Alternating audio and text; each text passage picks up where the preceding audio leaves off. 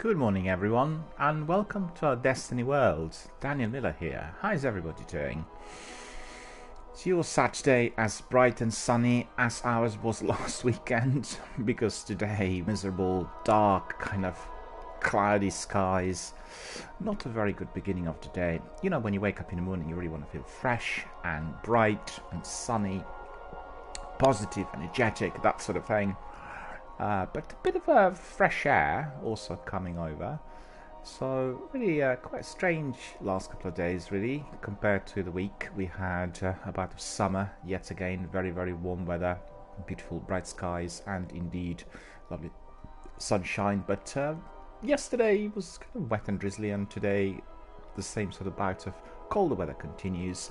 But hey, what's better than being indoors and then playing your favourite games? And this is what we are going to do today with obviously Destiny. We'll just jump in and enjoy our Destiny universe as always. I did receive quite a few messages during last week, people asking about Destiny 1, and they asked what's the reason for that many streamers dropping out and therefore having very, very few during the week doing this wonderful open world game.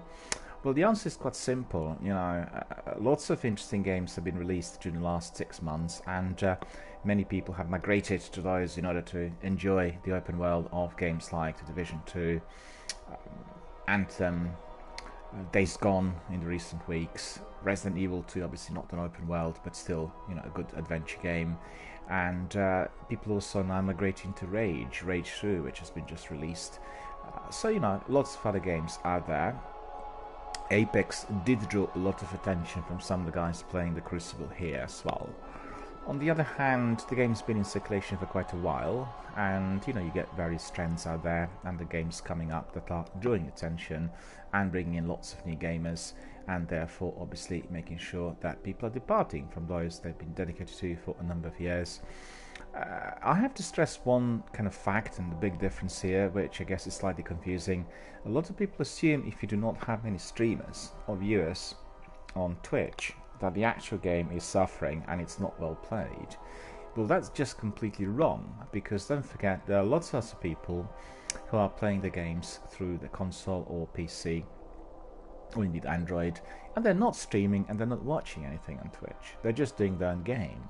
And for instance, the other day there were 9 people watching Destiny channels on Twitch, and when I entered some of the social areas such as the Reef and the Tower, you had dozens of people in there, you know, milling around and basically pursuing their own missions and doing a few things together. Some fire teams, some individuals.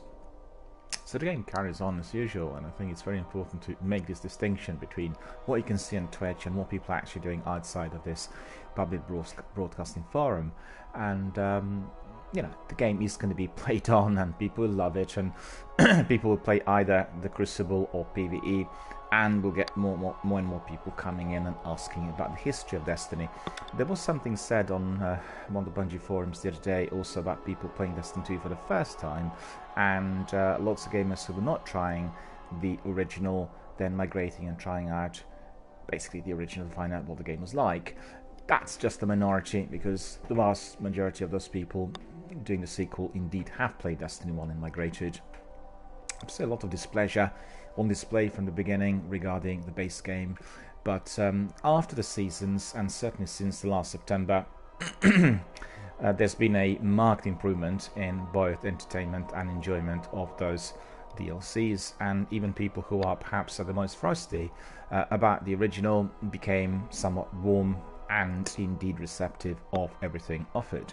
I know certainly from some of our veterans here who were really complaining up to that point that Destiny 2 was lame and uninteresting and poorly developed with little story and you know, some feeble attempts on RPG, to considering a great deal of enjoyment through grinding and doing various other missions in order to get better weapons, and also liking some of the raids and everything that was brought in. So I think some of our veterans also confirmed that they think Destiny 2 is coming closer to the level that perhaps Destiny 1 was originally intended to be, but due to technology and all other factors was not able to get to. So, you know, altogether a very, very positive response, and indeed experience of the sequel as well. So I'm hoping that in the future we'll be able to merge the two, so we'll have one big open world out there where you can just simply enter, a bit like what you have with other online multiplayer games, and the ones which you download, and they can just enter the server and then try any of the planets and any of the adventures. Certainly that is the plan that the big publishers and developers are having, because don't forget, there is a lot of revenue to be made from backward compatibility, but also I think if you are to tie in lengthy franchises like Ghost Recon or Assassin's Creed into one big universe which is constantly evolving, it's similar to when you were reading your graphic novels and collecting them and wanted to always revisit the old editions to remember what happened at the beginning. And that's just a part and parcel of that degree of interest and collectability. These things were around for many, many years, and I'm sure that once technology permits that kind of merger, we are definitely going to be experiencing it and watching it indeed with pleasure. So I look forward to those days. And I went to my local CX yesterday, had a look at various games, and my heart sinks when I see that some of the big releases like Anthem do have their prices really drop so early, and it's already below £20. So I think no time we'll be able to pick it up for £5 or £6, or maybe for £2 or £3. And similar to what happened to some other games, you had also Fallout 76, which kind of backfired with the release. And on one hand, obviously, my heart sinks for the developer, but on the other, this is not quite bad, because a lot of people who perhaps would not want to pay £50-60 for the brand new game, when they see that the price dropped so fast within 6 months of its release, then they'll jump in, they'll take the game, and indeed they'll enjoy it, perhaps become one of the dedicated followers. So no, they're all pros and cons in that as well, because don't forget, for some of these games, if you are to be buying them cheaply, you may be purchasing some in-game content and therefore also contributing, and you'll be building your links to the existing communities and everything all the same. It's very important that the vast majority of people can access games early, and that's been also the topic of our discussion at the European headquarters of Twitch. It's already a month ago, I think, since I went there, and we talked about this. Well, it's a new trend, really. First of all, of Battle Royale. People wanted to come in and play together against others, and that's extremely popular at the moment. So the question is, will this survive? How long will it last? Secondly, it's a degree of interactivity between all participants once they're in that PvP arena, and how to really enhance the means to which they can connect and do funny things and bring in, obviously, their own communities, if they're streamers or if they're people who are dedicated competitive gamers, and even if they're just viewers. But the idea was enhance in interactivity and the means to which people can connect as they're doing the game, right?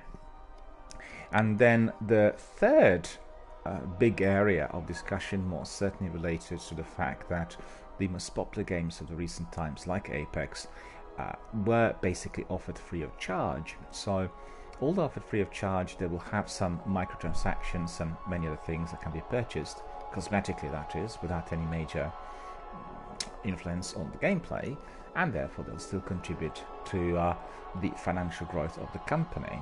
And that appears to be one of the models that most companies are very seriously considering, because not every game can be offered like that. Let's face the facts. The games that do not have that live PvP component may not, because of the obvious. They will not be attracting presently that many viewers and gamers, and therefore they may be suffering financially. But the idea is maybe to combine the two. You offer a game which is free of charge initially, and then you're introducing DLC, which is within a form of annual pass. Therefore, the content will be continuously evolving. So it's a never-ending, evolving, expanding world. And certainly Destiny and Bungie are looking at that, because they really compared the experience of Halo, and obviously the franchise was around for quite a while, and with Destiny and the responses and all the experiences, and they considered that like similar to what we have in our day-to-day existence. We live, we experience different situations and people, and so should our characters online. and it is very enjoyable to see that people are using their own kind of day-to-day attributes and vignettes that would have been applied in their day-to-day existence to those characters. And I did see that quite a few times, both in Destiny and some other games, from the outfits to the actual character behavior, the type of interactions you get, and overall activity that will basically define that gamer through their personality. So presenting your character online in a certain format will actually reflect your personality, and I think that is very, very novel, and it is very exciting, because in the same way as we used to be applying avatars to our Facebook or any other accounts, we can do so to our characters in online gaming, and they will represent us. And when you see somebody doing certain things, if you were in a forum or in the arena for a little while, you'll be able to recognize them purely by the way they come in, right? What's interesting is Twitch also introduced a very good extension, and that extension basically has a melody or a song attached to somebody's entry to any channel. So once the extension is set up, let's say Sakapupu or Tonza come in, and if they choose to do so, they can have a melody or song attached to the entry. So anytime they enter the channel, you will get the music played, which means you will instantly recognize this person through the music which is played, knowing they're there. So instead of typing "hello, I'm there," people will just know straight away that they entered. They'll recognize, obviously we're talking about the regulars, and they'll be able to make immediate contact. So there are lots of different ways through which people can connect, and that really is the focus of that major development. Everyone wants the games to be as interactive as possible, and I have to say I'm astonished. I really am, because when the video gaming world began to grow in the 90s and you had PC games introduced, it did receive a very frosty reception, and people were talking about those games being highly addictive and causing a lot of time waste, and they were solitary, they would decrease productivity, they were basically costing a lot for nothing in return, etc, etc. And then once we had PlayStation and Xbox consoles introduced, in fact actually even preachers coming up with morality views, the games were similar to the animated films or cartoons and comic strips, graphic novels. Very, very bad for you. They represented debauchery, they promoted excessive violence, they taught you how to use and apply guns to everyday situations.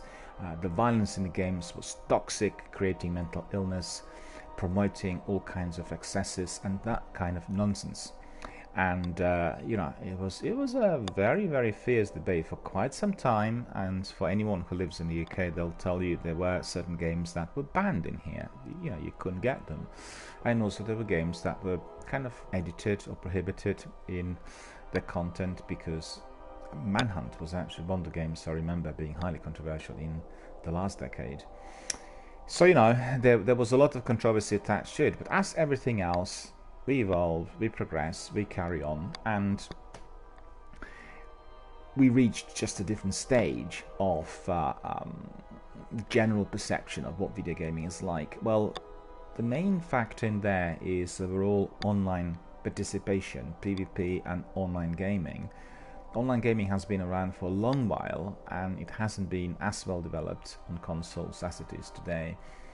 And obviously by being able to bring in various participants to the arena, and in addition to that we have now the benefit of Twitch, the live streaming engine, which produces obviously new connections and new bonds, and people can watch live as well as communicate to others. It just really made that community exponentially grow.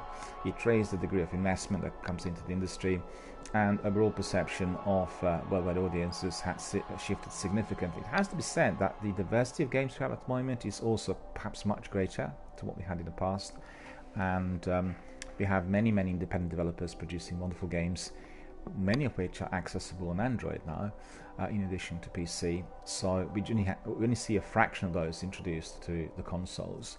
So it's a variety of games, genres and types on offer. Many people are entering the game world because they want to be away from the day-to-day stresses and difficulties which are again widespread worldwide today. As we know, it is much harder to get to any sort of revenue. People work many longer hours and earn a lot less. Money is worth less. The spending power is decreased. So these are all kinds of economic hardships that people are facing in a new form compared to the past. Because what you would call poverty 40, 50 years ago is not comparable to poverty or issues that we face today. They are basically your collateral of the current system, the way people live, the way people operate, work, produce, and indeed live from day to day. So, excuse me, I'm losing my voice again.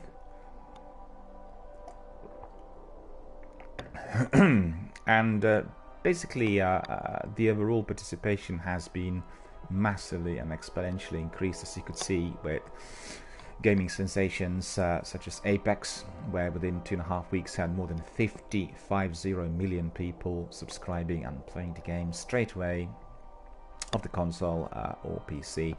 And we entered a new era, and that new era is also going to be presenting us with lots of challenges. We need to see whether online gaming is to survive in its present format. We need to see how the interactivity and communication is going to be enhanced, both within a game itself as well as through streaming engines like Twitch. They are working 24/7, the engineers, on those kinds of extensions and various other facilities, but we are looking forward to experience some of those and see whether they are going to be as interactive and as community-based as expected. And then the question is whether the other games, non-online multiplayer games, i.e. adventure games, the ones you play by yourself rather than others, are going to survive at all. Is there going to be investment? Are people going to be buying them? Is there going to be overall interest in those? Because you have to see that you have to acknowledge that during the last couple of years, the interest for online multiplayer with active participation of people worldwide, be it in a PvE or PvP environment, has been rising phenomenally fast. And the sales of other games have been dropping very, very considerably. They have difficulties with marketing and sales overall. So, there's been also a major discussion on whether certain types of games, as we know them, are going to survive, or if they will survive in the present format, with the guidelines which are operating out there, with the marketing strategies and everything else. In fact, a couple of weeks ago, Electronic Arts, one of the biggest publishers on the planet, introduced the new policy in marketing. They said, we've seen with Apex that we do need to be applying the different means of marketing, which are going to be a lot more productive for ourselves and for the developers, and we are doing away with all we've known in the last 40, 50 years. We are no longer going to be maintaining the same model. The same model meaning running pre-release campaigns, doing lots of jingles, doing lots of publicity through various medias, posters on the streets and that sort of thing, which is extremely costly and obviously geared towards some degree of global domination, and that needs to be applied everywhere, or particularly in the markets which appear to be most interested in video gaming. So they are looking for a different way of doing it, which presently will be focused on Twitch streamers and people who are belonging to certain gaming communities, because they believe those gaming communities, if you create some hype online through interviews and various other live broadcasts, particularly those coming from the developer, you have Anthem or you have The Division launched, and then all the teams associated with those games will be present in various live forums. They'll talk about the game introduced, etc. So they really will, they'll be like your insider's view compared to what you had before on special editions, where you have just clips of what these people thought and said. And that is going to be done, that is being done already, but it will be just beefed up considerably prior to the game's release, and obviously coupled with live streamers. So live streamers may well be accessing those games early, or they have access to what was previously known as beta, and then streaming them, generating further interest. And you're really talking about what we know under the term as viral. So if you have 20 or 30 of the most successful Twitch streamers of today promoting the same game, then obviously everyone else who follows those guys will cotton on and the game will go viral, which means there will be a phenomenal increase on the viewers, followers and the gamers within no time at all. It's instant, and that is what makes it very different and appealing. So we really have kind of progressed to a different level in terms of the video gaming world evolution, and I really love it. I think I'm privileged, just like everyone else, to be living this era so we can experience that fantastic massive growth. And a lot of people are speculating whether we are going to be getting also elements of virtual reality introduced and how this is going to work. Hard to tell. With virtual reality, it may or it may not take off, because I remember years back we were discussing the difference between television or films as we know them, and then immersive kind of experience of 3D. And if you don't have to go back in time, as much as expected, you can just go back to the beginning of this decade, and you can see how, for instance, Avatar, James Cameron's film, once introduced, did raise the bar for technology, because it was produced in 3D and he filmed it with specially made cameras, and it had to be then screened in IMAX and various other cinemas that had that equipment available. And it was a world sensation. It was a phenomenal amount of interest and display for Avatar, this fantastic, distant, beautiful, mysterious world. I guess you could say similar to Destiny. You could go to all different areas and explore everything. And I remember watching even the director's cut, and in the director's cut we've had quite a lengthy extension of about 25 minutes when they're flying and exploring the area that was not included in the original release. Excuse me. And basically excuse me, I do apologize. Sometimes these sneezes come so fast I can't even switch my mic off, but other times I can when I'm prepared. That was the case just a moment ago. Right, so Avatar basically presented us with a foundation stone for a new kind of film. AAA blockbuster delivered in 3D, very immersive, very exciting, lots of flying sequences, beautiful colors, lots of characters, mysterious open world, very similar to the elements of open world in video gaming. And I think it merged somewhere. I think lots of people who love video gaming and open world, people playing Oblivion, Elder Scrolls, they just automatically love Avatar. It's a vast big world in there, presenting all kinds of challenges. And the actual story, the way it unraveled, although very, very political, also was similar to what you see in video games. And in lieu of that, many films, particularly those which would be considered to be AAA blockbusters and superheroes and spectacular kind of historic films, and all of them were released both in 3D and on 2D. So had an instant release of that film in 3D and 2D screens.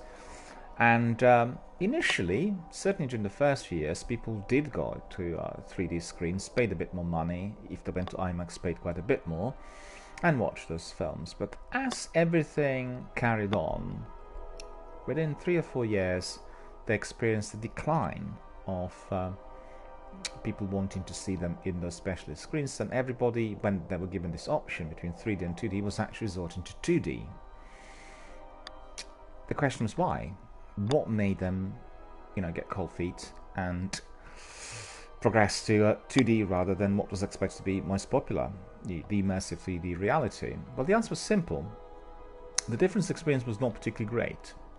Secondly, lots of screens were not equipped properly with the equipment that was giving a razor-sharp picture. So when watching it through 3D glasses and the usual, people did have some problems with the experience of that 3D element on the screen. Whilst they watched 2D, it was clearly defined by the frame and the space and two-dimensional appearance on the screen, which is obviously what we've known for 140 years already, and that appeared to be more accepting, more popular. So in due course, towards the end of the decade, the big studios phased out the budgets for 3D production on these films because they decided that it was certainly not worth it. And the same thing happened with 3D TVs. They were not sufficing, the interest, and they basically turned out to be very expensive to produce, and the interest amongst the worldwide audiences was not growing as expected. So you see, the question is, will the same thing apply to 3D equipment for video gaming as well? Well, we don't really know. We have to see, and we have to try it to find out basically what the outcome is going to be. The reason is simple. Films, as we know them, are two-dimensional. They're on a screen, defined by that frame, and what happens within the frame. And therefore they are both an immersion and a detachment from reality. You are watching reality which is known to you, i.e. in terms of human elements and the environment, regardless of the genre. But at the same time, it is a fantasy. It is a way through which you interpret that reality. And whenever you go to cinema, you know that the lights will go off, you will watch the film, and then the film will end. So you will walk away from that fantasy world, be it a comedy or a western or sci-fi or indeed a horror film. You will know that by the time the lights come on, the fantasy adventure ended, and that indeed was just not a part of your day-to-day existence as you know it, but it was an interpretation of that existence, which indeed was defined by those lights coming on and off, and you sit in a cinema watching it on that silver screen. Video gaming is somewhat different, because if you are an avid video gamer, the reason you pursue these adventures is not to be passively watching what's happening out there. You are one of those active participants. You are the protagonist. You are playing this game. You're entering that world. So from that point of view, the experience of virtual reality, I think, may be significantly different, because you are out there. You are doing it. You are in that world. You're experiencing the challenges and the environment, and you are indeed progressing forward. This may work very well with certain games. If you consider Assassin's Creed Odyssey, or one of those in monumental types of buildings and environments with historic auspices as well, it will be absolutely extraordinary to enter that kind of world of Cleopatra, of Tutankhamun, all these kind of Egyptian kings, and live through that environment and become one of its active participants. I also wonder if that indeed was made possible, what psychological effect there will be on the participant, because it does remind me a bit of Total Recall. If you watch Paul Verhoeven's film with Arnold Schwarzenegger, where he is being given something like a dream that he enters, and then he experiences all of his fantasies in that dream, but then finally the fine line between the dream and reality gets blurred, and he doesn't know what's going on where. He sort of gets lost in his dream, and the film is hilarious and highly entertaining, and one of the best flicks of that type of that era, and remains a true classic really, because I think Verhoeven tried to do the same thing with some other films later and didn't really, with The Hollow Man and what was the other one, Robocop as well. It didn't really work to the same degree. I think Total Recall really was by far the best, and promoted that kind of model, which whenever repeated did not work out really with other directors, but still remains a true classic until today. I have it on special day. Very, very funny, and one of those, if you haven't watched it, get it on either your streaming provider or get it on a DVD or Blu-ray and have a look at it, and I'm sure you're going to love it. Many, many funny bits in that film that are highly memorable, and a true sci-fi classic. And coming back to my point, so it's hard to tell and predict whether people would be enjoying the environment or rejecting it. It will depend on the game, because the game may well be more immersive or more brutal. Some games may be more tailored towards the exploration, so if you're walking virtual reality and exploring the world of Red Dead Redemption or Fallout, indeed it may be very interesting. But I wondered frequently, without being prejudicial, how this would work for the games of Resident Evil stroke Deadlight, or all the horror games, because it was called State of Decay as well. The games which are excessively violent and very brutal. I think the two-frame dimension on the computer screen or your television set will bring that degree of distance, knowing that this is the world which is obviously imaginary. We're entering the world and we are defeating all the opponents and having the excitement and pleasure in liberating the world from evil. Would that feel the same if we were literally in that world? I don't really know. I've not tried it, and it's something that requires further analysis and empirical data, so we can tell exactly what it is.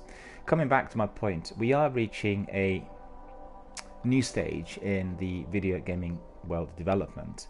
And I think this E3 will be probably one of the most significant in many years, because we are expecting major announcements from Sony and Microsoft about the new generation consoles and the new system of gaming as they know it.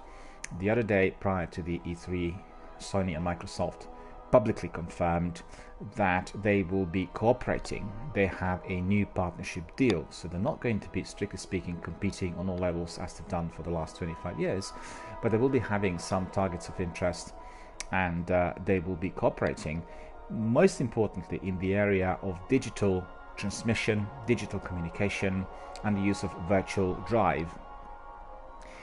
As you know, Sony were working on this, but less successfully than Microsoft, and the feature of the cooperation at the beginning is going to be primarily in this area, i.e. in the area of virtual space, where they will be both providing the games on various servers as well as saving those games.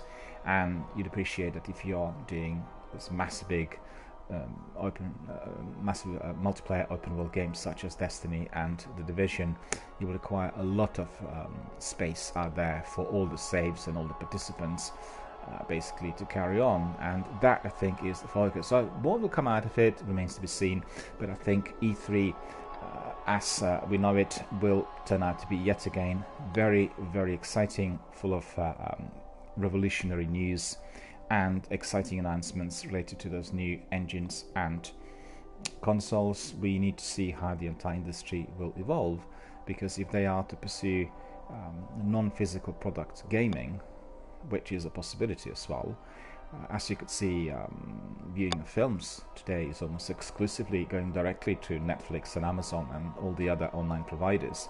And I have to say, I was doing some analysis yesterday. I have several films and DVDs which are brand new. I just got them from my CEX, and I was testing the picture and sound quality on those DVDs through my system, which is obviously top notch. And then I checked it through Netflix. And you know what? Netflix prints were all remastered and all adapted for that live streaming, and the picture and sound quality were much superior. So it does tell you, as technology evolves, what we knew previously as being the best may not be the best anymore. And I always give the example of now diseased laserdiscs. Very, very popular for about 15 years, and particularly in the US, they were the main format for video collectors. They were of high quality, and they had films in the original ratio with proper sound and everything, and many of them were costing a lot. I remember seeing those costing $250, usually special editions and box sets and that sort. And DVD just basically killed them completely. The major problem with Laserdisc was that they had a limited amount of space on each side of that disc, so if the films were lengthy, you would need to be having several discs, and those had to be changed manually. At a later date, they created Laserdisc players that were also reading the information from both sides of the disc, but if there were, let's say, 3 discs, you still had to change them 3 times, and that indeed was, for some people, a problem compared to DVD. That would have obviously a lot more space, and the films did not have to be, the discs did not have to be changed, and you also had a lot more space for special features such as running commentary and trailers and mini documentaries and anything else that was DVD related. And then we had Blu-ray. Blu-ray again was providing us with add-ons which were not accessible on DVD, and after that we've had live streaming. Blu-ray probably the most advanced format as far as the physical side of things is concerned, because you have all these add-ons, and these add-ons are very similar to what you could get on computers if you're playing video games and all this with DLCs. But on the other hand, again, it's no instant access, and why does everyone want to be watching films and television series on Netflix? Well, it's simple, because first of all, it provides you with choice. Secondly, it's instant access on one subscription fee, which is very low. And, you can plan, you can watch whenever you like, and therefore you can build your own libraries and plan your own viewings, which is not possible frequently on all other formats. Blu-ray included. And also the main thing is, you know, if you want to watch a Blu-ray disc, you need to go to a shop, you need to purchase it, you need to pay for it, you need to go back home, you need to set up your equipment, you need to stick it in, then you watch it. And it does take a bit of time, right? Also, if you're ordering online, ordering from Amazon, from any other retailer, and then once it comes to you, you are going to be able to use it. That is becoming to a degree obsolete, because first of all, people are no longer used to waiting. Everyone wants everything immediately. And also, I have to say, the picture quality, obviously if you have very good equipment, you need to have also top-notch quality internet in terms of the download speed. It's superior. That's just a fact. Provides you better quality picture and sound than what you get on some of the DVDs, because you see, yesterday I watched a documentary on restoration of Roman Holiday. For all of you who are familiar, Roman Holiday was one of the biggest rom-coms of all times, with Gregory Peck and Audrey Hepburn, one of the biggest hits of the 1950s.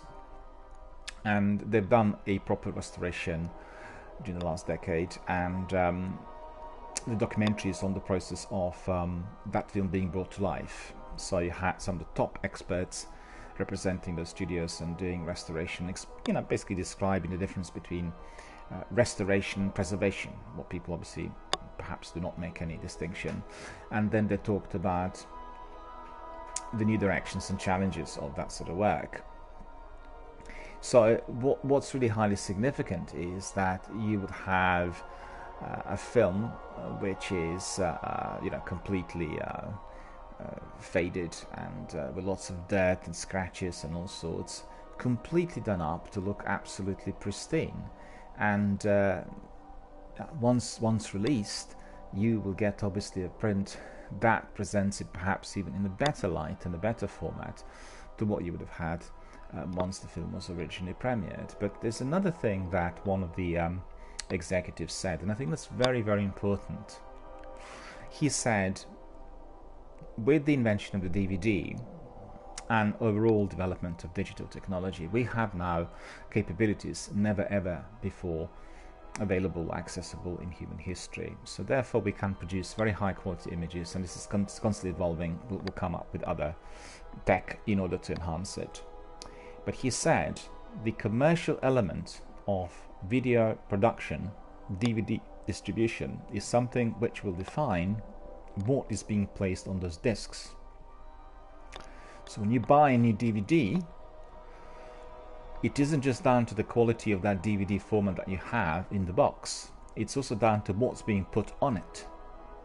So you will assume if any big studios like Fox, Paramount or 20th Century Fox are producing their releases, they're putting their releases on the DVD, that the quality of those prints will be the best possible. The transfer will be top notch. You want everything to be, of the best possible quality. But actually, if you are watching those DVDs on very high quality equipment, the equipment we have today with 4K TVs and with top notch, Blu-ray and DVD players, you will be able to see a tremendous difference from film to film, from studio to studio. Some films look absolutely appalling. The prints are very poor. The transfers are just absolutely despicable. The picture is diffused. The color toning is poor. Everything is as it shouldn't be. Also, sometimes if you talk about older films, if they've not done any restoration work or remastering, what happens is once you watch it on a larger format TV, it looks appalling in every way imaginable, from the picture quality to the color, scratches on the film, you name it. So it all depends on what you place on the format as well. In fact, I compared yesterday The Town, which was released by Warner Brothers, with Casino Royale. And Casino Royale was absolutely pristine. The color toning and everything, the transfer was absolutely top notch, the way it should be. But The Town was abysmal. It was just really poor quality. And what can I tell you? And both DVDs were brand new, so it was all down to the way the transfer was done onto the physical format. This is what you will not get with Netflix, because Netflix will test the prints which are given to them, and they will make sure that they are completely done for that sort of digital access. And if you subscribe to the Ultra HD option, the picture quality will be enhanced, and I have to say it is really the most preferred option. So just to summarize, I was giving you an overview of the latest developments, and I think we simply have to wait and see, because although there may be assumptions that Battle Royale will survive and everyone is going to be loving it and be the most popular, it doesn't have to be the case, you know. People said that about very immersive RPGs at the beginning of the last decade. People said that about FPS. But, you know, the different trends really set in, and people begin to like something else, and that's the reason for the drops on viewership and people changing direction. So, you know, it's all down to the people, really. And I really look forward to the next E3. As you know, it is going to be held in LA. They will be indeed introducing many exciting sequels, and additions to the franchises will be there. And then I'm particularly curious to see what Microsoft will say about that partnership with Sony, because as you know, Sony extracted themselves from this big event. They're not going to be there. And also what they will be saying about those new consoles, because Microsoft's Xbox Anaconda has already been talked about, and they will introduce it at the event, and then we'll see what happens with PlayStation 5. There were some rumors flying about, but we didn't have really anything properly said and confirmed.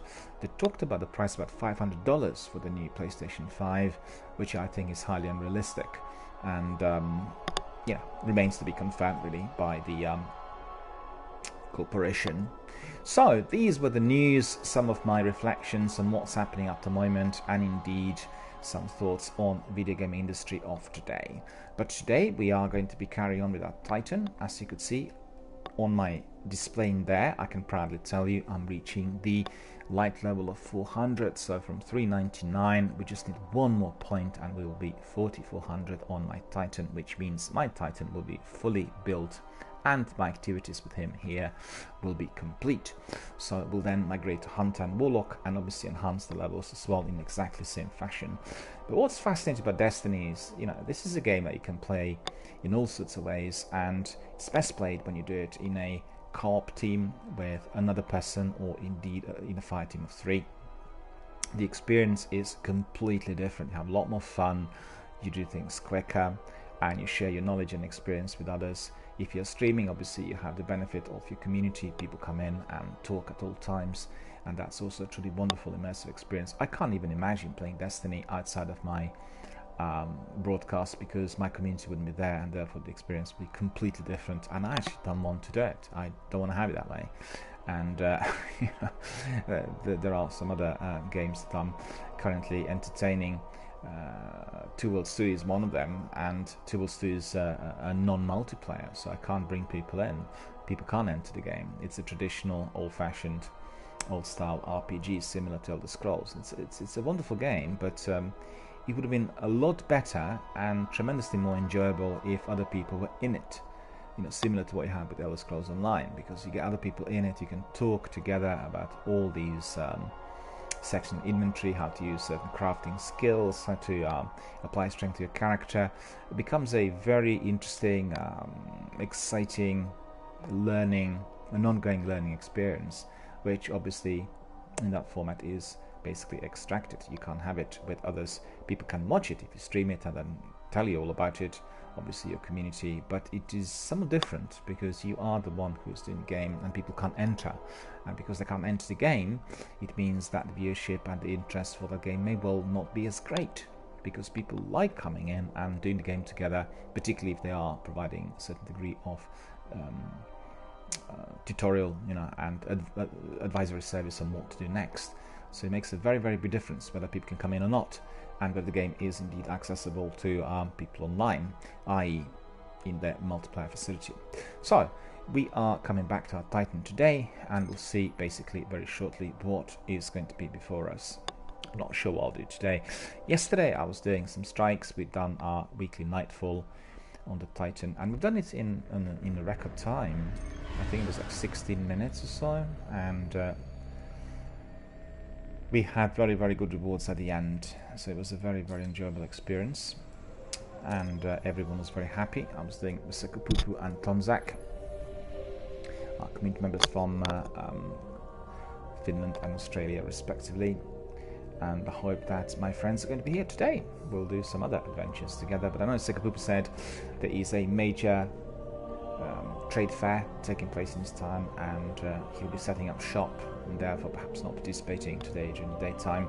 And we said we are going to do a few tasks given to us by the future war cult, so we'll have to see what these tasks are indeed, and it's always a lot more enjoyable when you do them together, so that's the idea. We may be doing some grinds today, because there are some patrols as well, and we also may be doing just story missions and strikes. We'll see, we'll decide on the spot. The number of tasks for my Titan overall are receding, because I'm coming to the end, and I just kind of want to really polish everything off. And then on the Titan we'll just have the regular things, like your weekly Nightfall Strike, your weekly story missions, your weekly Siva Heroics and that sort of thing, Prison of Elders, so we can always entertain that during the week on that character. Right, so let's have a look. What is there to be done? Look how busy it is. 1, 2, 3, 4, 5, 6, 7, 8, 9, 10. I can see 10, 12 people already. Accessory. Ready to serve. The Swarm I got to 400 as well, so that's good. Let's see what heavies we have here. So that is rocket launcher. Well, that sword can actually go to the vault easily. Conspiracy theory. I don't want to bother with that.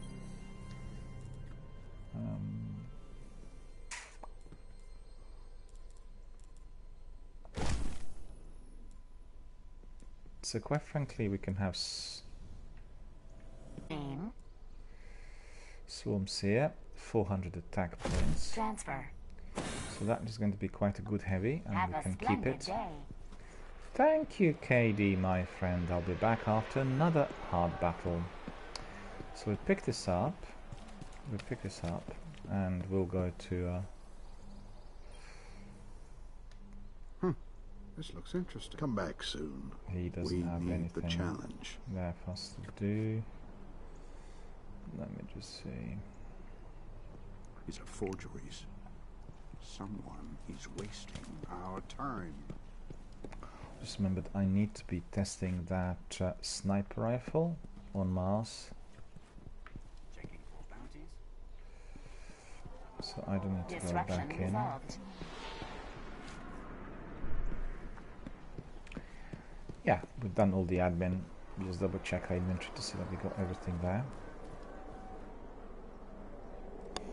And I believe we do have the best kit on. Shadow Price, Last Ditch, Something Wicked.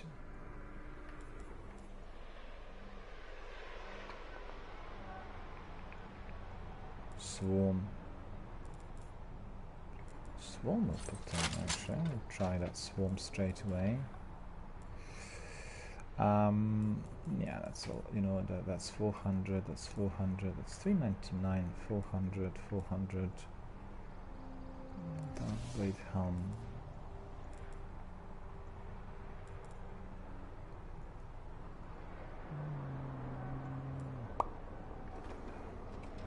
Still a bit more work to be done in there. 400, 399, 400, 398. We need another ghost. That will be 400. Right, so let's see what tasks are there before us. And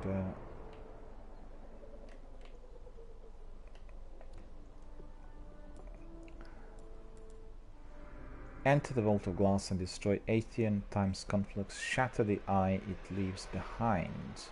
Okay. So leave that for Sekapupu and myself. So Plaguelands, Noble Deeds, Shining a Light, kill champions summoned by antiquated runes in the Court of Oryx. Yeah, I don't have any of those though. And then the Right of King's Fall, the Old Hunger, Path of the Defender, Court of Oryx, antiquated Archon Forge victories. I don't have any of those either. Corrupted Land. Okay, can do that. So that will be kill patrols, assassination patrols, quarantine patrols. So what I do need to do, in fact, I need to get my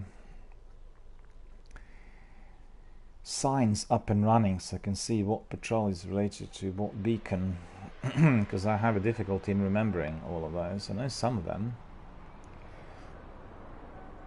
Assassination patrols are the ones that I was doing yesterday, but I think we completed everything, so don't worry about those. So we're doing this corrupted land, and then we'll have also noble deeds in the plague lands, and there will be another one as well. And I depose the court.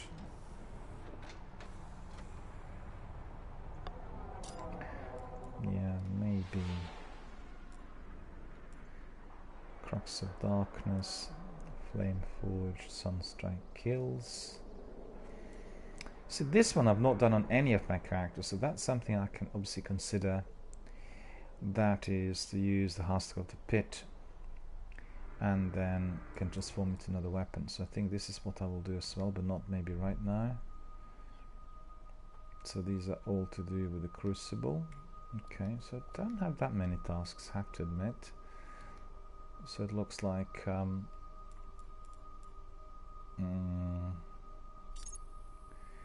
just get rid of some of these and then get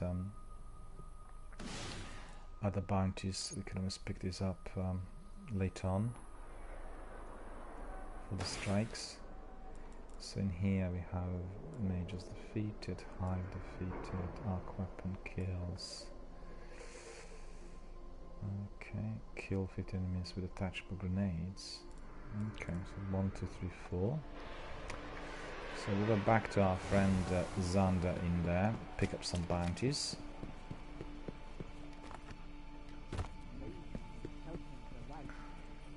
Make sure you always pick up your bounties before departing on any mission. Very important, because with those bounties you will get a lot more at the end.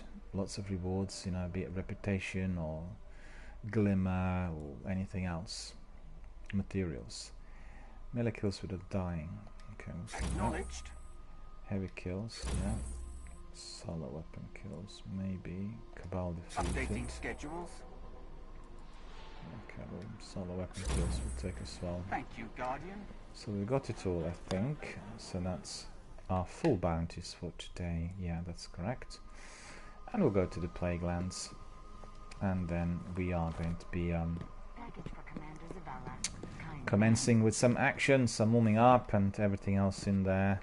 In fact, yesterday what I tried was this. I can take care of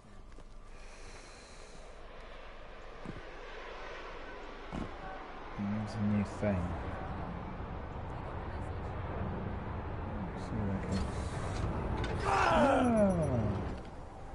What I wanted to do was to jump on the ship to see where I could and I respond in that instantly. Alright, ship's not there. Okay, that's have to be there. We can go in here as well. Ah, misadventure. Jumped wrong. I want to just enjoy the view from that extension in there, whatever it is, docking platform. Gate. There. Isn't that good? I think it is. Take a screenshot of this as well. And somebody's waving. Squishy is there. Squishy was here before. It's funny, you know, because sometimes you find your friends in there as well. Just walking about and talking to others and showing off. But as you can see on my character, I'm glowing. And what does this mean? Does anyone know when I'm glowing? The answer is simple. It means I completed my weekly Nightfall strike on one of my characters. So there we are. Right, off to the Plaguelands, my friends. Patrol's complete, and I need to be looking for those signs. That is going to be very important. But equally important is going to be my resilience, energy and awakeness. So before we commence, I need to get myself another hot drink. So bear with me, I'll be back in 1 minute.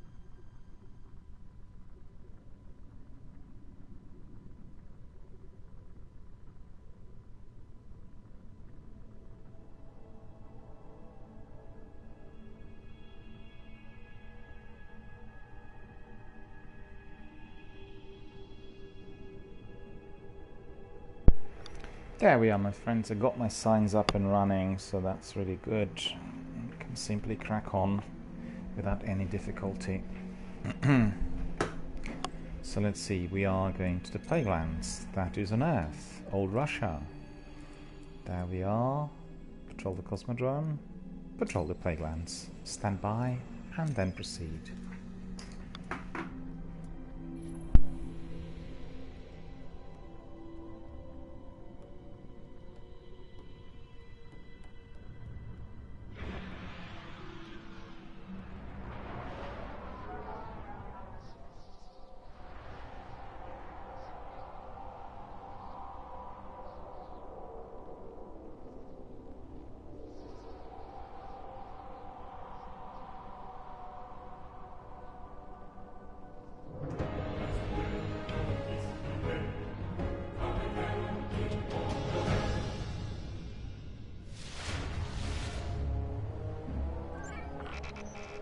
There's a lot we don't know about the Plaguelands, but the more we explore, the more we'll uncover.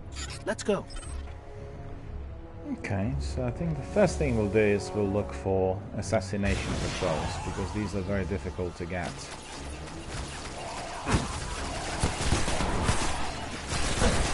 This is my new weapon as well. What I do need to do before commencing is quite simple. I need to enable some of my consumables. So first of all, I'll use ether seeds, and then I'll use black wax idol. Do I have polyphage? No vex in there. Let me think. Yeah, heavy ammunition synthesis. We've got plenty of them. I bought some heavy ammunition synthesis from Zer yesterday, so for anyone who's asking where Zer is, if you're also a gamer, Zer is in the reef. His usual spot in there. So you can go to the reef and then purchase things off Zer. He's there Well, he was there yesterday. I think he will be there today as well. So definitely the best thing to do. And you can purchase some weapons, and you can purchase some exotic shards, and various other things that he's offering. Trying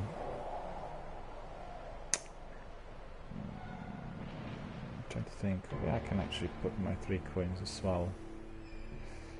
Well, maybe not at the moment. It's not necessary. Okay, that's my shotgun, but actually I need my sniper. And my sniper is going to be Black Spindle.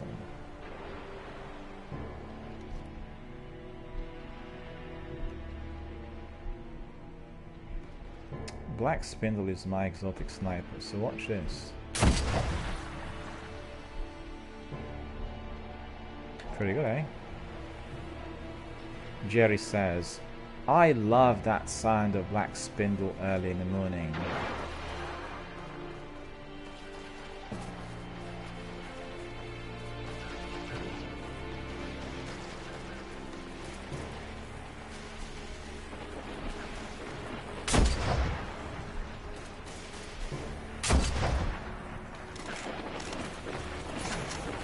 What's good is I got the incendiary rounds as well, so they burn. So when the enemies hit, they burn. Okay, we'll do this just to get everything going. Enemy crews are making moves to fortify their hold on the plague lands. Hit them hard before they can dig in.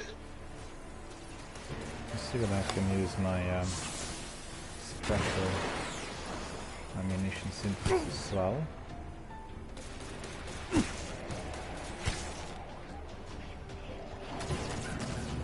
Both of those. Alright, no problem. We'll use our new weapon. I don't think I enable all the perks either. I just remember now. The new weapon yesterday.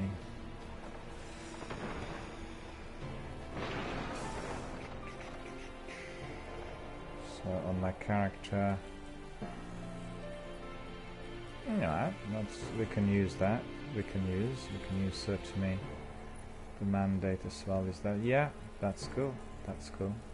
What we can do is we just use our Mites of Light on these, equip the ones that need, well, 440, that's cool. We got plenty.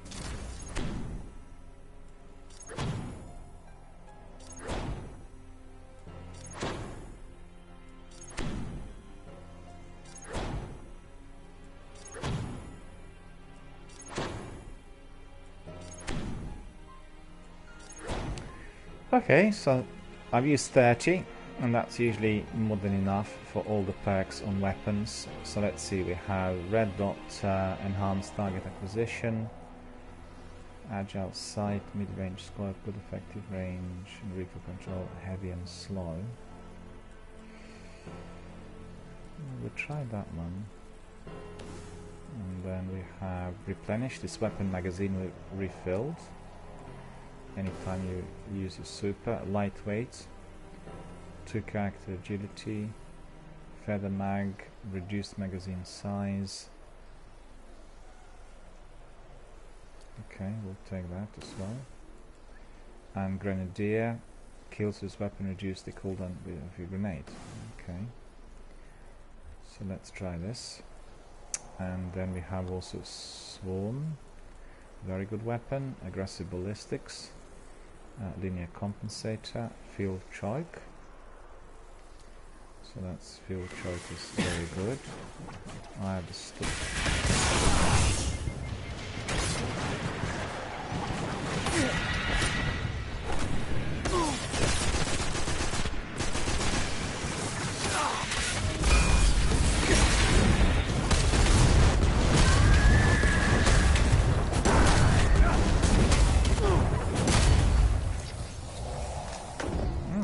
sure then. I really don't like it when those wizards, you know, begin to disturb me in the middle of my inventory business, and it does happen very frequently. So either storm, this weapon becomes more accurate as your health gets lower. Perfect balance, very low recoil, reduced range, slow reload. Yeah, we'll take perfect balance. Feeding frenzy kills with this weapon increase reload speed for a short time. Okay, so that's all done. Then in here we have automatic rifle ammunition, so that's what we want. Void burn defense, void armor. Yeah, we'll keep that one on. And increase discipline. Okay, so that's all good. And then our cloak. Let's see what our cloak has. Increased discipline, we'll keep that. And auto rifle focus. Yeah. Sniper, that's quite good. I quite like, because I use automatic and hand cannons and snipers a lot. So this is really quite a good Titan mark. And also it's 400, so we really want it. It's obviously one of our favorites at the moment. Just a moment, what was the last one? Vanguard Champion. Okay, that will do later on.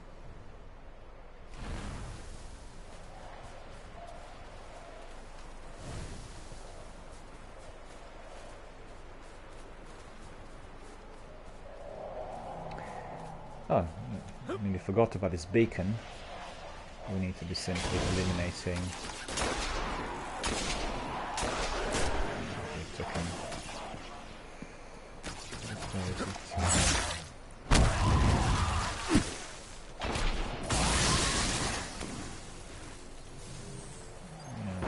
Pick this up, so that's alright.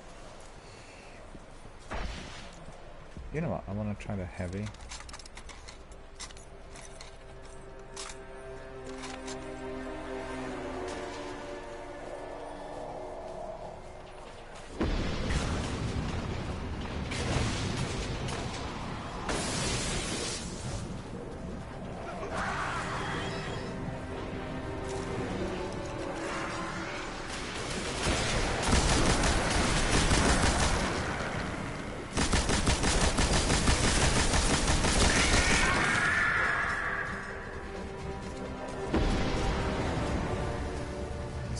The keys we get here from the wizards. No, it's not too bad. Let's just make sure we are on the same page. And we, oh, he was picking us up as well. Okay. Spin metal leaves. There are some captains in here. So I'm just testing this new weapon as well.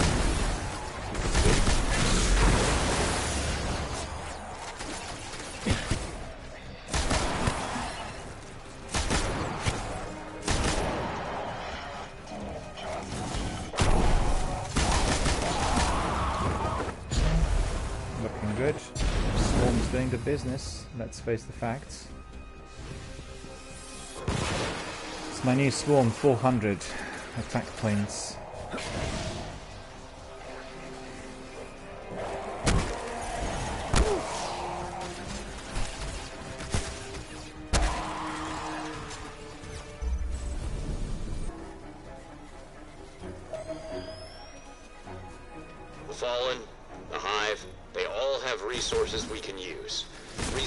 That may help us understand the plague lands. Grab what you can, Guardian.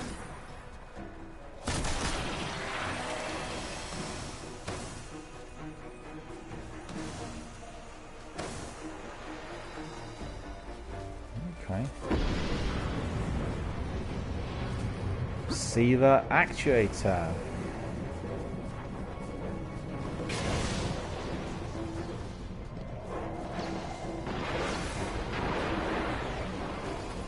It's funny because when I started on my Warlock here, you know, in Destiny, I really didn't like going to the same areas. I thought, well, I've been here already. But as I progressed in the game and developed all of my characters and everything, I kind of love going to the same area because you know what? I know the map. I know where the things are. That's not to say that I know the maps for every single area, but for certain areas that I've revisited many times, particularly those ones where you do patrolling, I know everything. So it's much easier to be going there knowing exactly where to go. And that indeed is of assistance. It's funny, you know, because with some of the games, due to the way they are,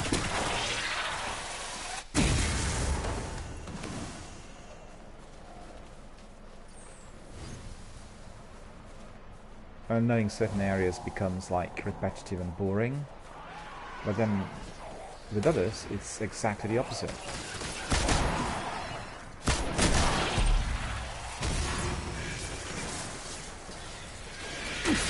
Look at this.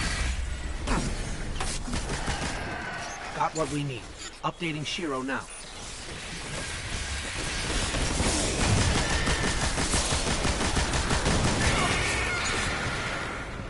Collecting those splicer keys. So I'll stay here for a while.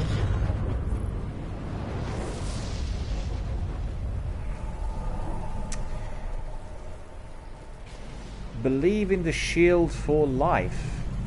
And hello, how are you doing? Good to see you. Thank you for joining our community here. Thank you for watching my broadcast. Welcome to our Destiny world.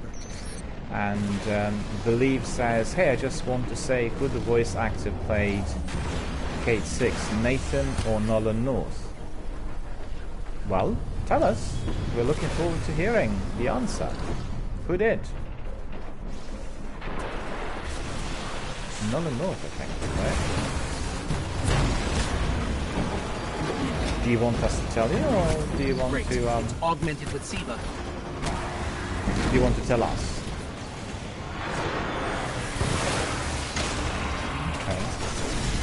We'll actually try, we'll try this heavy this time. Just for fun, really.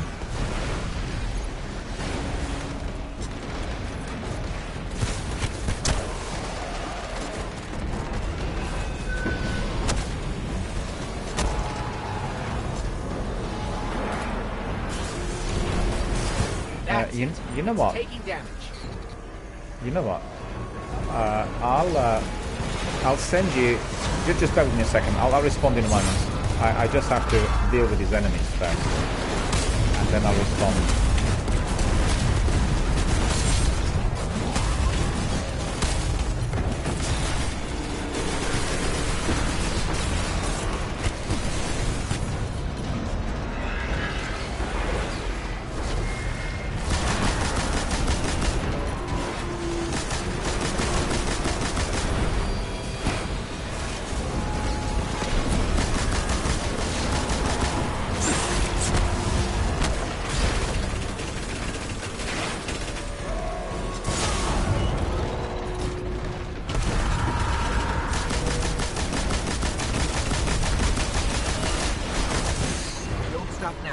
Almost done.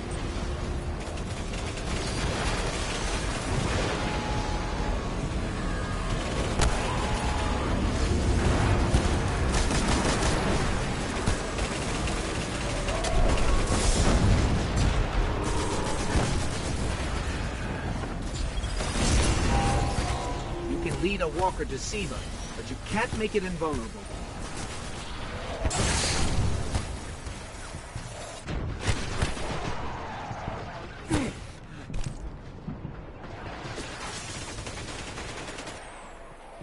Okay, that's all destroyed. Believes here. I'm sorry I couldn't respond to you straight away. I tell you what, I have a wonderful article telling you all about Destiny. The article which in fact I wrote and compiled, and the article is called Destiny Bungie's Masterpiece. So what I can do is I'll send you the article and you can have a look, and you got all the information Destiny related in there, so you'll be able to find every single bit on Destiny, inclusive of the actors, right? So that'll be very, very useful. So let me just get you the article and you'll be able to have a look. And you know, you can follow the channel and you can follow the blog as well, because you'll be getting, you know, other interesting bits of information in there. My blog is fairly new, so it is just literally evolving. There we are.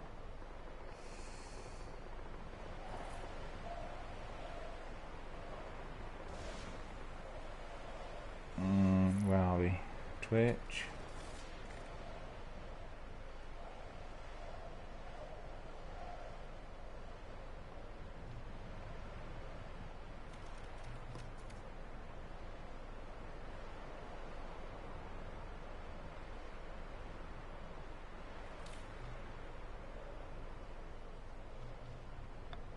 There we are.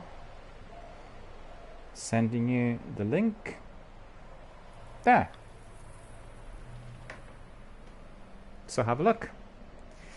Article is called Destiny Bungie Masterpiece, and it contains all information, everything Destiny 1 related, inclusive of actors and voiceovers and everything else. So just access the section which is relevant. It's somewhere towards the end, and you have all the other videos and trailers, video documentaries, and plenty of information on Destiny 1. It's basically the foundation article on that blog, you know, the new blog that I've created, and my blog is to be literally the extension of our activity here when we do live broadcasting. But it's still evolving, it's still early days, and I have you know, a few articles in there you can have a look, some announcements. In due course it will be very interactive and with lots of information, everything that we do here.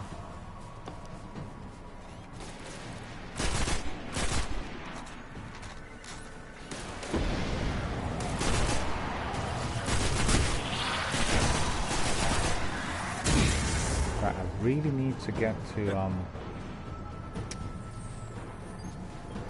these other beacons, I think.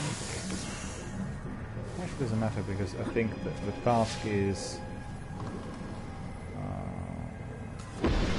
any patrols. Alright.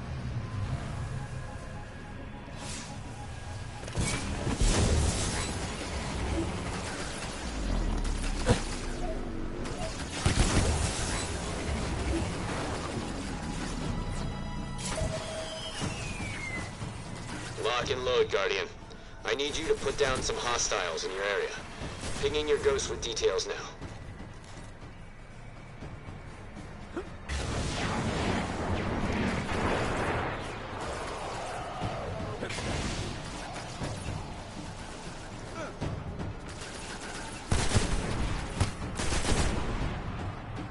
I hope Believe in the Shield is going to find my article interesting.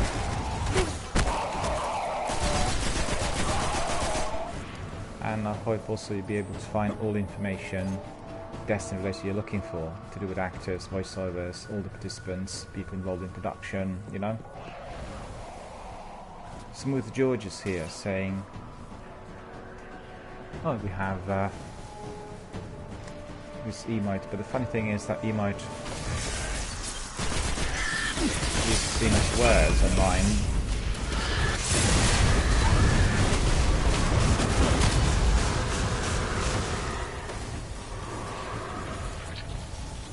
Where are they? Come on!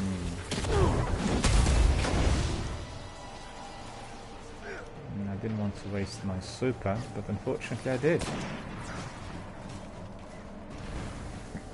Oh well, I just have to look for some other enemies in there.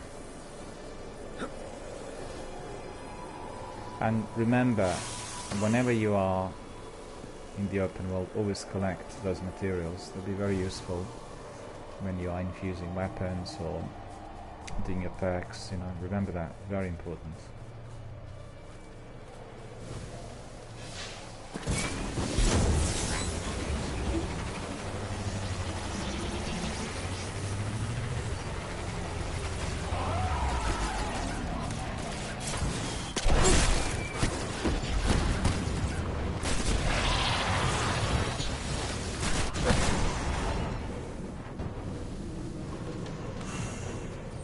Fuse Seam offering. I got one of those. That's good.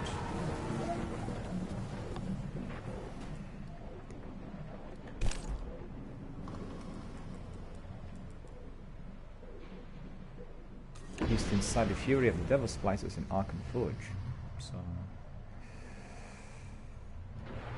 that I'll be able to use in Arkham Forge as well, which is in the Plaguelands.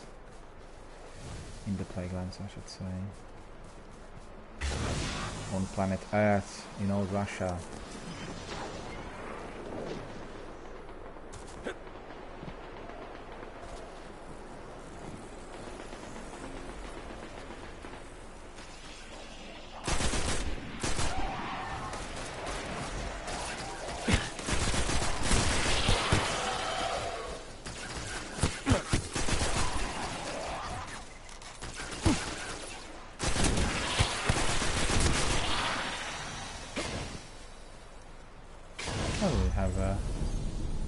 Lovely warlock in there. Look Updating at Shiro. Targets eliminated. Hunter.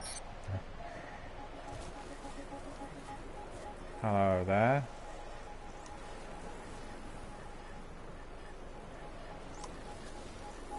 What outfit is he wearing? What is it?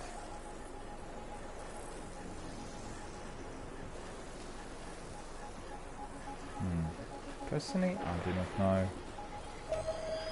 Could do any of these missions at the Constant moment. reports of aggression throughout this area. Take out some of the riffraff, and I'll owe you one. We need to eliminate riffraff, as you've heard. Smooth George is here. Hello, Smooth George. How are you doing?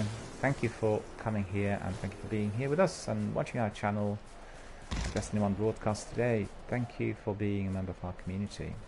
Hope you're enjoying the action. Just a warm-up as yet. Doing a few patrols and polishing off some of the quests which are, you know, leftovers in there.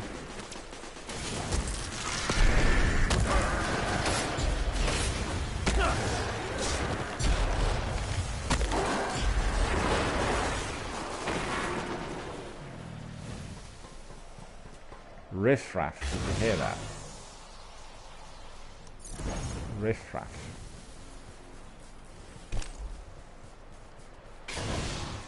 Riffraff.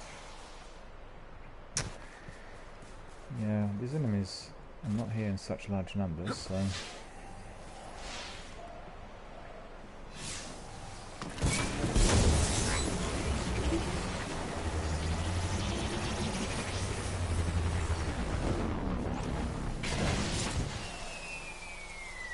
Not here. Well...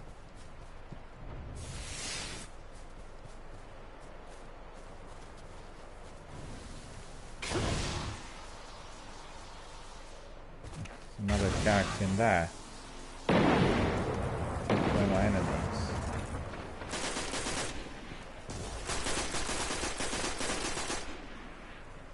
Where are they? Don't see them.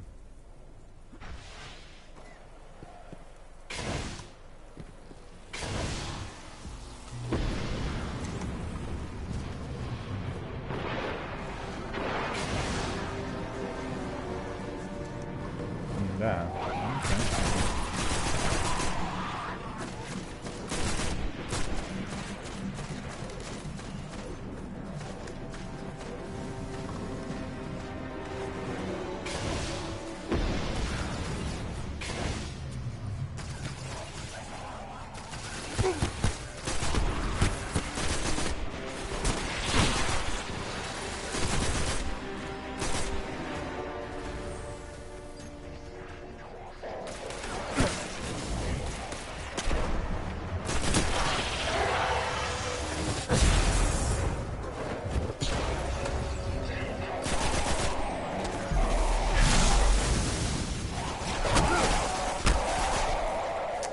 Believe says, I can't stop playing this game. I want to get my hands on Prince Aldrin.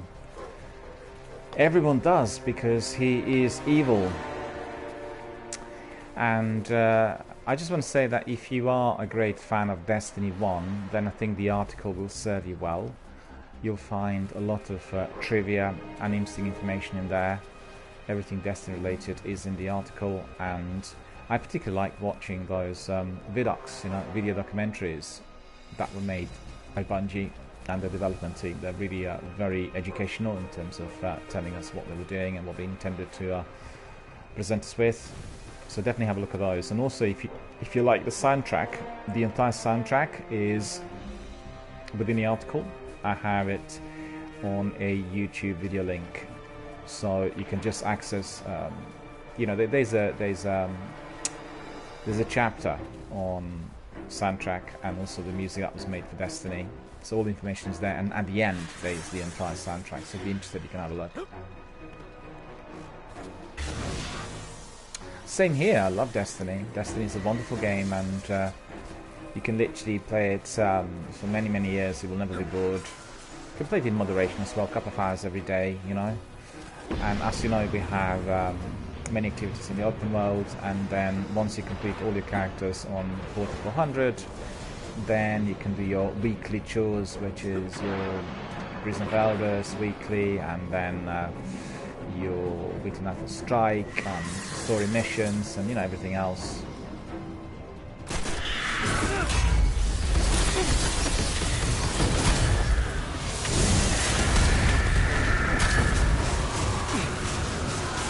I'm purposely collecting these keys, you know, because I definitely need them.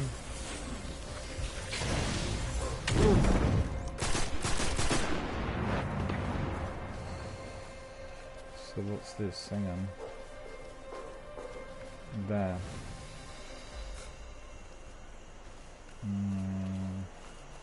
Class armor full. We got this already. No. Vanguard champion.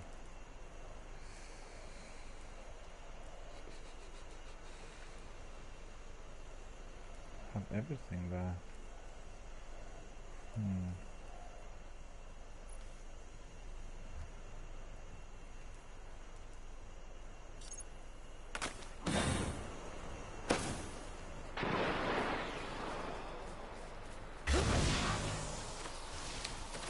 Still a few more enemies there to be dealt with.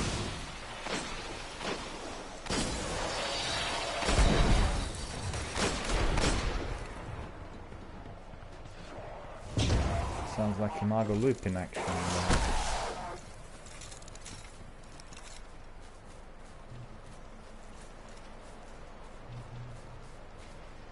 A sniper can be used as well. Collecting some special ammunition in here, so you can see.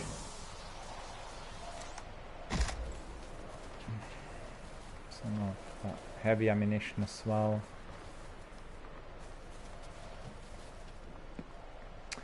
I have to tell you that swords and rocket launchers are my favorite heavies.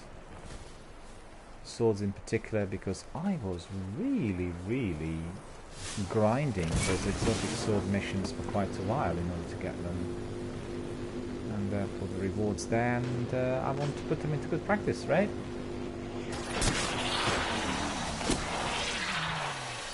She's just literally doing the same thing.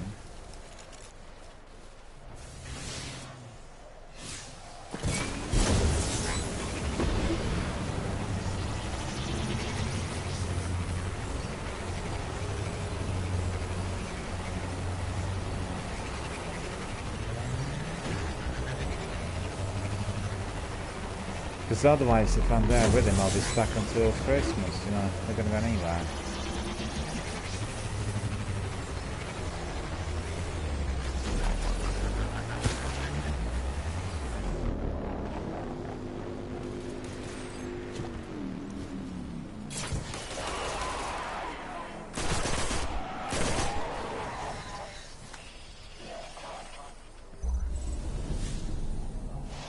I'll let Shiro know we've thinned the herd.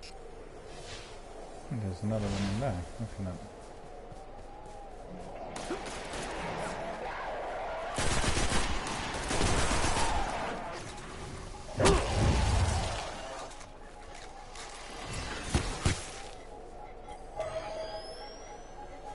One of the Splicer's ritual sites is reading hot. Find it, and drop the machine priest overseeing the ritual. What's that?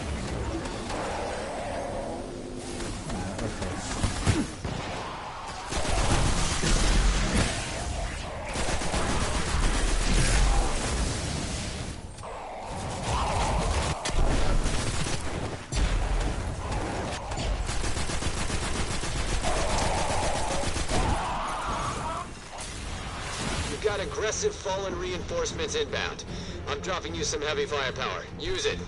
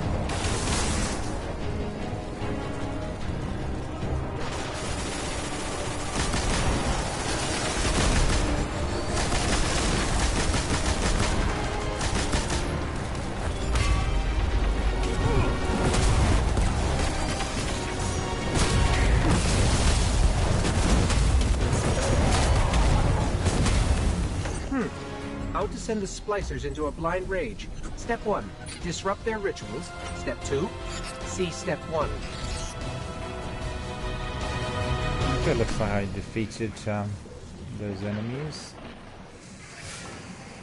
8 out of 15. Let's see what else is there. Kill patrols, assassination patrols, quarantine patrols. Okay. Death Twilight is there. Okay.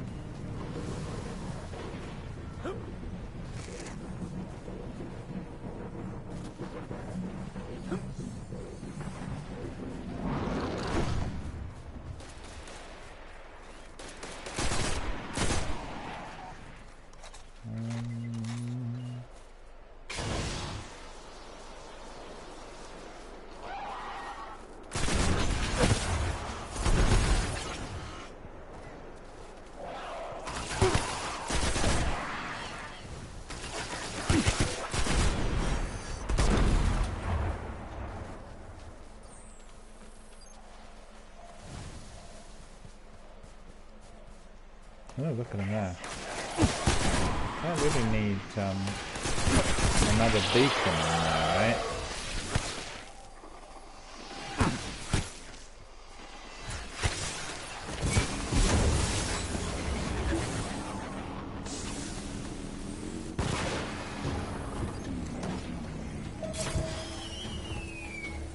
Guardian, I'm going to need you to separate our enemies from any high-value resources they may be hoarding. Synthetic ether collected.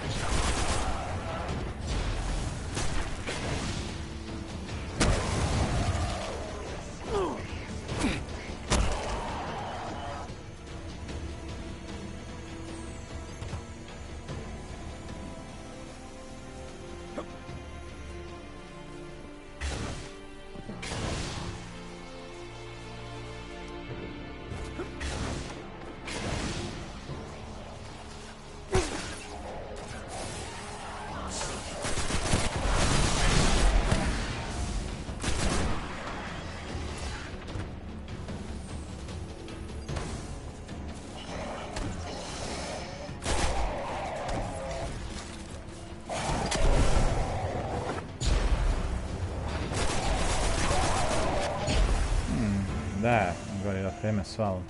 Okay.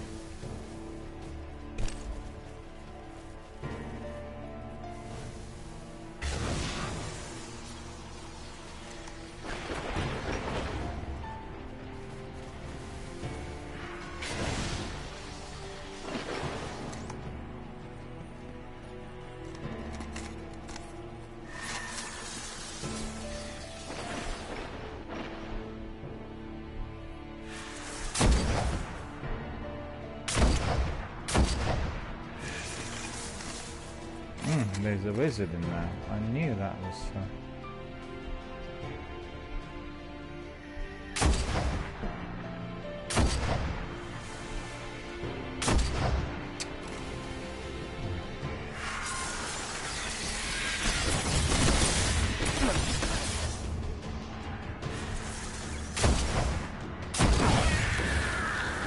Yeah, another Siva key I've got there.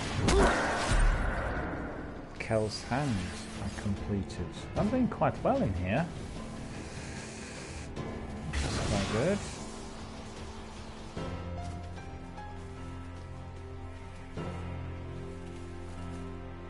You know, my friends, time flies when you're having fun. Already midday. Wasn't up too early today. It was up about 9 o'clock. Really muggy outside, yet again, second day running, compared to the other days, which were beautiful, summery type of clear blue skies days, you know, and really wonderful and warm. Well, we were just progressing to our proper summer, and then we're back to autumn yet again. Quite nippy today as well. Just have a look what the temperature is.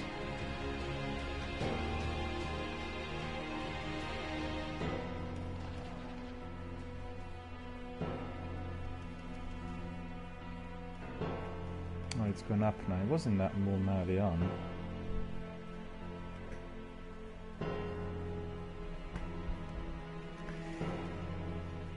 It's about 6-7 degrees when I woke up, but it's already 14, so it did warm up. Looks like we'll have some warm weather today. Thank you to Smooth George for following us. Really appreciate it. Thank you, Smooth George, for watching our channel and supporting our online community. Really appreciate it. Every day we have new followers on our forums. They include Twitch, Twitter, Facebook, Instagram and YouTube. So I'm very grateful to everyone who's been here with us from the beginning. This is a new channel. It's been in operation for a few months, and we have a very alive and vibrant Destiny 1 community.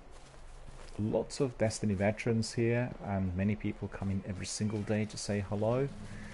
So, you know, really a very good Destiny / Bungie online gaming community. But I have to say, I have also many video gaming industry and kind of gamer veterans, people who were doing lots of different games over the years, and indeed people who are dedicated video gaming fans. So we can talk about any other games but Destiny. You always can, and you'll find that lots of our community members here are very knowledgeable, providing you with lots of good conversations and high quality content. We always have something to talk about, you know. My channel is called Gaming Dialogue, and we always are here to provide interesting conversations on, well, games. Let's go. Kill patrols. Do we have any kill patrols? Guardian, I'm receiving a scrambled message from a signal I'm unfamiliar with.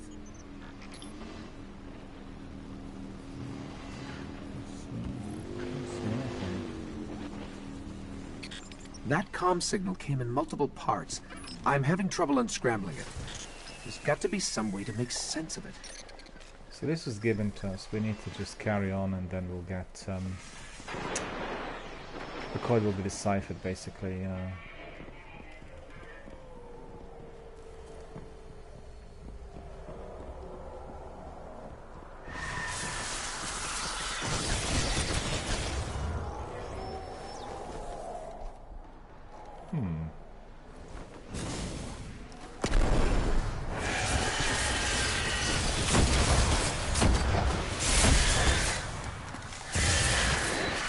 Brood Mother.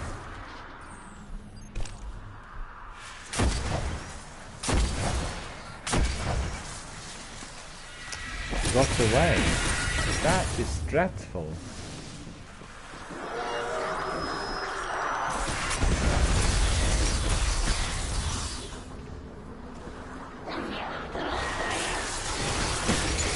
so long now. Can't believe that I'm wasting so many shots.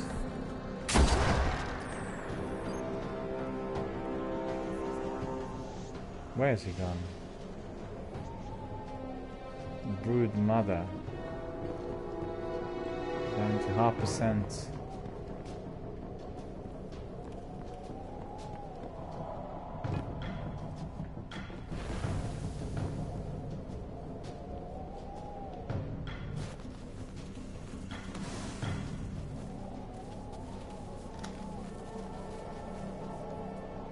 Brood mother should have gone.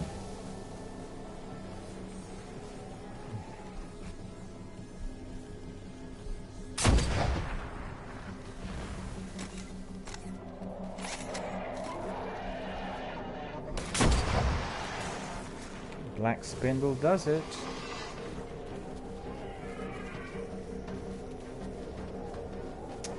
We'll put on special ammunition synthesis to make sure we have plenty of ammunition. And there, where is it now? I can't see it. There.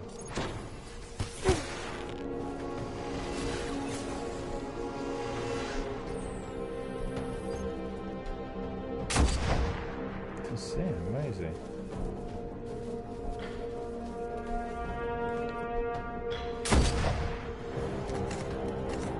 I thought I got him.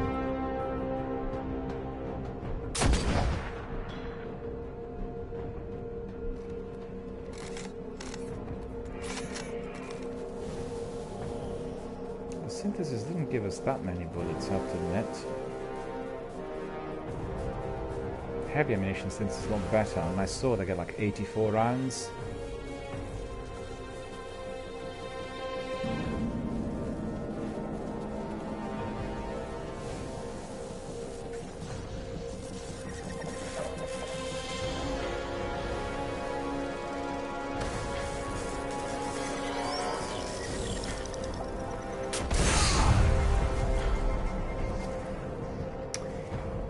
Believe in the shield says all I know is they have to have a good story line for Destiny 3 because that game come out next year.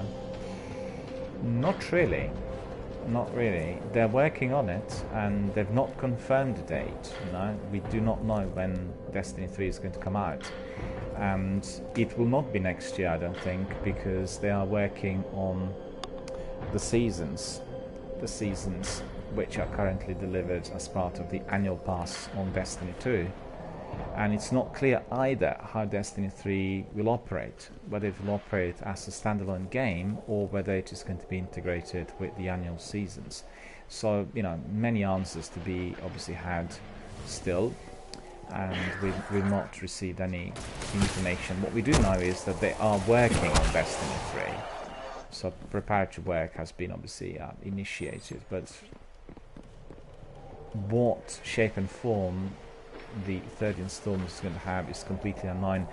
And the reason for that is quite simple. All of the resources have been basically migrated to Destiny 2 and everything which is season related, so that they really have everyone working on it.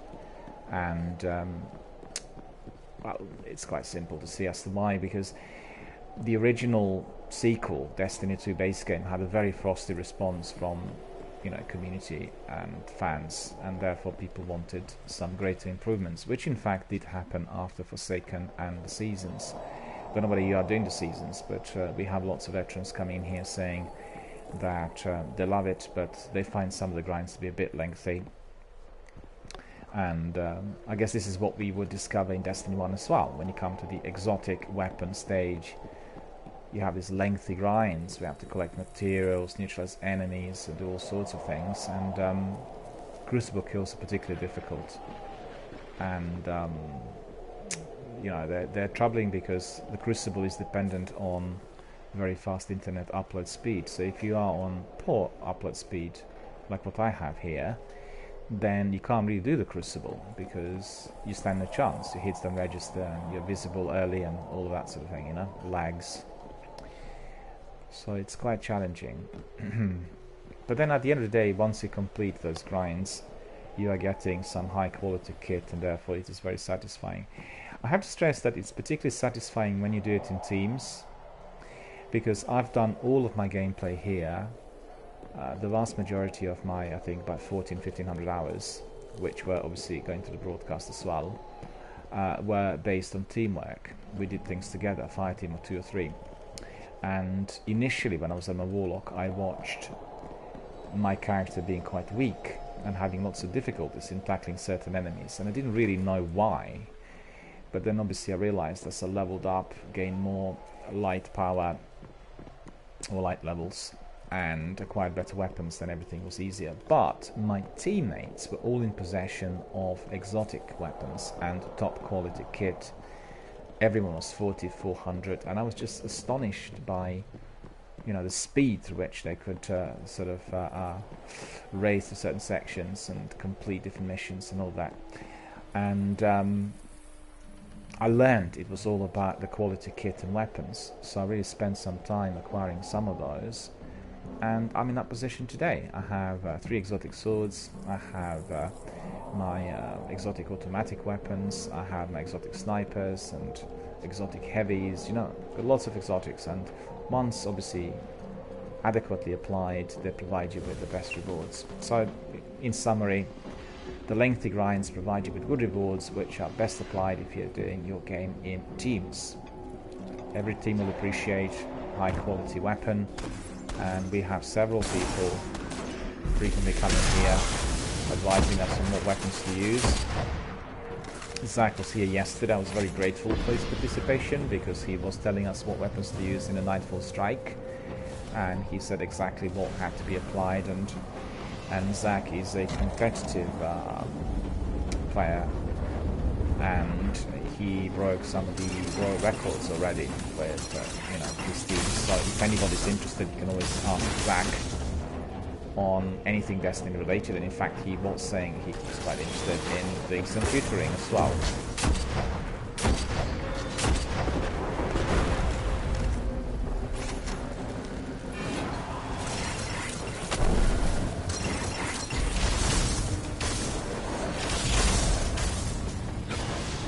We have lots of people who are experts and Destiny veterans, people who were with the game literally since its early beta test days. So, you know, if anyone who's watching and wants to get to know certain things, then feel free to ask, feel free to request, both here and on Twitter, because I then forward those requests to our community members who are in position to assist you immediately.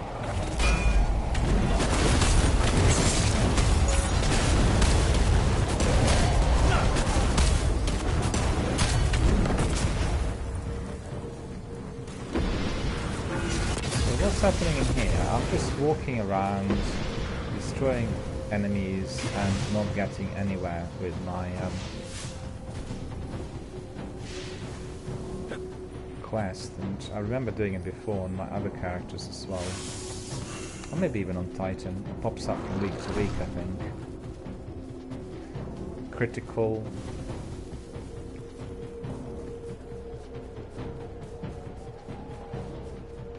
So we'll get to it. We just need to eliminate all the enemies, that's all.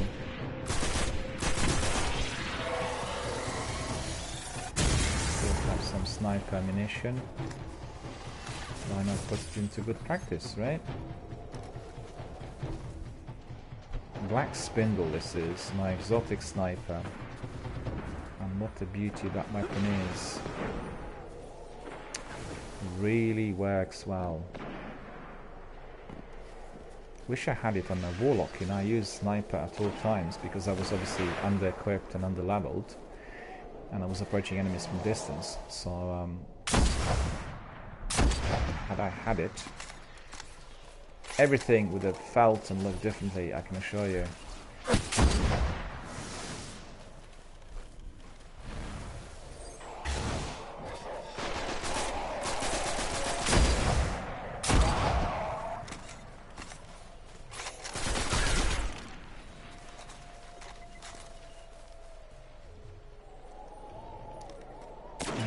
really absolutely awesome outfit, that hunter. I love it.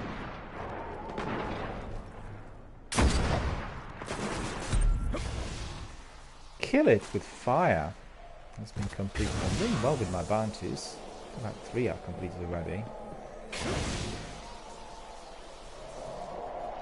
And we have some other... Oh, we have a chest in here. Come on. Look at it.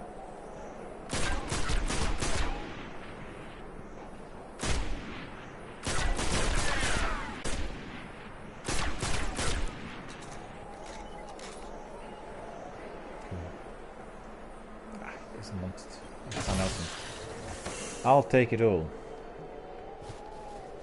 Seen that chest and he didn't bother.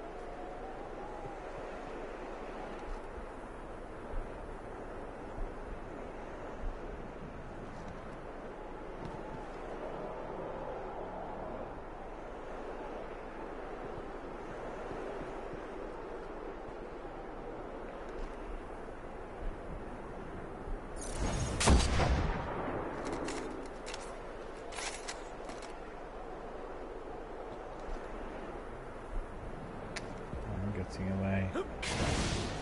I'm not going to allow you to get away.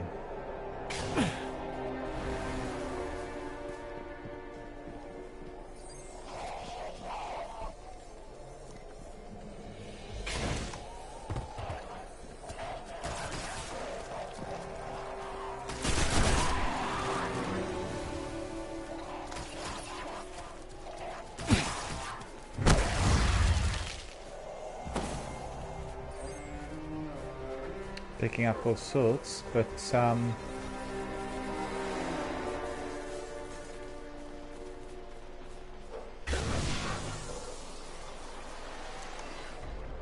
no.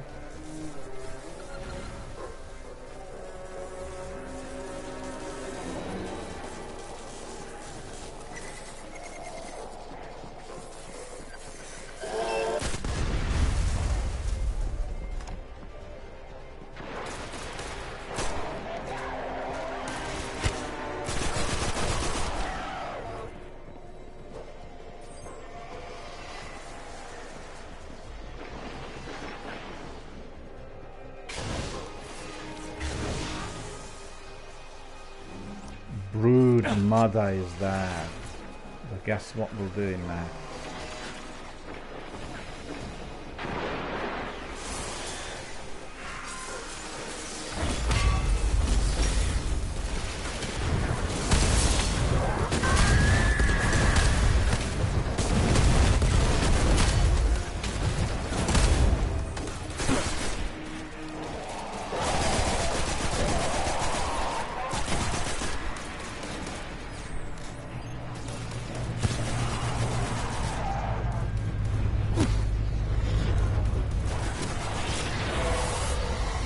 There's a chest in there.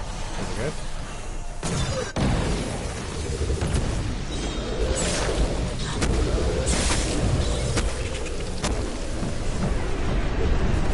Heads up. The splicers have deployed a walker.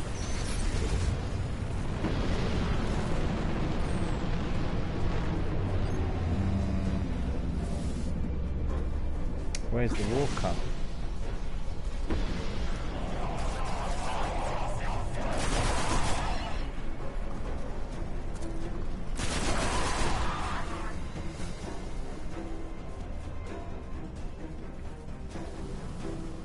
that.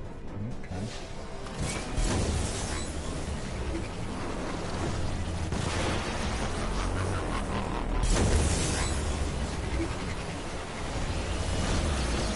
Great. It's augmented with SIVA.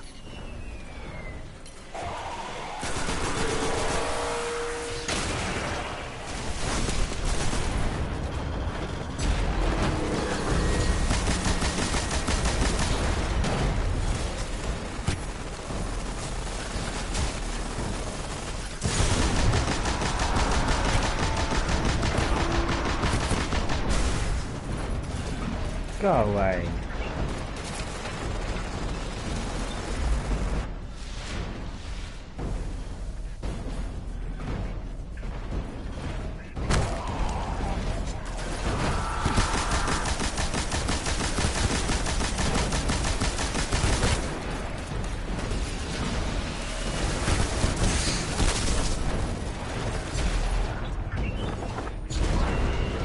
That's it. It's taking damage.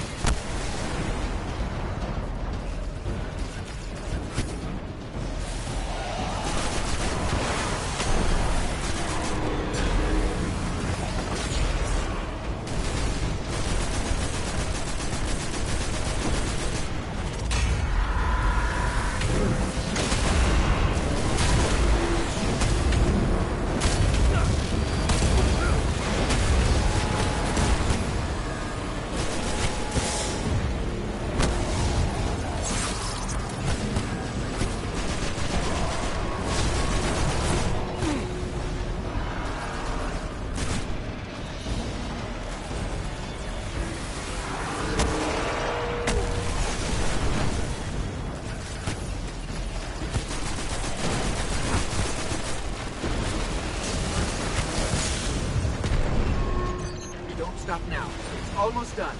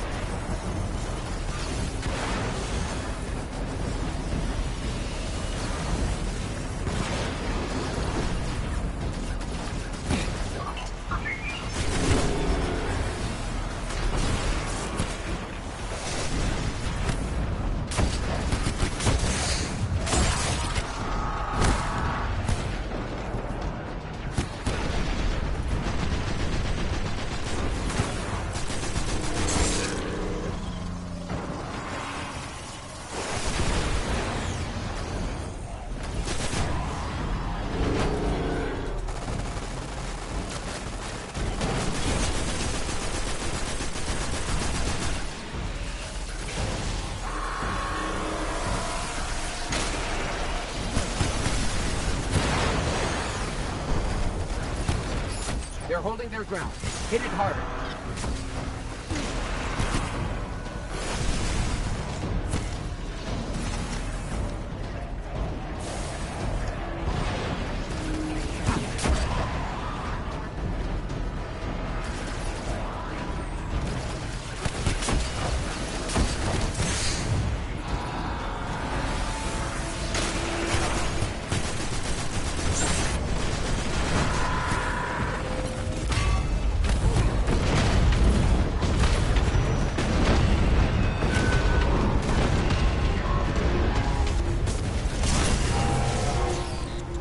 Lead a walker to SIVA, but you can't make it invulnerable.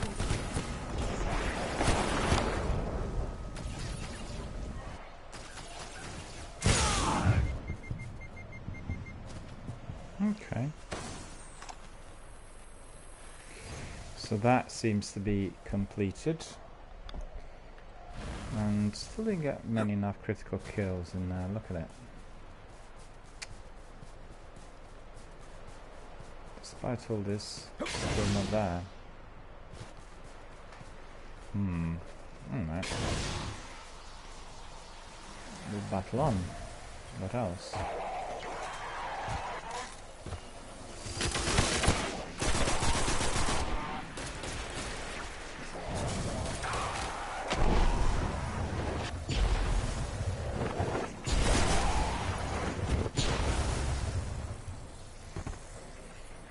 Come on, leave the spin metal in there.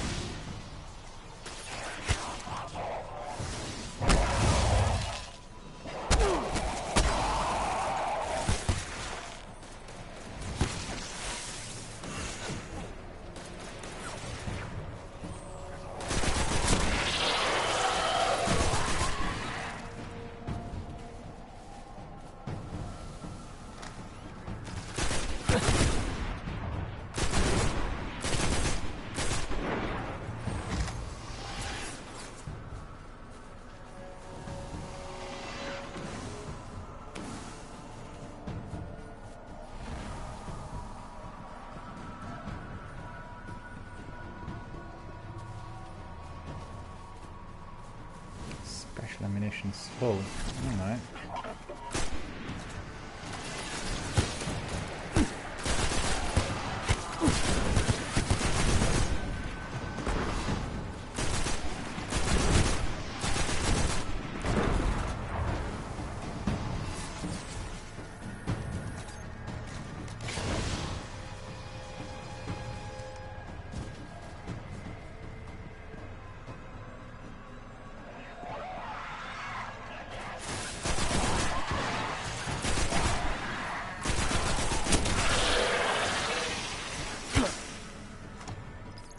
One message sequence decrypted.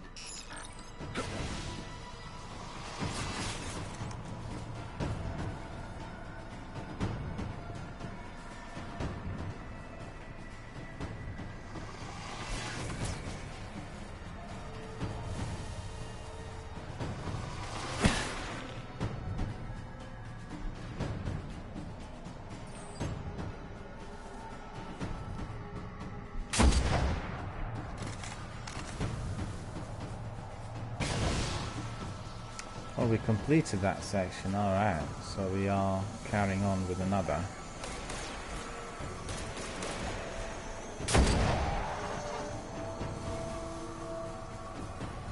It's a real pain because it's allocated in here.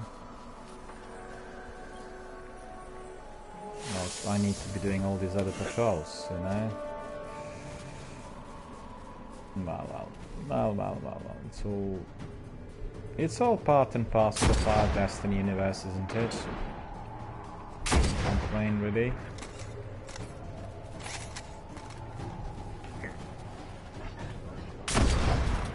My cup of tea is getting cold.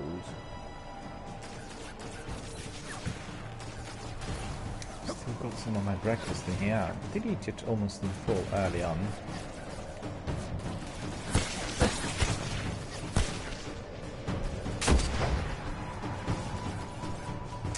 still we need to be decoding this. Alright. You know, it's one of those kind of secret patrols that keeps giving you all these ciphers, and then you need to be working your way up. What's this? Heavy weapons. Well, what have I got there with my heavy weapons? Probably everything. I'm not going to be losing any of that.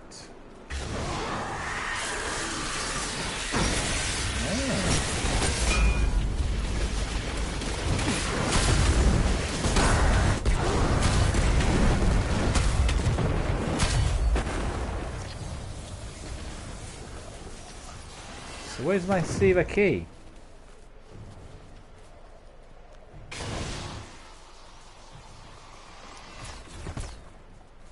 Don't get it, I thought I should have had that Siva key as well. How many Siva keys did I get so far? Maybe about 6 or 7?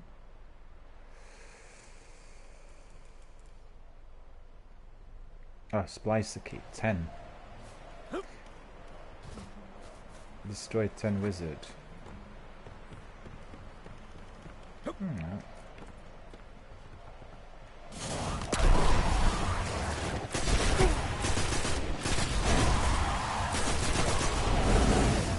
Alright, that looks good.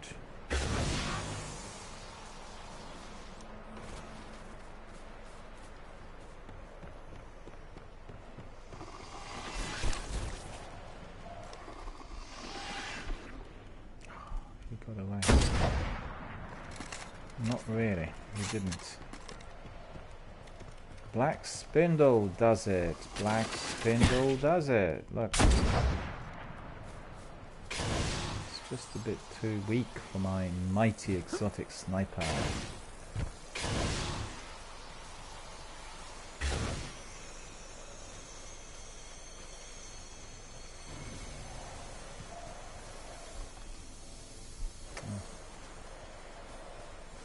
thought for a moment there was some mighty captain waiting for me, but actually it's just one of those ads who lost his life earlier.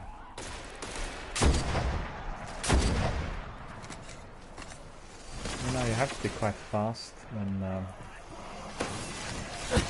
the enemies are running.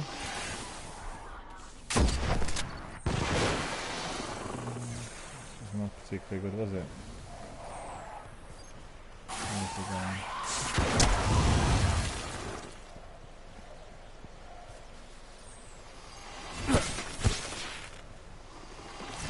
Wow. Gone.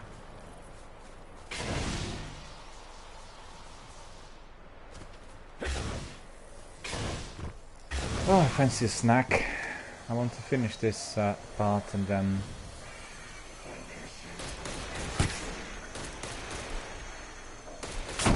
I'll have a short break. You know, I find something's really taxing to be gaming for longer than 90 minutes without a break. You should take, well, take breaks every 90 minutes, one way or the other. Sekapupu's here. Hello, Sekapupu. How are you doing? How's the market fair going today? Is it going well? Did you set up shop outside of your front door? Or is it raining? Or is it spoiling it all? What's the score?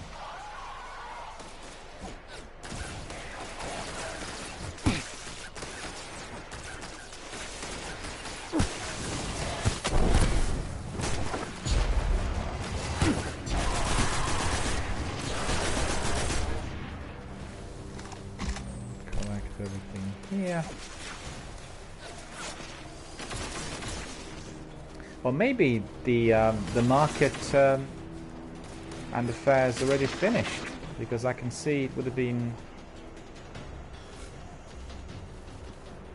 2:30 in Finland now. It's 12:30, well 12:40 I should say. Sekapupu says, I've just been looking around rather than selling. What are people selling? Food or any other items? Is it like a street market with you know, lots of different things?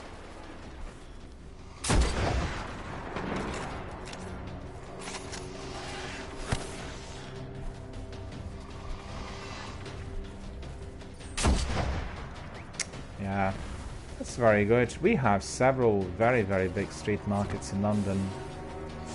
You know, one of the most popular is Portobello Market. And many years ago I used to live in that area. And it really is quite extraordinary when you live there, because your Fridays and Saturdays are all kind of market-based, you know. On Friday it sort of shuts early, but on Saturday it does last until about 5 o'clock in the afternoon. And loads of visitors and tourists always flock to the area on Saturdays. And I bought lots of things there, I have to say, in those days. And you have 3 different markets. You have the antique market, starting, well, in Notting Hill, and then going towards Ladbroke Grove. Then you have vegetable and fruit market, and then you have flea market, you know. You have all kinds of goods being sold, second-hand stuff, clothing, electronics, you name it. You can buy anything in there. And Sakabu says it's obviously taking place for 2 days, and you can join probably tomorrow as well. Well, I guess you could. Just decide on what you want to be selling, you know. If you have anything, any spares, erect a table, you know, outside of your house, and then sell. Always a good way of getting rid of unnecessary stuff, or, you know, stuff that we want to be kind of giving to others. What's popular in Britain is so-called car boot sales, and you have areas allocated in schools and local kind of parking places, and people come on a certain day, which obviously is arranged and advertised. It's the usual weekly car boot sale area, and they basically come in cars and they sell everything from the car boot. Or indeed they leave the car nearby and then set up like a small table and sell everything. And a very, very good way of getting rid of extra possessions, or I guess things which can be donated to charity shops otherwise. And they're selling everything for shillings and pence, you know, it's just literally for very, very little. A lot of that has migrated to the internet, and Sekapu was asking, can I join? Of course you can. I'll bring you in straight away. I'm just doing this grind in here, and the grind is called Plaguelander, and it started as a warm-up, but as we didn't have anyone else coming in, I just carried on, because it has, I think, 5 different parts, and I'm completing them like bit by bit. But I can see that I'm completing also Champions of the Light. That's pretty good. And oh yeah, I've got some quarantine patrols as well. So without further ado, I'll bring you in. So just give us a second, and I'll bring you in. Sakapupu, invite to fire team. And yet again, you know, the game keeps changing those options. It always has to say invitation only, and I keep leaving it every single day before I start, and keep switching it back to some other option. So that's really annoying. Okay, we have friends. Let's see, Sekapupu. There's Sekapupu in orbit. Chatting party. I'm sending you also my party invite, so we'll be able to talk live on air.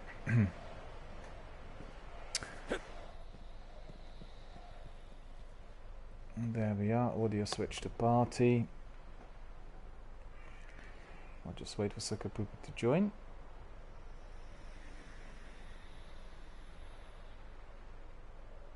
Oh, Batman. Hello there. How's it going? Is it raining out there, or is it nice and sunny for that market? Oh, that's very good. We had fantastic summery weather early in the week, but yesterday and today it sort of clouded over, and yesterday was a bit drizzly as well. Today quite warm, yesterday a bit nippy. But you know, when you are running open air events like live music or street markets, there's nothing worse than when it starts raining badly, because people don't want to go out. Everyone just disperses, they go to cafes and don't want to stay out anymore. But it sounds like a good market, right? Lots of different things sold. Food, extra belongings, second hand, that sort of stuff. Oh, I love that.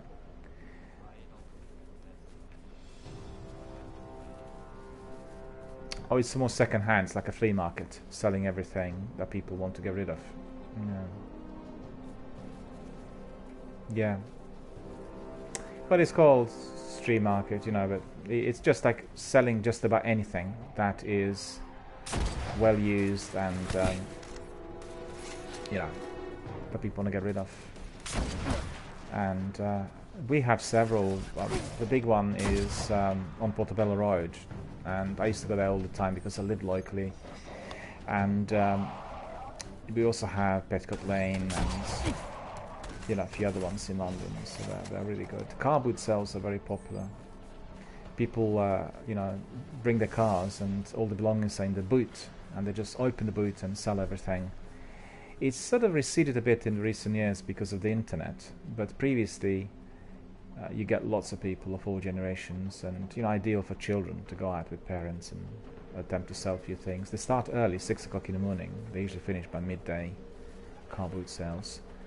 But I guess in London they are less present nowadays, but in all other areas of England and Britain you still have people doing it. Not that much for the earnings as for the social, you know, because you get together with some friends and they'll have also some food nearby and that sort of thing, so it's very enjoyable, good social activity. It's funny, you know, how social activity has been migrating to the internet. It's extraordinary. I don't know whether you have the same thing in Finland, but you come to any of our pubs and people are seated, and usually you have people like talking to one another, and you just look around, and particularly during the day everyone's just looking at the mobile phone, so not really talking. Half dozen people seated and they're all doing something on their social networking or looking at Instagram or whatever.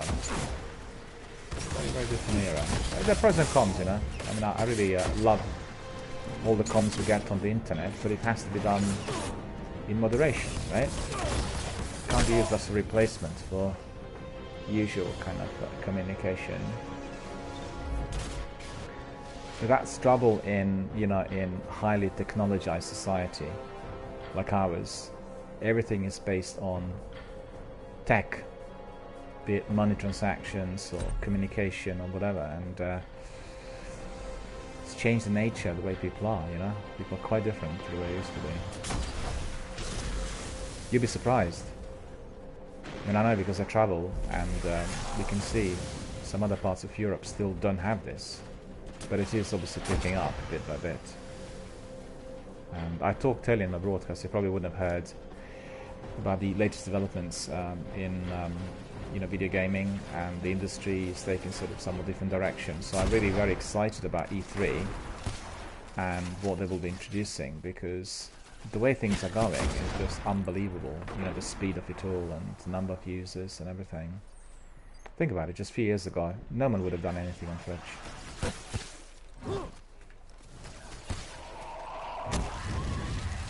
One second. Have a look.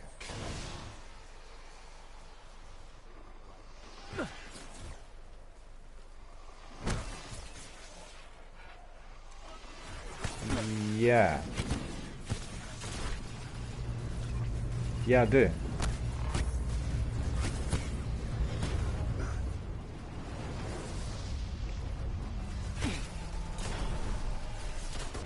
Yeah. Because this one in particular, hang on, what's going on in there? This one in particular has long arms and then kind of long fingers as well. And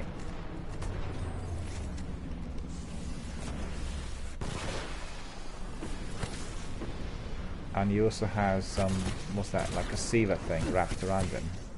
The red one. Yeah. Now he's gone.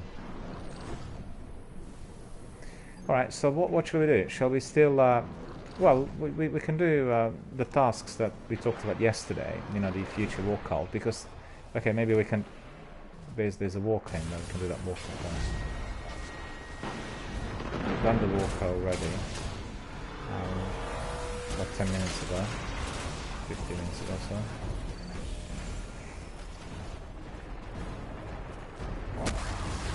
No, I just said that it's repetitive because this walker keeps popping up. What's happened now? It's a glitch. Suddenly we've lost everything halfway through that thingy. Oh no, I was completing. You know that secret patrol when you have to be doing ciphers and everything, and it's just gone.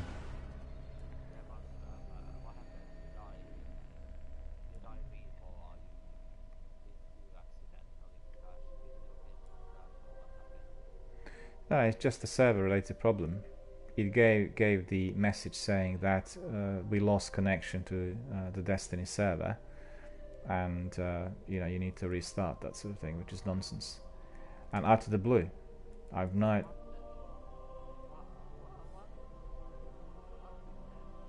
What is it? What's happening? Well, that's probably to do with his glitch. It's probably the glitch because basically you would have picked it up after that, well, after the walker would have been destroyed, you know? Oh, well, that's glitched as well. Yeah, you bet. That is distinctly rare.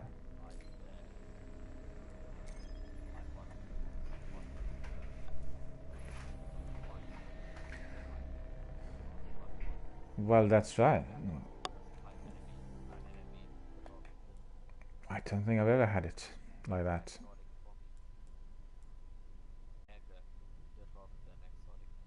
Are you still in there? You're still in there?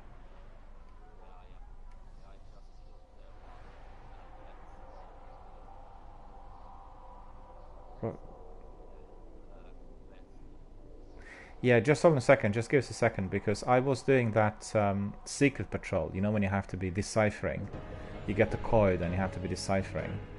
And didn't pick it up on a beacon. Yeah, I'll join you. The city's feeding all active requests through Shiro. So hit the beacons and he'll point us toward any trouble.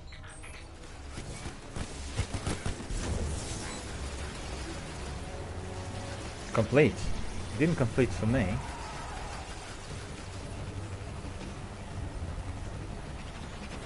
I couldn't get in because the game just booted me out. The whole thing crashed.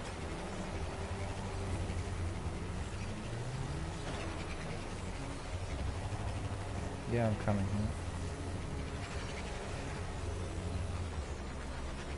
But I'll need to.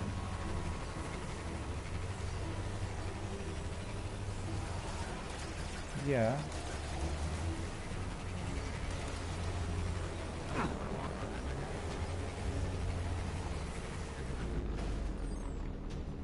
Okay. I just don't see you. Yeah.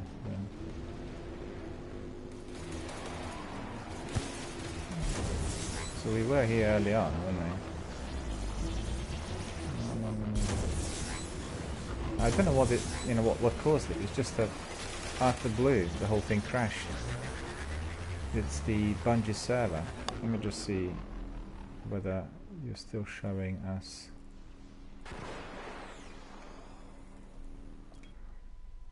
Because I don't see you in my fire team. Do you know what I mean? You went in my fire team, so I have to bring you in yet again.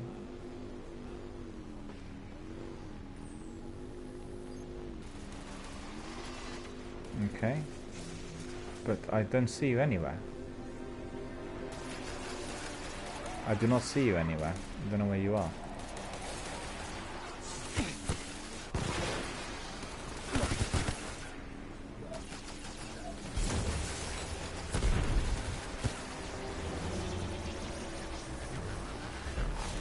Okay.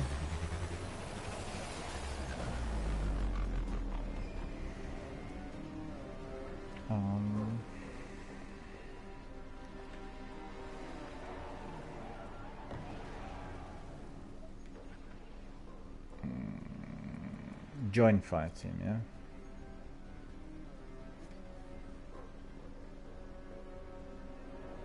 There's a glitch. Didn't want to connect instantly. Let's see whether it is or not now connecting. Hopefully I won't get booted again.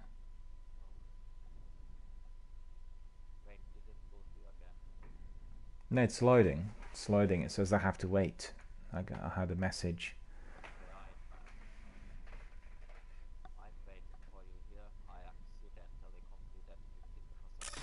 Picking up fallen chatter.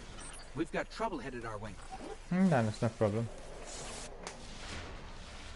Oh yeah. No, I can see it. I can see it.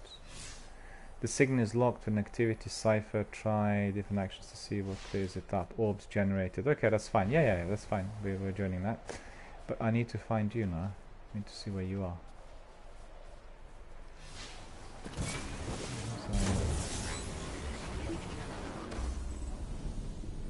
Completed. Yeah. So that's what the message was about. Oh yeah, there you are. Okay, clear now. This had been a signal sent by... Never mind.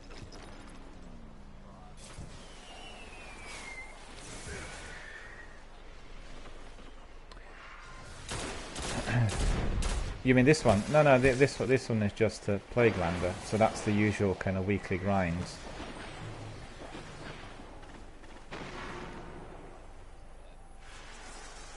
Yeah. No, I've got that. I've got it. Not Forged in Light, it's called. And it says, ready for war, talk to Lakshmi, simulation core, talk to Lakshmi, and then the Eye of Atheon. So we need to enter the Vault of Glass and then destroy Atheon.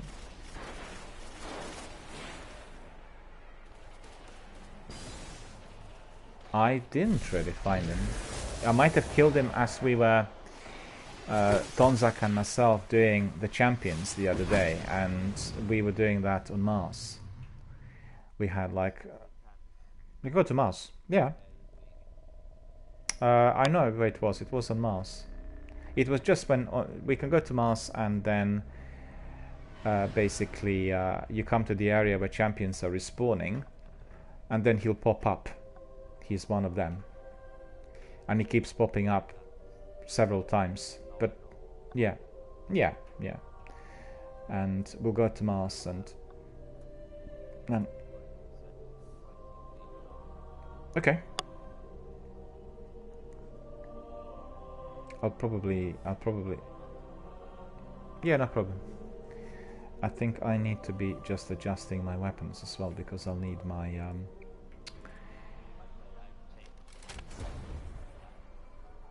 oh yeah? So you dead orbit now?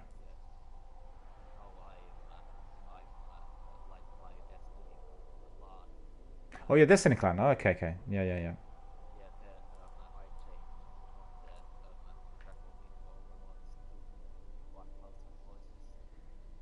I see.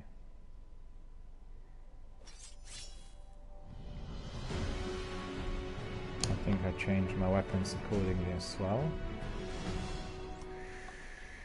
Yeah, I think so. Getting reports of enemy activity near Firebase Rubicon. Okay, so basically I can do the same functions then as usual, right?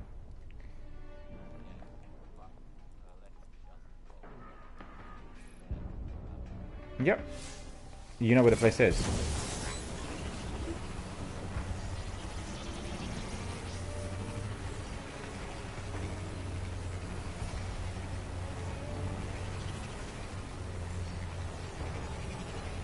But once you get there, I'll tell you whether it is or not. Because I remember we've done that a couple of days ago, Tonzak and myself. So I can remember that far. You know how it is, because...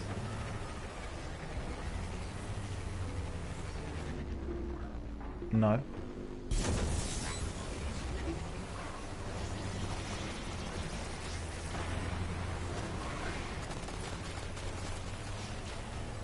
Yeah.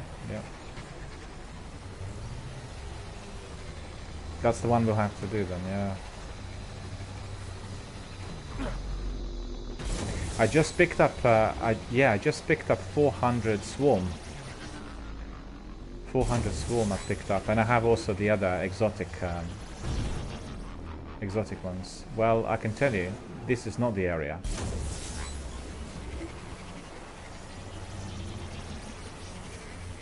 Yeah, the area is out there in the wild.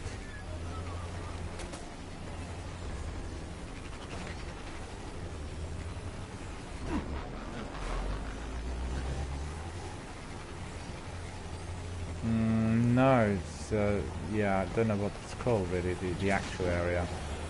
It's in the wild, you know, when you have like in the open. No. Near Citadel, you know where Citadel is down there. Is this Citadel? Where you have where you can enter buildings and that, I think it is.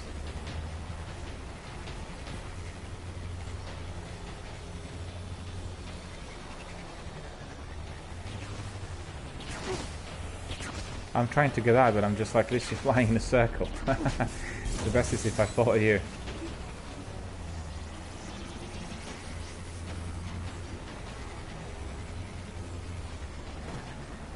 Yeah, I can't get, you know, the map. Can I get the... No, I can't really get the map up and running whilst we are flying, once we're in the game.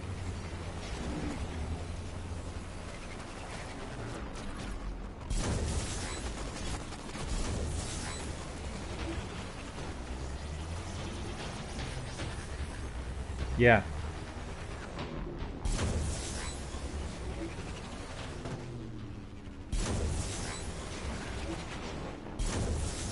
No, I saw you and then I lost you, so I don't know where you've gone. Did you go to the building or? Yeah, this is where I want to go to. I'll tell you what, no, well, I'll go back to orbit, hang on.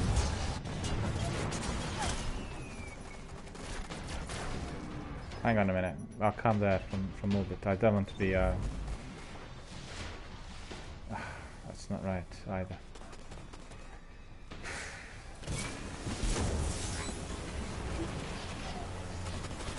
Yeah, that's exactly what happened. Didn't go anywhere.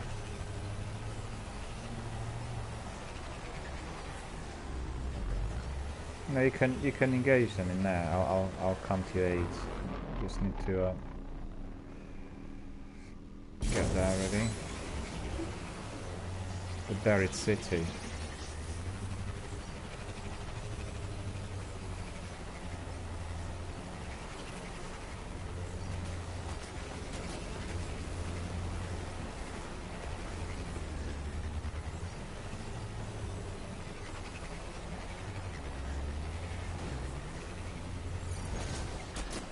No.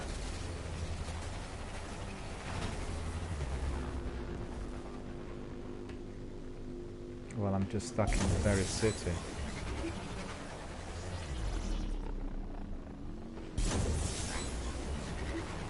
I can see you now. I need to find out how to get to you. So I can see the name and then let's see. Once I get out here.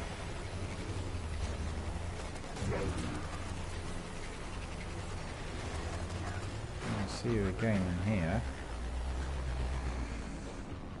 We must have gone inside. Did you go inside the building? Oh, I can see the name.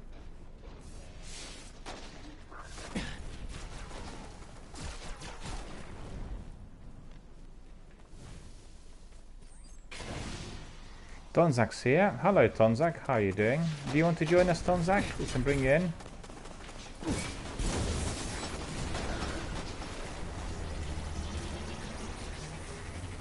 Tonzak says, getting coffee and I will be back.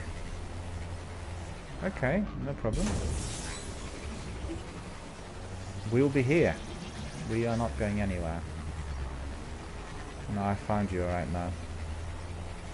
I'm in the Barrens. I've just taken the wrong turning. Instead of left, I've gone right earlier. But, so Tonzak says he'll join us. So Tonzak, yeah, I'm close. I'm just literally. No, I am. You'll see me in a second.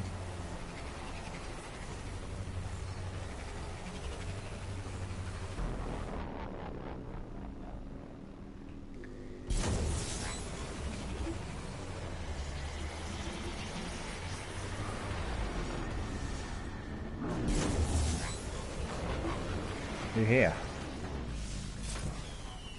Yep. Yep.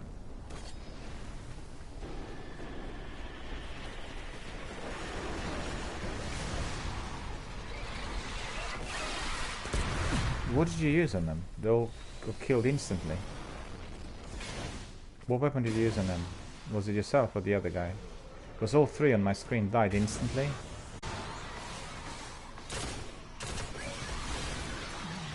Okay.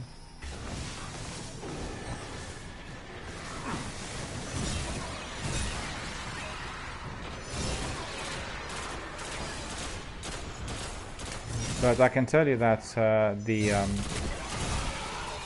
the Minotaur is not going to pop up. Well, maybe he will pop up in here. We were doing it in another area, not here.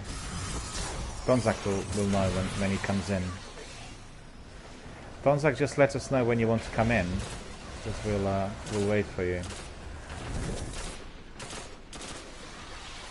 What I need to do is I need to make it open for Donzak to come in, because the Australian servers are not allowing invitations for some reason, don't know why. So let's close it. You see one of them, yeah?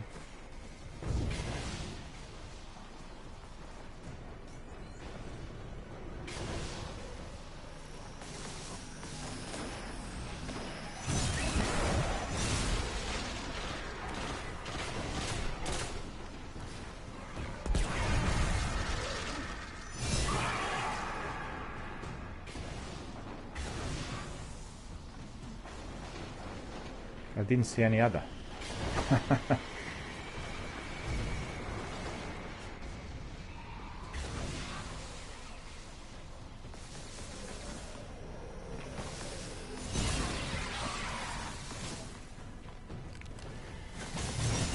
Well, I can tell you this area is glitched, this area, because the event that comes up here,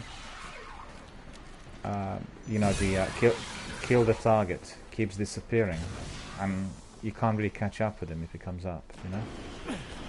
Just literally disappears, yeah.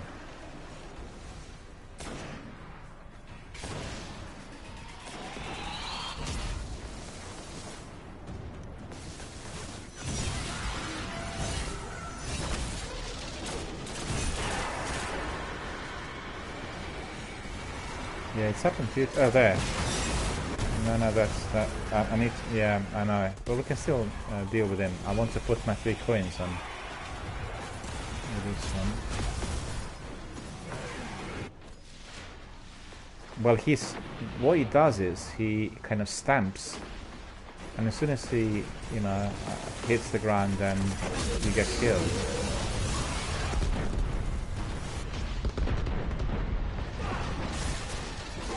I did revive it, didn't I? Okay, that's good.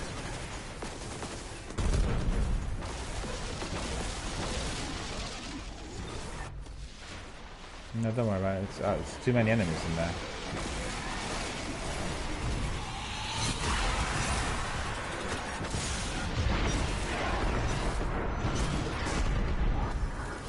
And I'm too close to him as well. As soon as he stomps, then I'm dead, you know?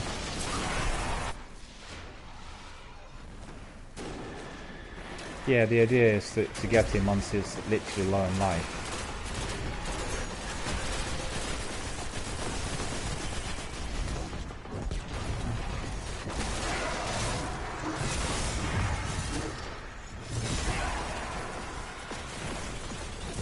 Is he low in life now? Okay, I'll hit him with my super.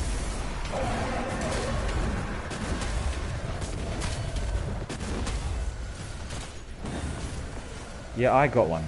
I got exotic engram. I don't know what. Just an engram, doesn't say anything.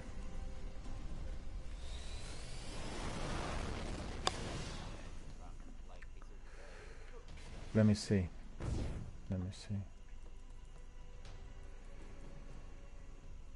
Ah.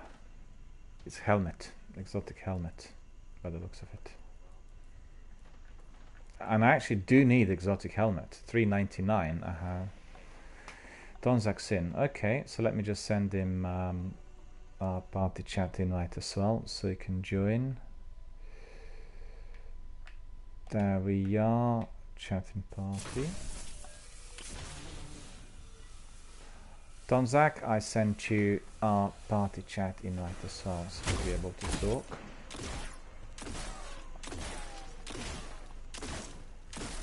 Cross armor 4.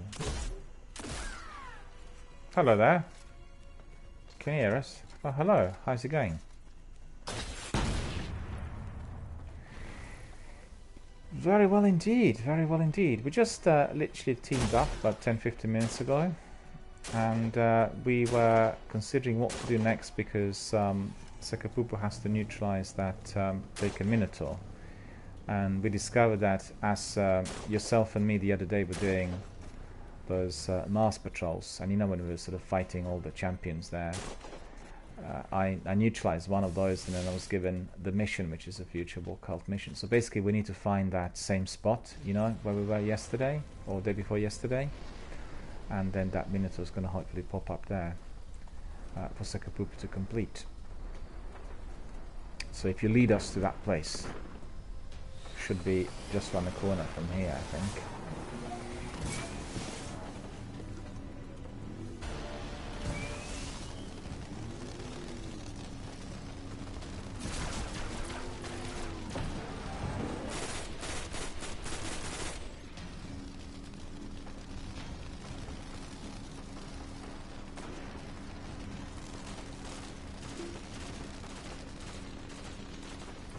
You know the place we were the other day. It was on Venus, was it? I thought it was on Mars. Yeah.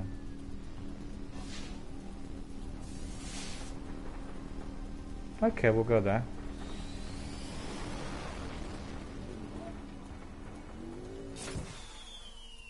We'll go to Venus. I forgot. No, yeah, I kept thinking that we were doing it on Mars, but now it clicked. It was actually on Venus. So,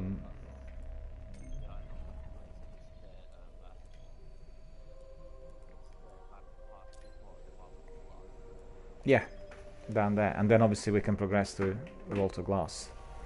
So that's the idea. Alright, we'll do that.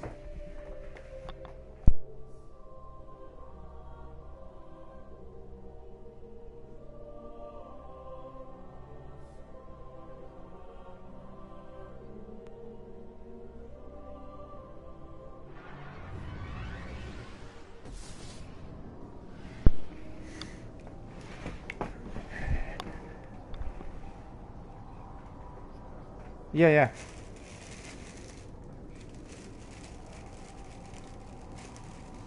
Well,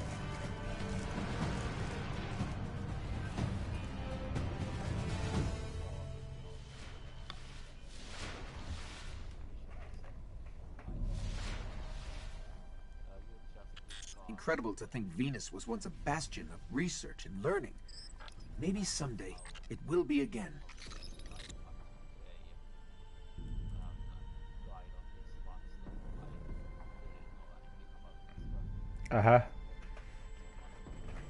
okay, so let's just go back to it again. Is that in my inventory, or where is it?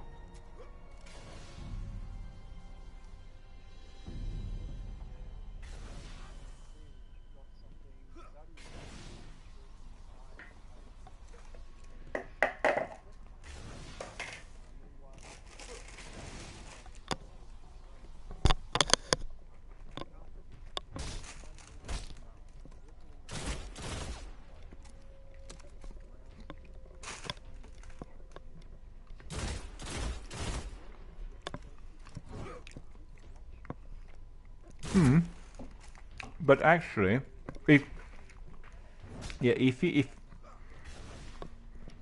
no, I've got Atheon next. But let me just confirm one thing. Let me just confirm one thing.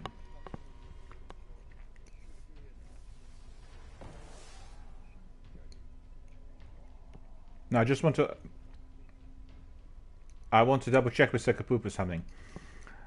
Sekapupu, are you have you completed number 5, the Eye of Atheon? You killed Atheon already, have you?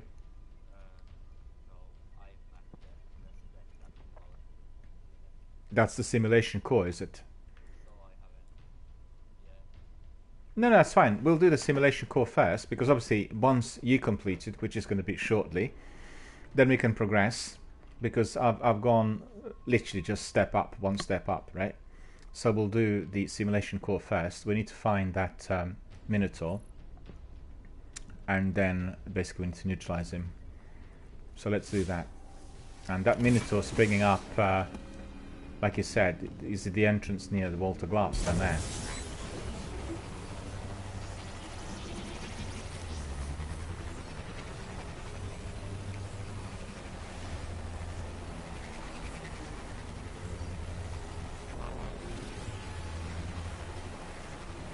Yeah, just wait fast, because we want action to be seen on the screen, you know, for the viewers as well.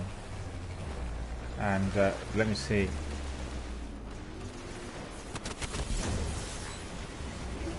So where's Sekapupu now? Did I go the other way? Alright. No, I've taken the wrong turning earlier.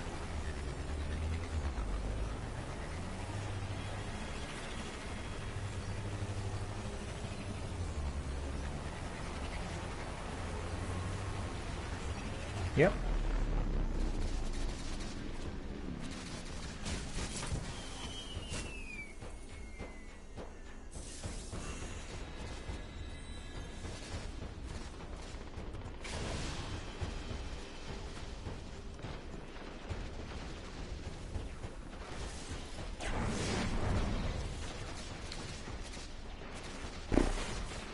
I can't remember now.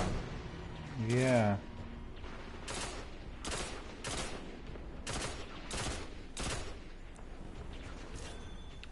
I don't think I have this anywhere. Almost definitely I do not.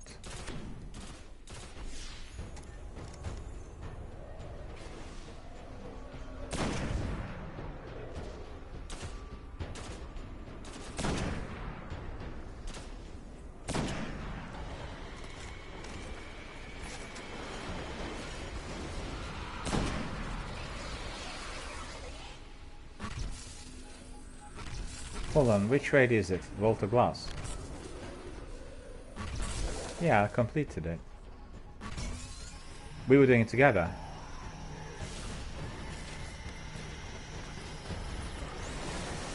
Yeah.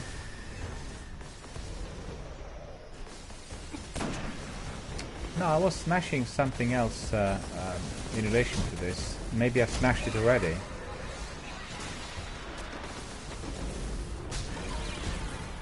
No, the other day when I was...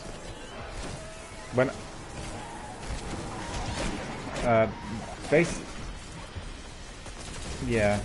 It was on the Good Friday.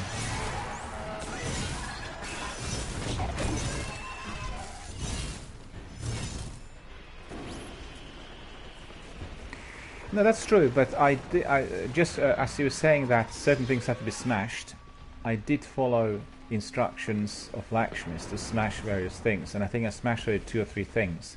So one of them might have been that eye. I can't remember now exactly, you know? Because I wouldn't have been able to get this far. I don't think. Well, we'll see in any case. That doesn't really matter.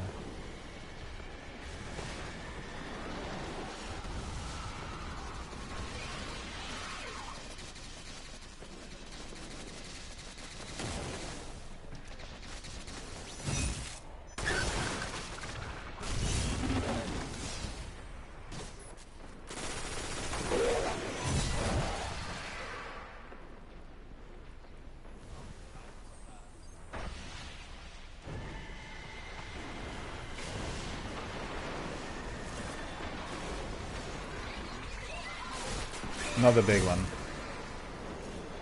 So that's completed. We can go to Lakshmi.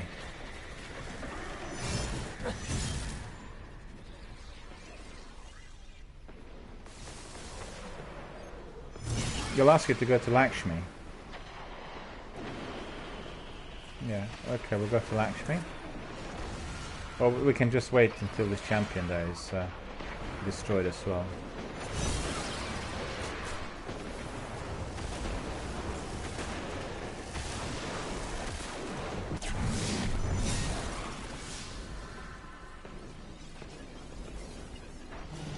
And very, very annoying as well.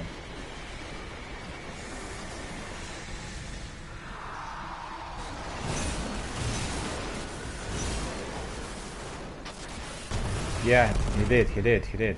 Yeah, he spawned literally next to me.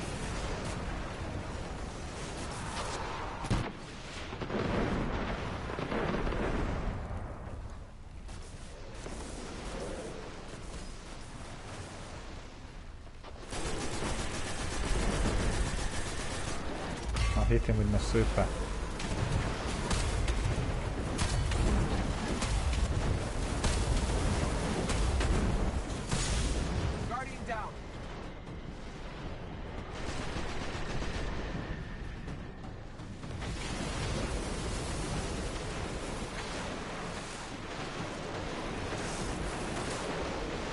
Yeah, it happens to me quite a lot.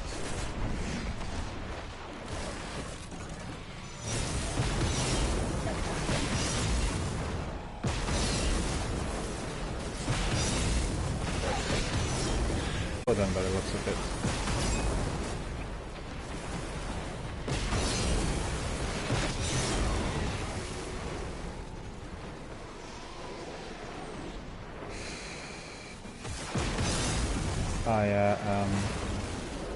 Boltcaster, that's not right really, is it? You want Dark Drinker for this beast.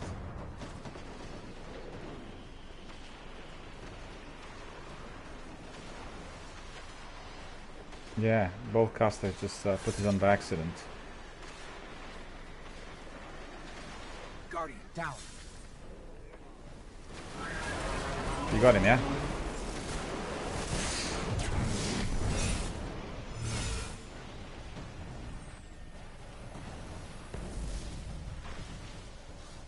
No, nothing in here. Nothing in here. Didn't drop anything.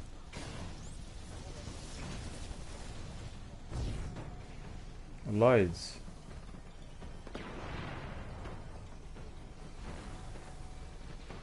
Mind you, I can pick this up. Hang on. Where is it? Can do with some of it.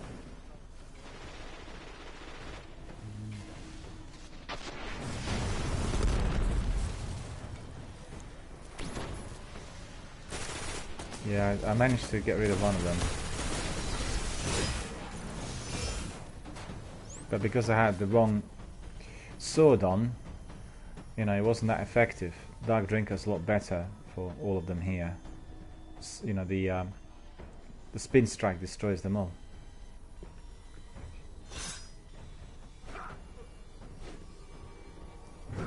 Yeah.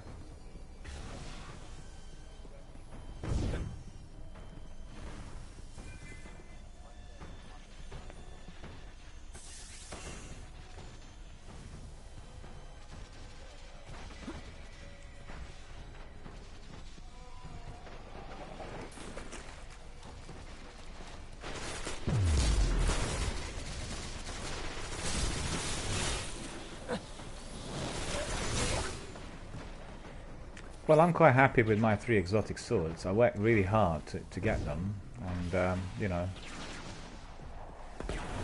quite happy to be able to use them. They're really good, yeah.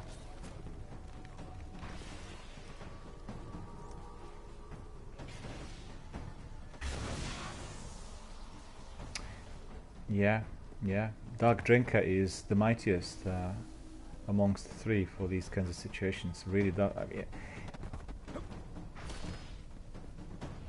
As well. That's going to be very advantageous, you know. Well, basically they were Maybe under that's pressure not from the things, community. Guardians. It was the community Sure, asking there for were things to be course brought in what from you Destiny do. 1 because they felt there was like Encryption gross has discrepancy. details. And yeah.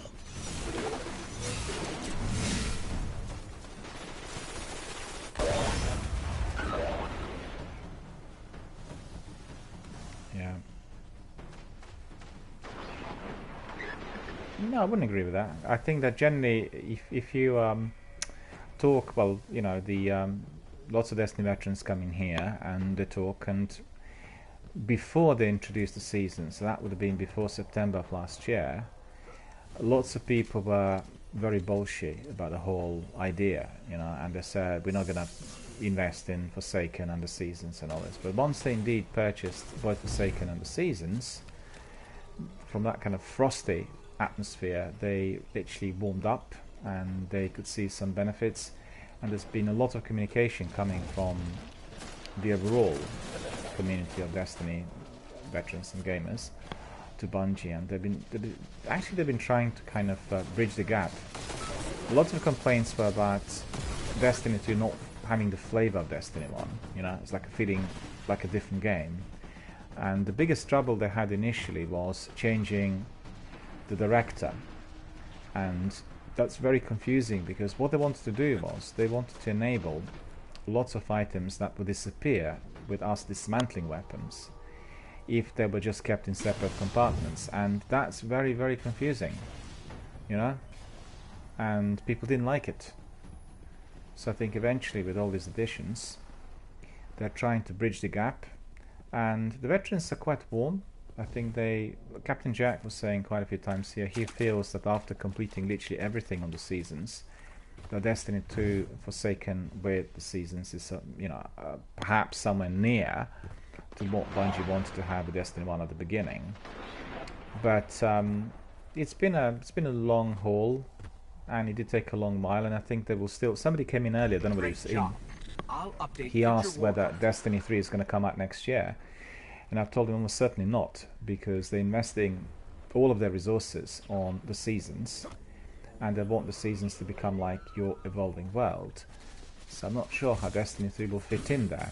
They're still experimenting because the Seasons have just taken off. You know, like 2 seasons were very successful and people love them. I think they probably will be pushing to Season 6 before they consider any other news on...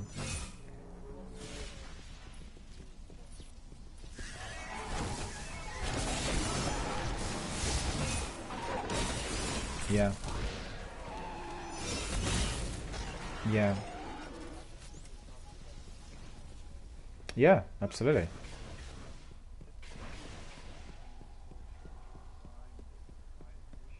No. No, it doesn't. It just feels like a different game throughout, and I mean, I personally like it very much, but how do I put it? The trouble here is, like, I'm playing Destiny V Collection, right? And that has everything. So it's literally... it's a complete game with all DLC, with everything. And that is the way Destiny 2 is going to feel like after about 3-4 years, you know? Once they've done everything. And I guess they're still getting to that point. You have really a sense of a kind of a game that is maybe 25% of its full development, and I guess the biggest difficulty they had, and they're still having, is, well, it's to do with the change of direction, you know. The overall online massive kind of multiplayer community wants all the games to be present in one massive big open world, which is then evolving. So if you're throwing in additional installments like a franchise, you want everything to be literally at the same place. And this is what they tried to do, and didn't really work, but they are improving it. So they want that world to be constantly evolving. We might want to check this out. So the old style DLC is gone. They don't want to do it anymore like that. You know, like the Taken King and what they were doing previously. They want to have everything as your additional content coming in through annual seasons, and that's just the direction that everyone's taken. All the other companies are doing the same. I think they're complaining that the tech is not as well developed presently in order for everything to be fully functional. You know, like bringing Destiny 1, 2 and 3 into one arena. But that will happen, I can assure you. It will happen because they also are now, as you've seen, remastering the games and start doing like proper remake from scratch in order to make it current engines compatible. So that definitely is going to be, I think Resident Evil may be the first one that will have this. Once they've done all the installments and all of them are then, you know, delivered in the same area, are in the same world. Guardian down.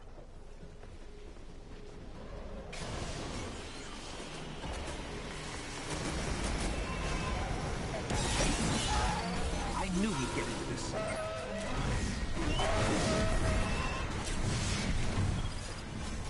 Great work.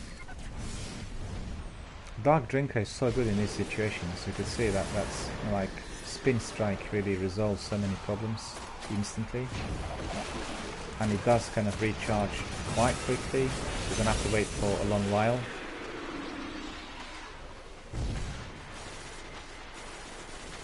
I'm just generally a great fan of Destiny 1 and Destiny 2, which is not the case with the vast majority of Destiny community members, you know.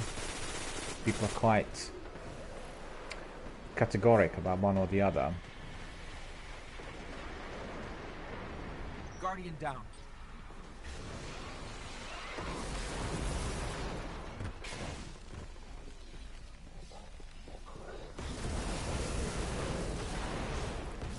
Well, you can see with some of the weapons that are being brought into Destiny 2, it's all down to the community.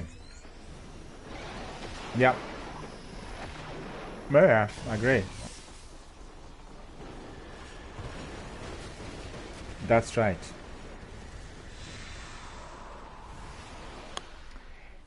Yeah. And you know, also another thing that I encountered, in there, where is that boss now? I just saw him a second ago. He's gone up. No. That's annoying because he was down here just a moment ago.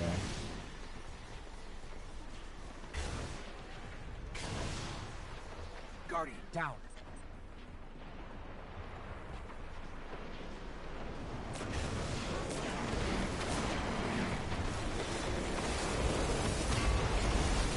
Guardian down.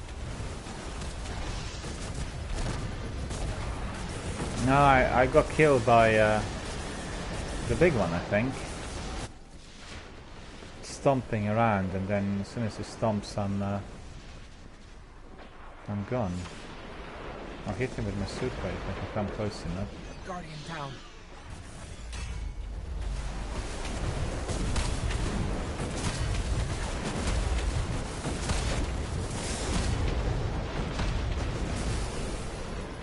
Yeah, I'm getting killed by this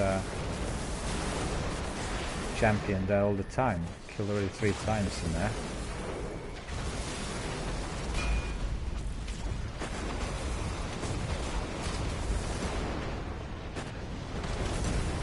Guardian down.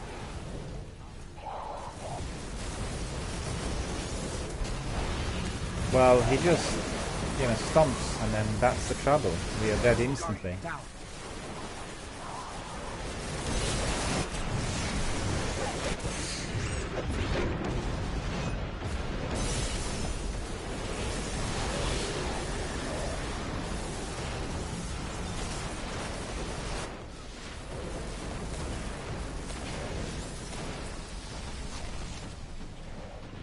He'll disappear very shortly.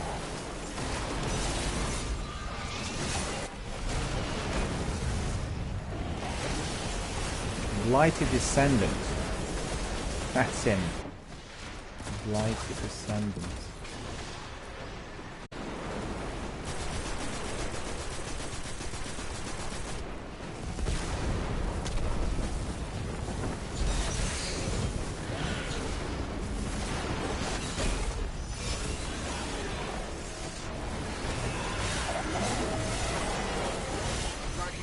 Has he gone?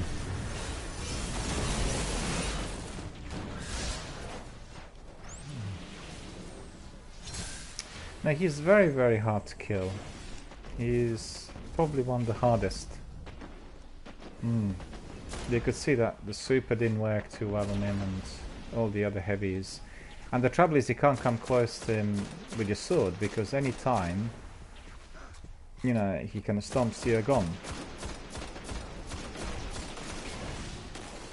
Ridiculous, isn't it? Yeah.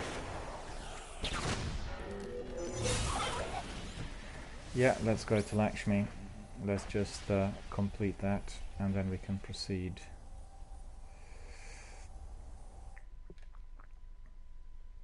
We managed to kill that boss several times the other day, but today he seemed a bit more difficult, and I think because we are attacking us a team of 3. That's probably the main reason, no?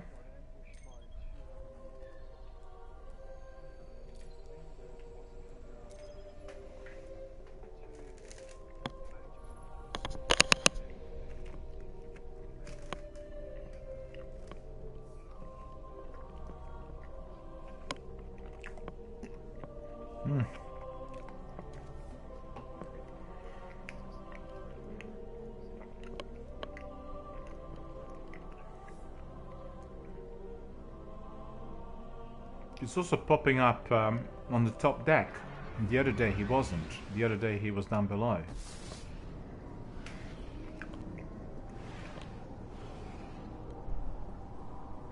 Because if it's popping up upstairs, there are many more enemies springing up, protecting him, compared to downstairs, which is obviously in the wild.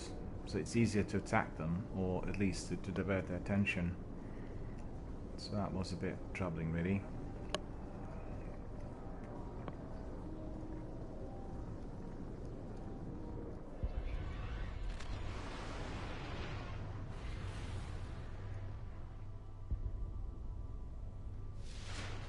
Most likely.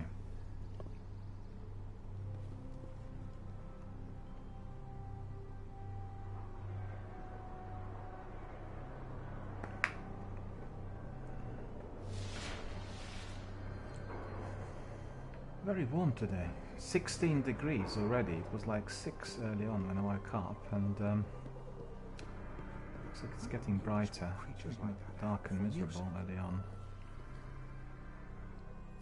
Slayer of Oryx, then? Yes. Loads of engrams. Moss Morses, Mycenae, strange coin. Really is. Don't have any strange coins. Exotic. Yeah. Did you all guys go to Zet yesterday? Yeah. Because I spent mine also. Went there and purchased my heavy and 3 coins. So now we'll see what the exotic item is that I picked up. Gear is only as useful as we make. An insurmountable skull fort. An insurmountable skull fort is the exotic. And let's hope it's 400 as well.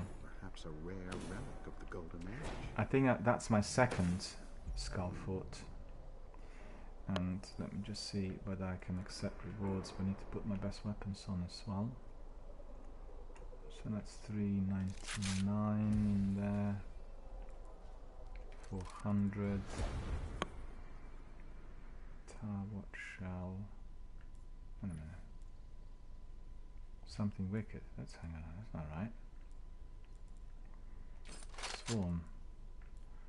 Yeah, I'm picking up lots of 400 weapons of late. Quite pleased.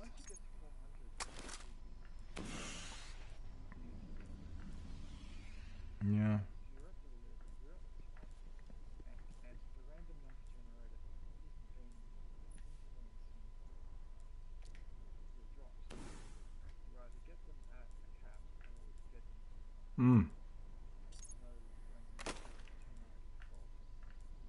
Yeah, that's a lot better.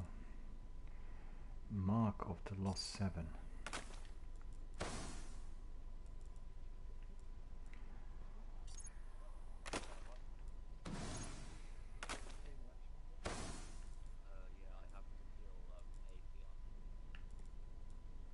So it's the same.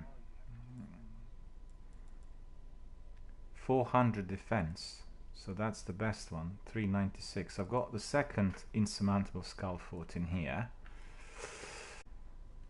So just bear with me. I want to bring this one to 400.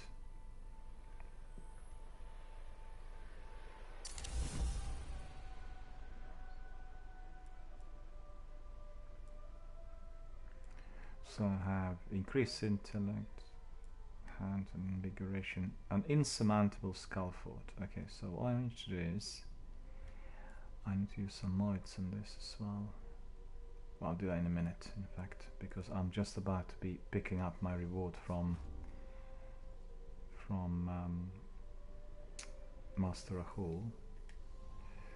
So let's see, what's my reward? Accept rewards. Engram and Moit and Strange Coin. Okay. More engrams. And these engrams are not particularly useful. So we have a 385 Visigoth and 385 Visigoth. But we do have 400 an insurmountable skull fort. So that's awesome. Yeah, 400 and then 400 Maulus and 400 Mangonel. And boots still need to go 1 point up. The rest is all 400. So just the boots. The boots are 399. And then also I have, well, my secondary weapon needs to go to 400, but I thought I did have something there. 400. No. And then Tire Watch Shell. So 3 bits and then I'm 4400 and I'll be laughing. I'll be laughing. So we are there. Okay. And I need to buy some stuff off messy. Banshee. Because I'm very rich, I'm 25,000, you know. I'm using my consumables all the time, so I quickly regenerate. Early riser. Glimmer. But what I'll buy is I need special ammunition synthesis, so I'll buy quite a few of these. Good choice. That'll work. Sure. Yeah. Okay. So I've got plenty of those as well, so that's good. And what else now? Master Rahul wants to talk to me yet again. My pleasure. Yes. Okay. I hope you'll get some rest. Looks like something other postmasters as well. Checking. 6 more engrams. Acknowledged. Well. Heavy weapon engram. Don't Whenever know. you need me again, Guardian. This is really annoying.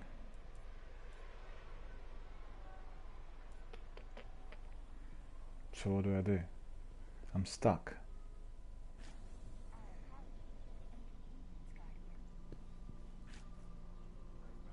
Full of rocks? Books. Books for the Titans. Too heavy. Bad noise.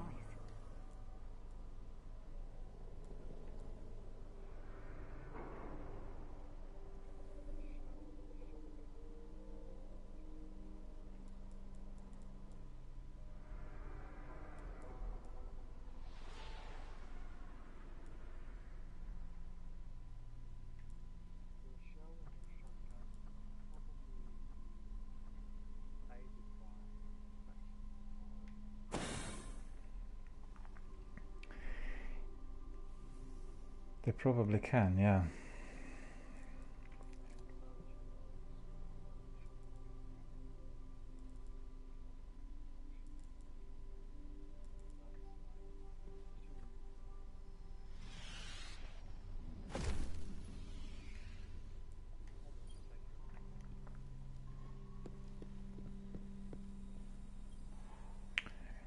Disruption resolved. No. With the reputation, we can do is we Check, check, check. Beware of his spill, Guardian. Have a marvelous day. But also what you can do is you can be donating to the faction. It goes up. When you donate to the faction, you can increase your reputation as well. So if you have plenty of everything, neglected my then work that's for too certainly a long. good option. Oh, 5 sorry to mile see that mark one go. again. Ruin Wake. Anyone ever had Ruin Wake before? Oh, now that should be interesting. You have it. That's fusion rifle, right? No, Ruin Wake is a machine gun. Ruin Wake is a machine gun. A legendary one. But I'm quite happy with Swarm.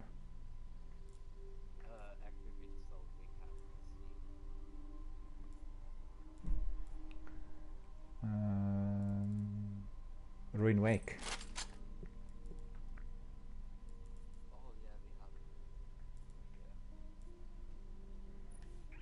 Ruin Wake.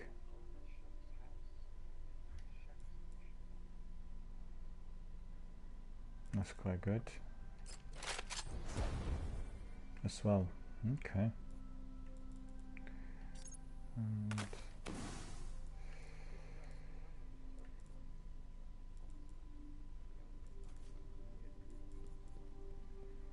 well, the fact is that there are, yeah, so many guns and so many weapons in here. So once you have your favorites on each weapon, you just keep resorting to those, right? I mean, I do that. You can have your 2 favorite swords and 2 favorite shotguns and 2. I guess it's different if you're doing the Crucible, because there you may be using different weapons for different environments, but otherwise there's so many. I mean, I can't really think of anything that will make Black Spindle weaker. Black Spindle is like really good. Always a pleasure.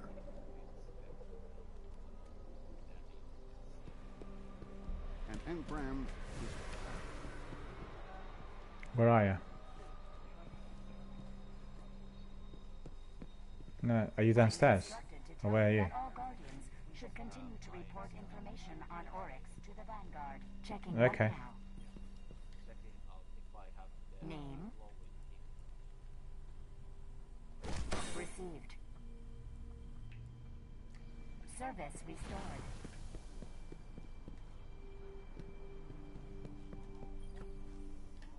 We have some engrams you might find appealing. Stay safe. Mark of Fortitude I got. That's probably also 400. 390. No. Mark of the Beacon.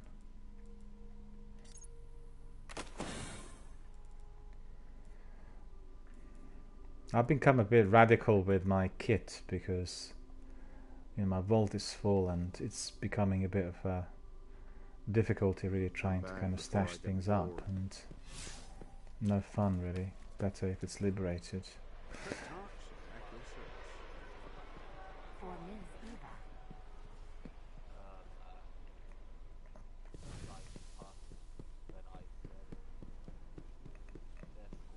Oryx is gone. You don't see light like hers every day. Yeah, that's right. Your victory. It is hard. I think I've got it equipped.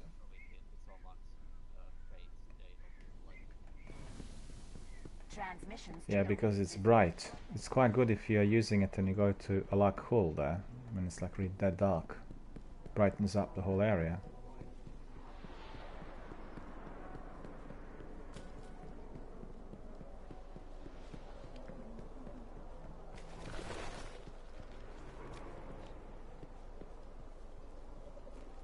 Traveler intensity at minimal bound.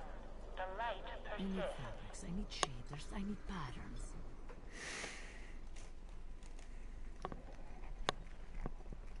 I can't even get a 6420.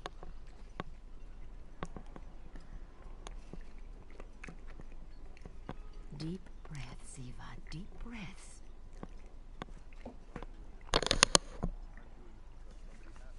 You did this before you Jerry's there. Hello, Jerry. How are you doing, sir? Good to see you. Good morning to you as well. Jerry's saying good morning to everyone. Thank you very much for joining us. I guess it must be around 6 o'clock over there in Texas, in Dallas. Yeah, that's right. Must be 10 to 6, 5 to 6. Very, very early indeed.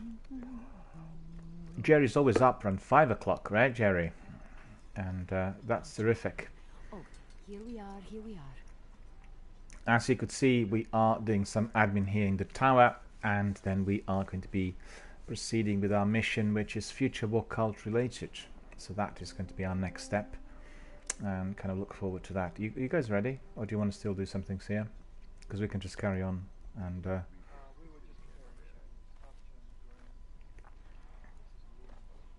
yeah, it is, yeah.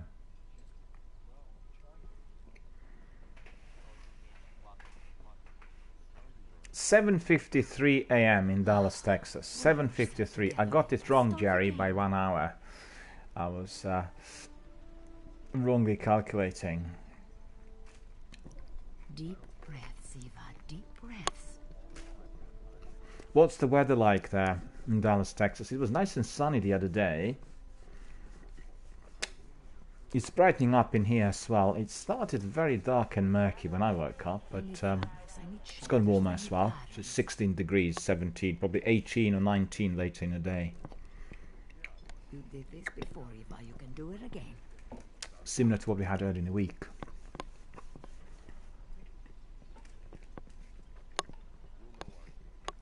Oh, traveler. Oh, here we are, here we are.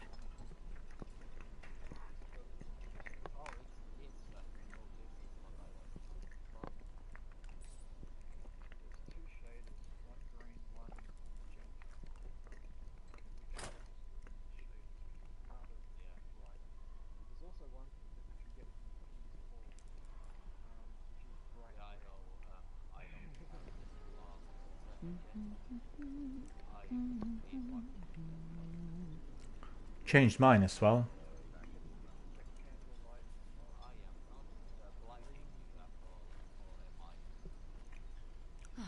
No, it's not too bright in here. When you come to a dark area, it will be much brighter, you know. Jerry says it is almost certainly. Jerry says it's going to rain in a little while, so it's kind of murky and cloudy out there in Texas, in Dallas to be precise. And it was like this earlier today, but yesterday was like that the whole day. It was very murky and then raining, drizzling from time to time, which was very annoying as I had to be approaching several places, and I didn't get too wet, but you know, it was the usual kind of British drizzle which we get in some of our coastal areas as well. Deep breaths. It was like completely dark the whole day. That's, if you're indoors, it makes it really kind of Oh, here we are, here we not are. particularly pleasant. Right, we've got our new shaders on. Sikapoop was there, and Donzak, we're all there. What's the helmet, Sikapoop, the one you've got? Quite the mask. That's cool. It looks from... You did this before, Eva, you can do it again. Yeah, I can see it. It looks really awesome. What level is this? Yeah. No, I can see the face, but... Shaders, I need patterns. yeah, it does, yeah. But what...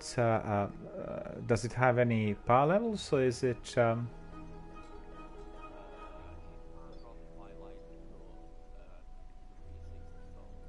Yeah. I have several of those as well. Start again. Let me just try them, just for fun. Jerry says, I've changed my mind. We are going to get the PS4 Pro because the new TVs take that 2160 ultra high definition. A very good idea, sir. A very good idea, sir.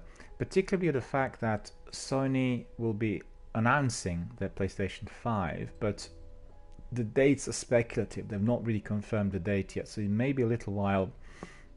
And I'm quite certain they will be obviously toying with the idea of competing together with Microsoft on that front. So we all have to wait until next month and E3 to see basically what the dates are likely to be. Unlikely to be fully confirmed as yet, but they will talk at length, the Microsoft will, during the conference, and they'll be introducing their Xbox Anaconda. So I'm quite curious to see what goodies that is going to bring us.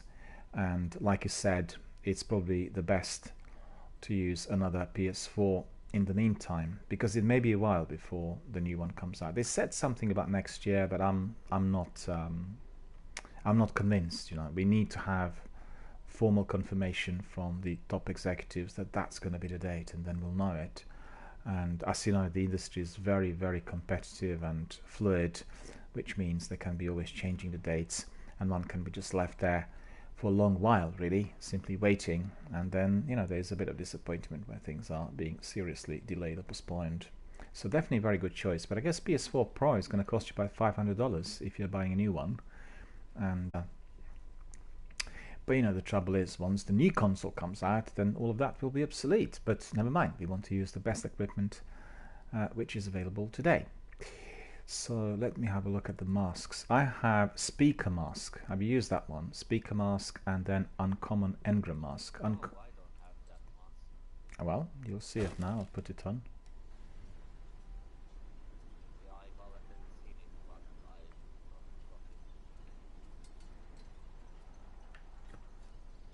I put the mask on, but I don't see it on me. Here we are, here we are.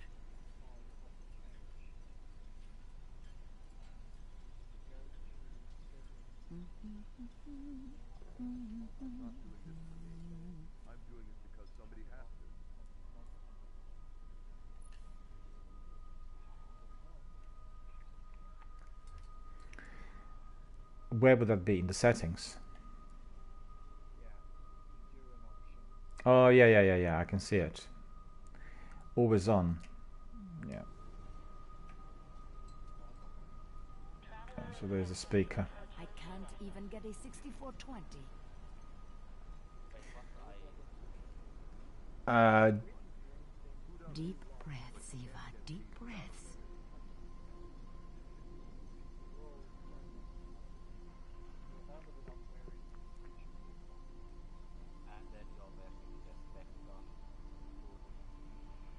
You did this before, Eva. You can do it again. Jerry said... Just bear with me, guys. Jerry says, my thoughts exactly.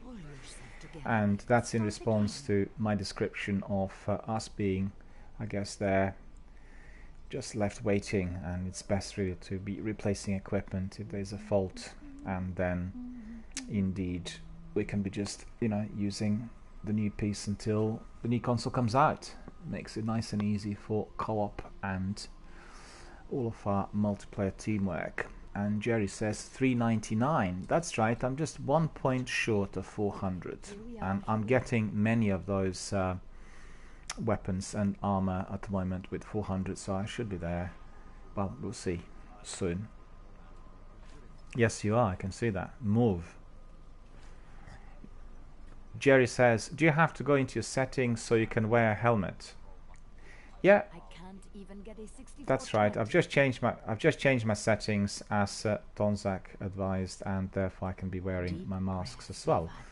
So Segapupu, if you look up, that's the yeah, it's a speaker's mask. And also what I'll do is I'll try the other one just for fun. And uncommon engram mask. That's a bit like, yeah, Ice Cube. I don't like that one too much, I have to admit.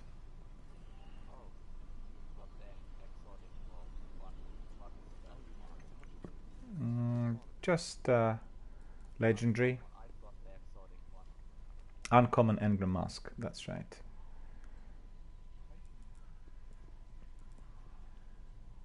Don't like this one too much. We'll put the $399 on. So there we are.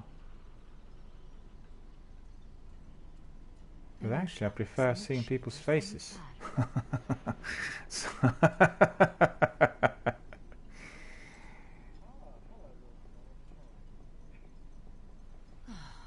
Pull yourself together, Eva. Start yeah, again. that's right. Let's just let me don't move. Just stay where you are, because I'll take a screenshot of this. Really cool. And let's just say again. No, it's okay. Oh, here we are. Here we are.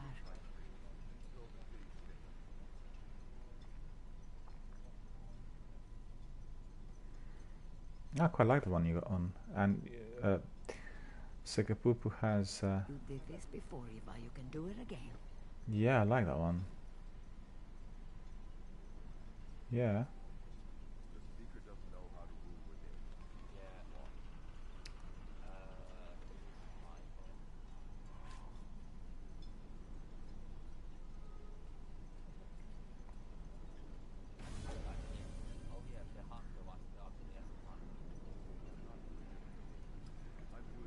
You're all too far for me to see. Go closer now. Yeah.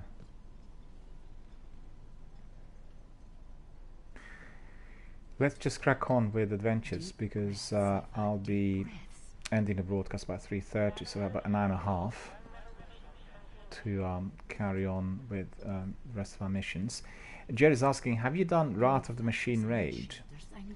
Let me think. We haven't completed that one. We haven't completed the Wrath of the Machine Raid. We were doing it, but we were not completing it. There was a problem with something. I can't remember exactly what the problem was, but we did encounter a problem with the boss, and therefore we couldn't complete, although we were doing it on the Good Friday in a team of 6.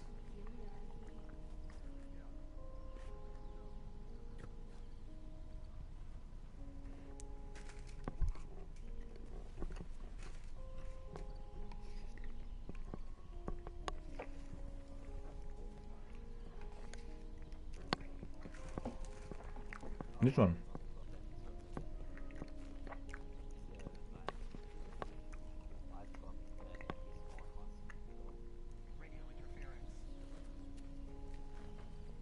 Yeah, that's quite a good one. Eris mask is very good. This one. Yeah, this looks a bit.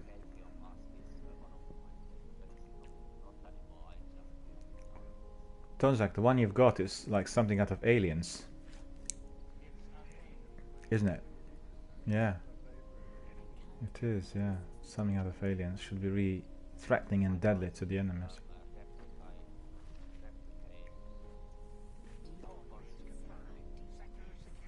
Jerry also echoes that. Jerry echoes Tonzak's favorite mask, because it's obviously similar to Aliens. H.R. Geiger, the creator of Alien, regrettably, he passed away, I think, last year, and I was attending Prometheus World Premiere in London in 2012, where he was present. I've even taken photographs of him and the attendees. So it was a fantastic event, because obviously everyone anticipated the next installment of Alien after so many years. And there was a massive hype about it. And you know what was funny? Usually you have like a red carpet gala for these premieres, but in this instance it was blue, in tune with obviously the elements of Prometheus. And Charlize Theron came also dressed in a fantastic blue dress. I'm not sure whether you guys are familiar, but she's a very tall lady, and the vast majority of other participants in the film are not that tall. And she was wearing very high heels. She was like a giant, and literally outflanked everyone on that blue carpet. And I think some people were quite unhappy with this at the end, because everybody wanted to talk to her, everybody wanted to take shots of her. And I find it strange, because Charlize is not playing the lead. The lead is played by Noomi Rapace, and this was her biggest international role, after doing The Girl with the Dragon Tattoo. And the feeling was that she somehow didn't get that degree of exposure on the, red stroke blue carpet, and that was definitely of interest to some of those people from tabloids. It was a very, very good event. Very good event indeed. Very memorable. The trouble is, just elaborating what Jerry said, we have so many red carpet galas now in London that it's almost hard to choose where to go. And I used to go to a few where you have like a big blockbuster, films like, well, recently you would have had The Hunger Games, and then in Inception and Interstellar, Dunkirk and that sort of thing. In fact, I was attending Dunkirk at the world premiere as well. It was on my birthday, so it was absolutely fantastic. And there are too many of those events taking place, and too hard to catch up, really. And it's always, for the big films, for AAA blockbusters, the next one's going to be bigger and better than the last. And it's astonishing, because when they had the Interstellar, they built this massive big tower that was also projecting light upwards, and it was quite extraordinary, And I thought, oh, that's amazing for that sort of AAA blockbuster. But then for Dunkirk, they had like a massive big Spitfire as well at the very entrance, and it was the original Spitfire, from Battle Britain, identical to the one that Tom Hardy's flying in the film. And so just, I still go to a few, but there are just too many overall. And there's a website as well that also presents you with the dates. And I find it particularly menacing during the London Film Festival, because then you have too many galas. A few years back there was like 6 galas. Now you have so many galas, it's impossible to attend to everything that they offer. So trouble, really. But definitely Prometheus premiere was very, very memorable, and everyone was there. Ridley Scott with his wife, and Michael Fassbender, and Noomi Rapace, and Charlize Theron, and everyone else. And Mr. Geiger was there as well. He came very, very late. And what's interesting is Tom Hardy showed up, although he's not in the film. He was attending the premiere, and he was basically in his outfit that he would have used maybe 10 minutes beforehand on the set of his new film, and almost no one recognized him because he was completely concealed. That was very funny. He's a very, very popular London actor. People love Tom Hardy over here. Alright, so that's all about Prometheus and Aliens. That mask is gone, I think. Right? You don't have it anymore. Yeah, I'm just looking at it. I really like it as well, yeah. It's from Elder Scrolls, isn't it? That one.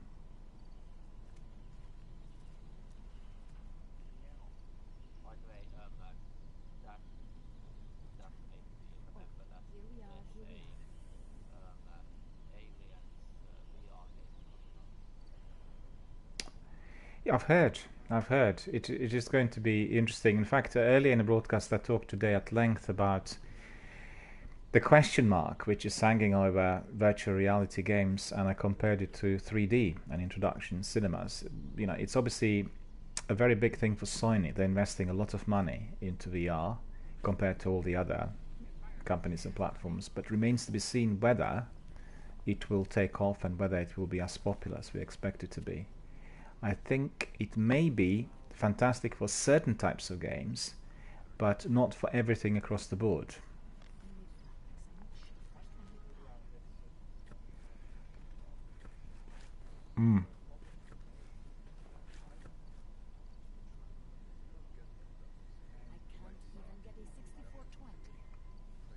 Yeah.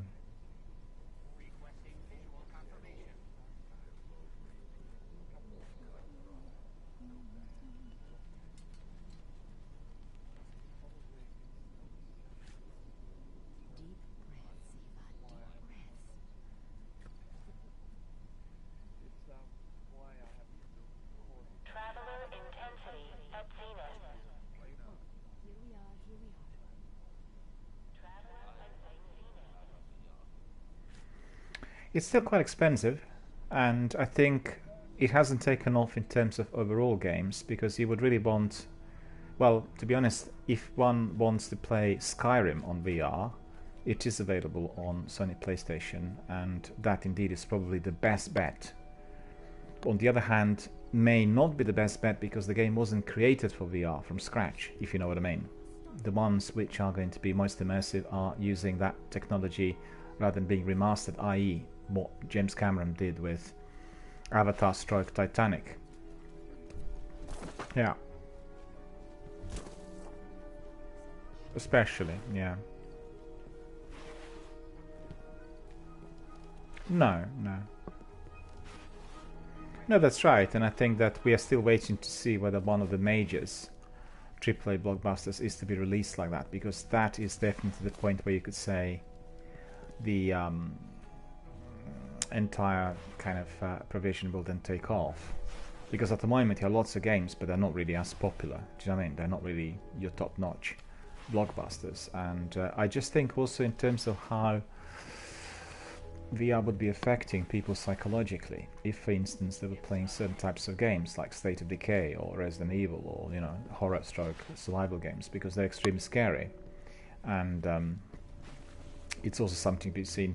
And I'm thinking of PUBG or Apex and the games which are battle royale in real time, and what effect that would have. I just think that virtual reality is still in its infancy.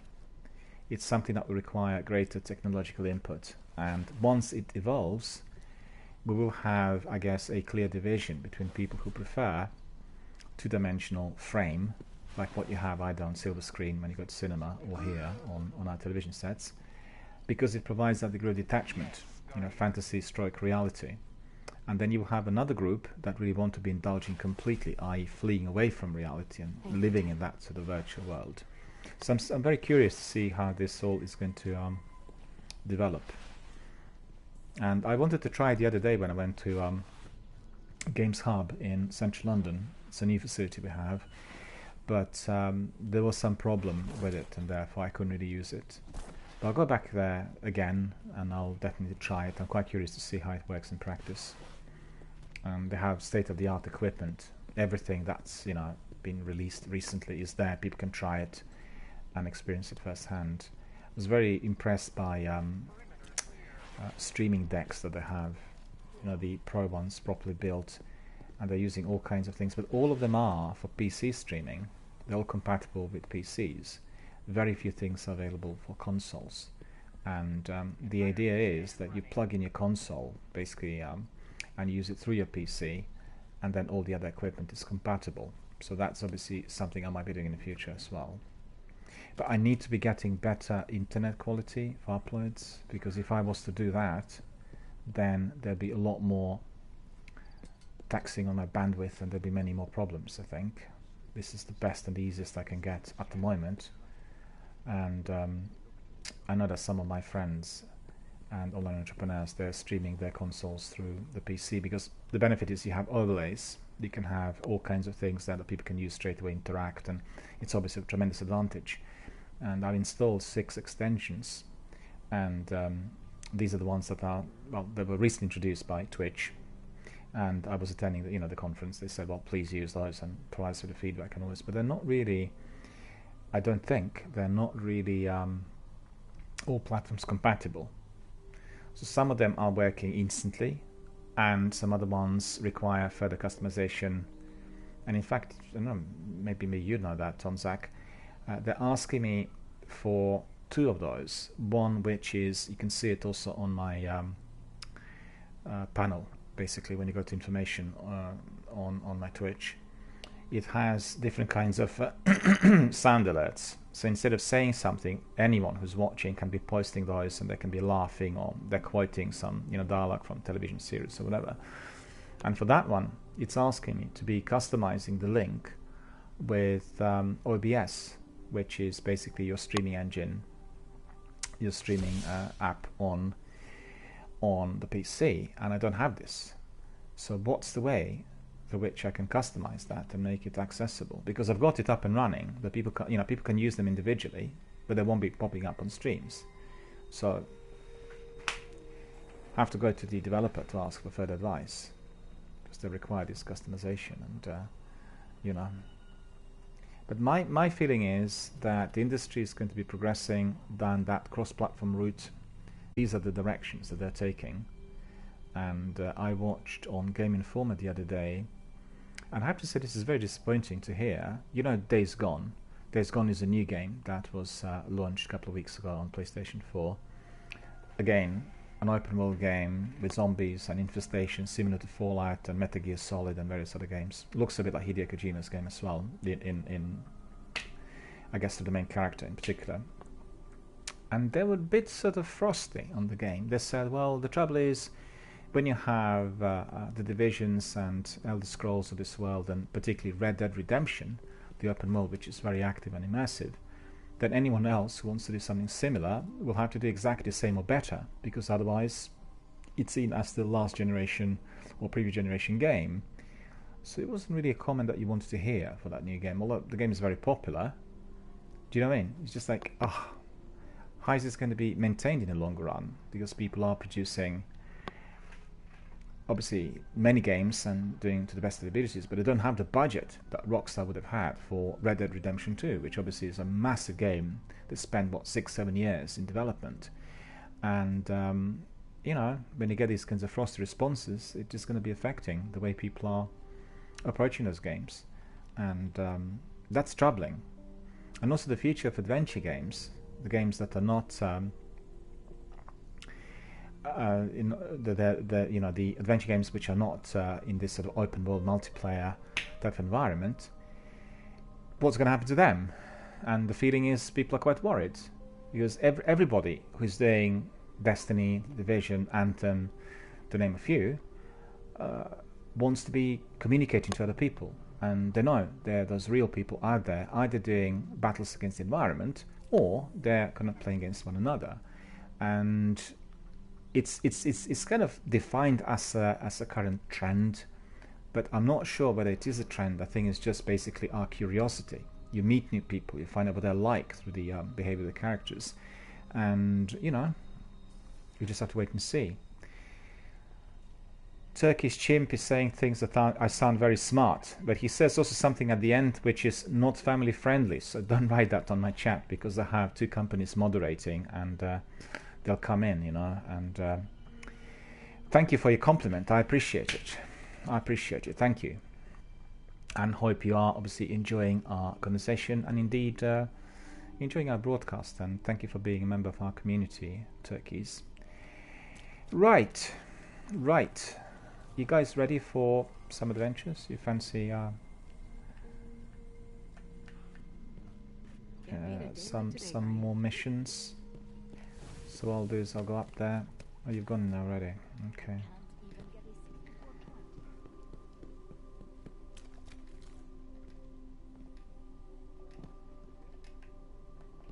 So Sekapupu, shall we crack on with that Ritual Cult mission? We carry on with that. This has to be a raid. Is this a raid?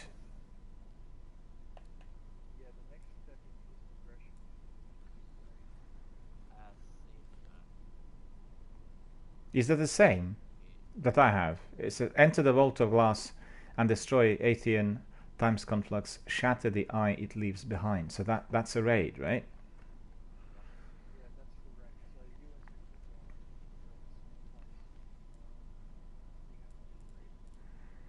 Right, so that's a non-starter basically. We can't do that. Okay. So we'll choose something else. Do you have antiquated runes?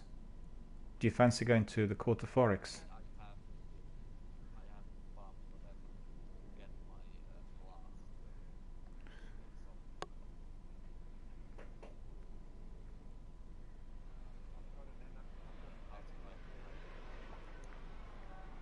Jerry says he is off to work and is wishing us all a very great day. Thank you, Jerry, so much for coming here, being with us. Thank you for watching our broadcast. And excuse me. Excuse me for a moment.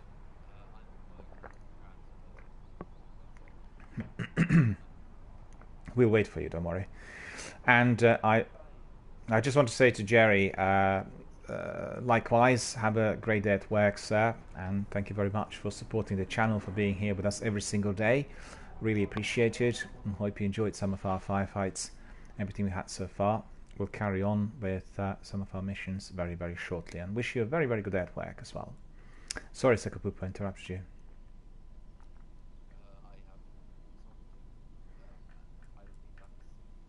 Alright, no problem. We'll wait for you here, and we'll do some admin.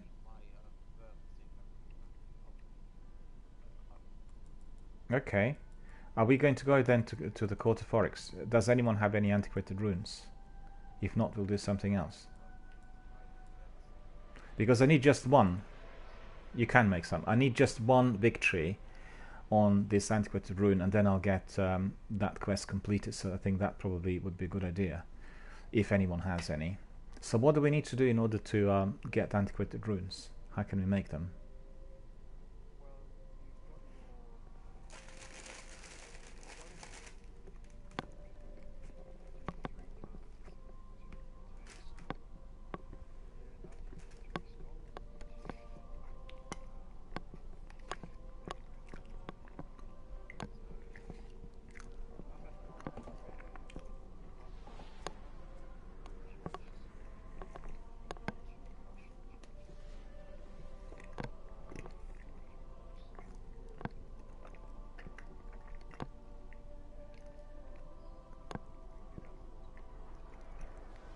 Okay, sounds good. Yeah, we'll do that. So whenever you're ready, just give us a shout.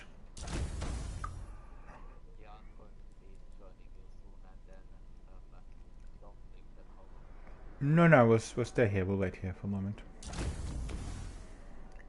Getting some motes. And completed about 4 bounties so far. Doing right with my motes. I have very many. About 400, I think. 431. And I had armor materials in excess of 1,500. So I spent lots of those on donating to my faction. Therefore I increased the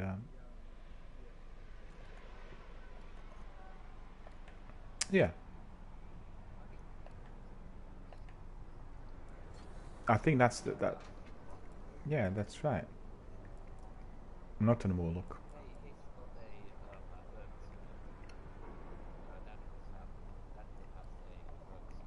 Yeah, I've got one.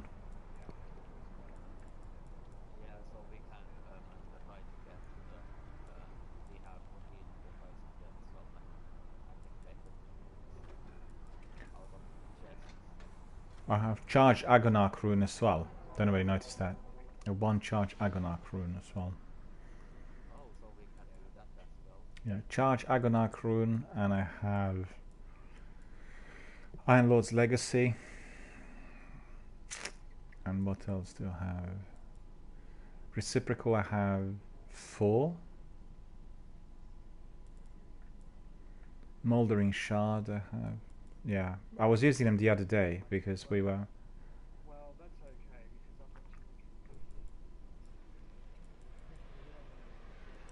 Yeah.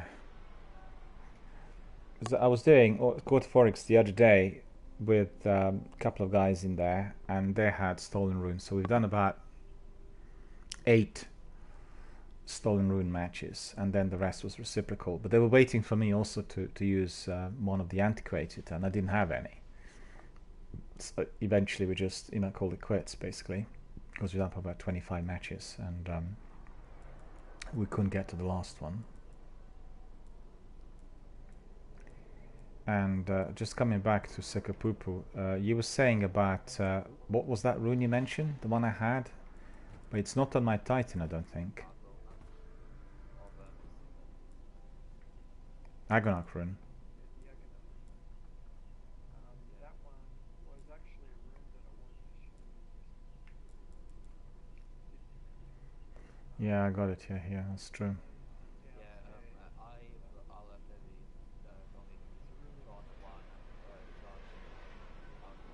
Recharged one, yeah.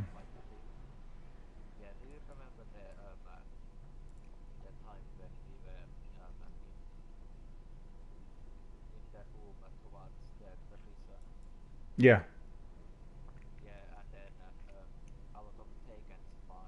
Mm-hmm. taken over at the end. Yeah, Yeah, that was one of those. it's one of those. I see.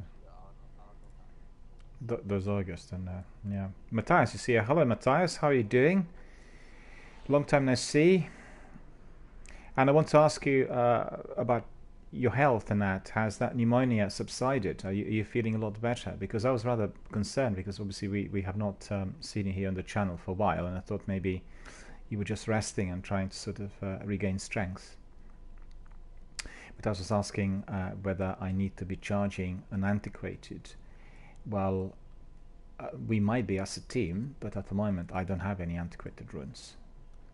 So we'll do something together in order to get that one victory in the Quarter 4X with one of those. Yeah.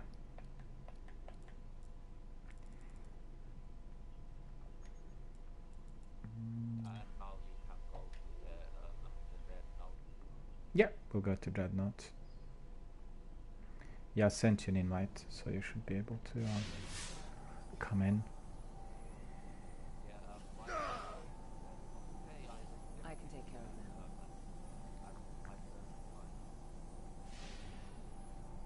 that. What happened?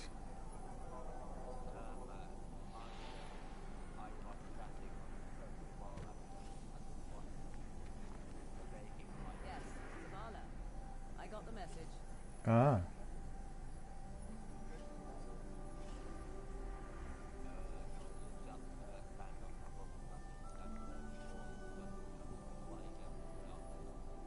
away.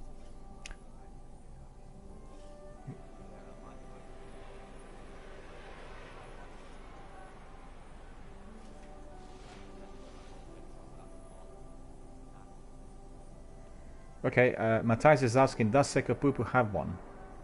Does Sekapupu have an antiquated?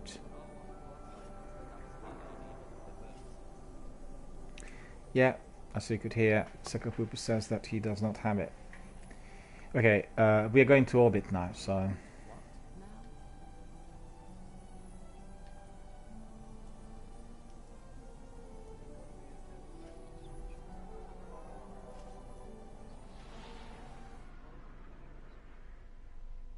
No.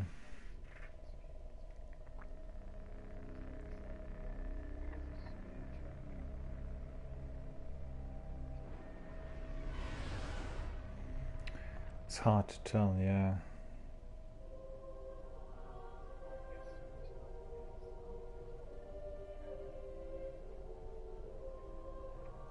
Yeah, I just noticed that... Yeah. Well, you know, it's the big cheese that decides at the end.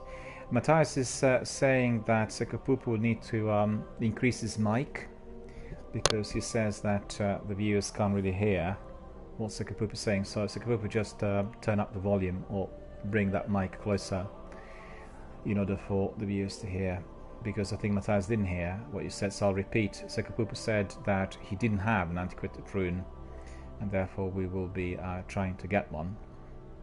So we are now going to Dreadnought and proceeding, and there we are.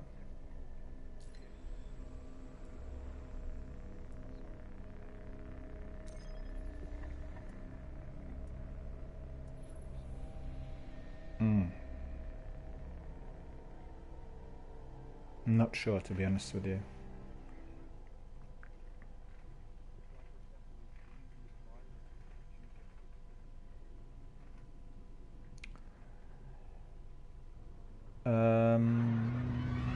Yeah, I would. Anyone who is using the runes there in a team will be counting, because I've done that the other day with the other guys that were not in my team. They happened to be just, you know, passing through Quarter 4X, and they were using stolen runes, and it all registered on my quest. They weren't mine. I guess it depends on the quest as well.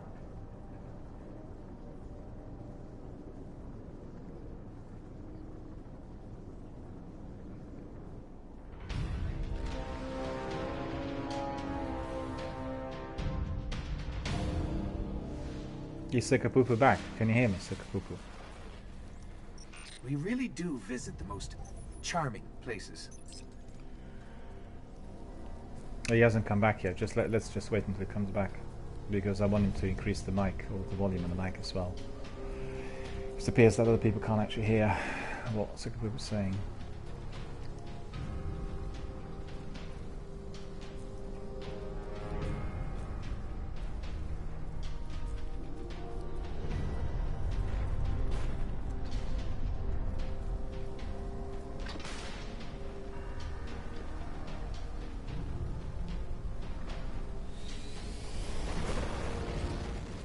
I'll push him back.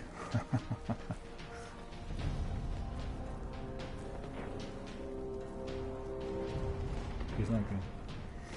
Yeah, Matthias said that they couldn't actually hear very well your mic to the stream, so if you can just increase the volume on your mic so that the viewers can hear. So just increase the volume. Or bring it closer, you know, bring it closer so that you can be heard. That's now very loud. Yeah, that was very loud. No, I think it's better now. Yeah. Okay, so let's go. Who's going to lead the way? Donzak, you going to lead the way?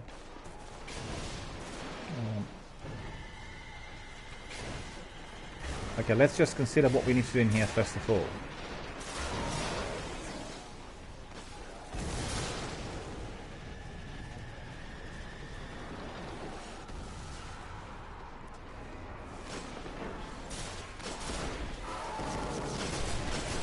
Yeah, tell us when you're going.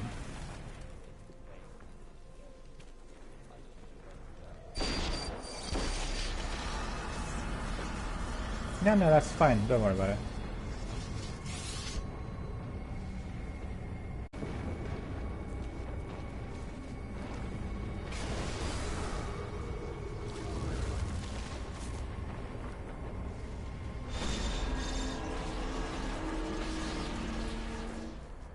Hold on a second, we got a problem in here. Matthias says that he thinks that Sekapupu's previous settings are not allowing the voice to be shared. Is that true? Or is your voice shared on the previous settings?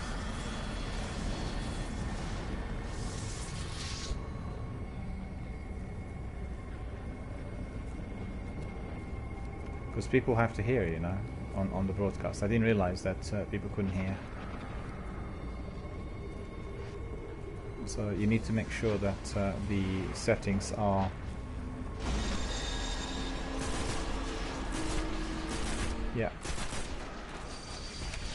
because for everyone who is in the party, the reason I bring in people to the party is for everything to be heard and recorded, because sometimes the previous settings elsewhere will not allow it. So on the recordings, do you know what I mean? So to just adjust that so that everybody can hear, because obviously people watching, they're also interacting with every one of us. And interacting with everyone.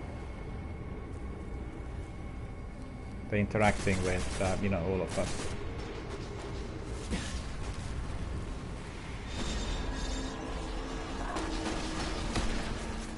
That setting.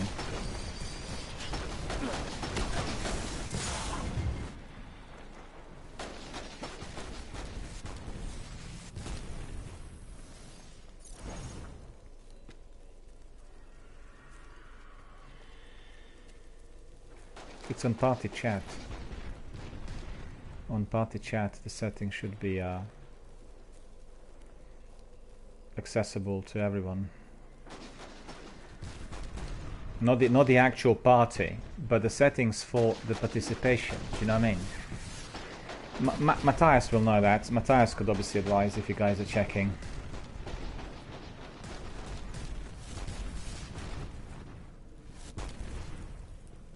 I just asked Matthias again. You can hear Donzak and myself, but you can't hear Sekapupu. Okay, now. I think Me they too. can hear I'll me have to now. I'll have to wave my hand and say I'm a culprit as well. Because my settings were not set correctly either. Sorry about that, everyone. I didn't realize. I didn't, you know, I very rarely check. Oh, I see. Matthias says now he can hear both of you. I didn't realize good. that. Thank you. I didn't realize. Does that mean that altogether, for all the time we spent, people couldn't hear what you were saying, or just today? No, I usually keep mine off, so yeah, I think my settings would have prevented anyone from hearing me. I see. Yeah, at the start my settings were allowing Now I know it, what to do. but I know now what to do it now, has so I'll be good. turned on itself. Yeah, just generally for future reference, when we are doing everything live on the broadcast, it's very important that everyone can hear everybody. Do you know what I mean? So just remember, because Yeah. people may well Definitely. Yeah, switch those settings agree with off. They may obviously switch the settings off for some other activity, but when it comes to broadcast, it's fundamentally kind of important that everyone can communicate, because the trouble is, you see, Matthias obviously did let us know that he couldn't hear everyone, but some other people may not do that. They may think that I'm, you know, talking to myself, or they'll think there's some sort of glitch or something. And the reason I'm always bringing people to the party is for everyone to be heard at all times, and also for everything to be recorded at all times. Because if it is not recorded, then it kind of defies the purpose of, you know, 3-, 4-, 5-way communication, which we have here. Okay, so we work this out. So just remember, every time you come in, make sure the settings are switched on, because I have got no means of checking. Yeah, Whilst I'm doing switched broadcasting. it Do you know on, Yeah. yeah. Because I don't remember that being a problem in the past. Nobody else asked, why can't we hear the other people? But today was the issue, because obviously Matthias noticed it. So Matthias says that all is functioning, so we'll just keep that. The fact is that, you know, they left the previous settings as such, which obviously adjustable, in order to make sure, you know, for those people who do not like hearing themselves, to make sure that they can't be heard. But then at the same time, that is troubling in any form of live broadcast if people don't want to hear themselves, because indeed they're coming into the broadcast and they're communicating with, you know, the entire communities. And all right, so what do we do next? I'll follow you guys. Can we drop a Wormstinger rune? We'll do an ogre. No, please, no. I want to get my key done, because I'm in a big need for... I've just wasted one. That's okay, we'll just move ahead. Yeah. So what are we doing? Let me kill everything. I'm going to ignore this Wormstinger event. I'm just going to go over to the Port of Oryx.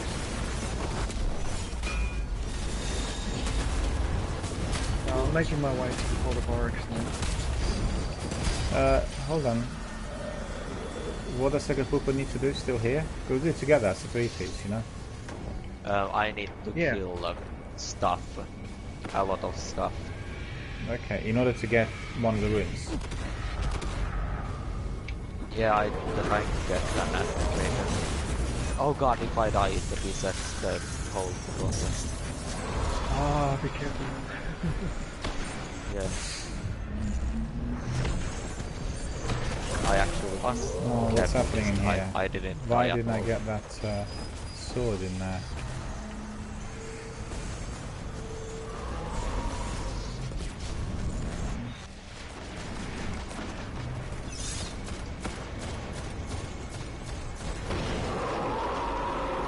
You got him.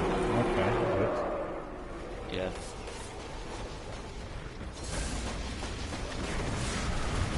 Guardian down.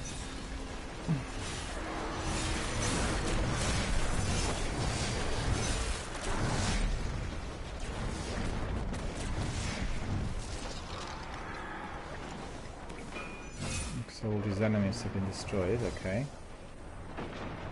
Some Nelson there as well. Well, we had some people who benefited from the ogre, so that's okay. Yep. Did you get that the rune? dancing thief. Did you get the rune? Yeah, I'm going to Court of Oryx to claim my prize. Okay, hold on. Let us come. Yeah. Let us come closer so we do it together. Yeah, but you haven't killed the 50 enemies and gotten the key of glancing teeth. It doesn't matter. We just have to see all the action on the screen. I don't want any action to be off screen. You know what I mean? Whatever we're doing has to be done. Yeah, it's not action. It's just me opening a chest and almost dying at the same time.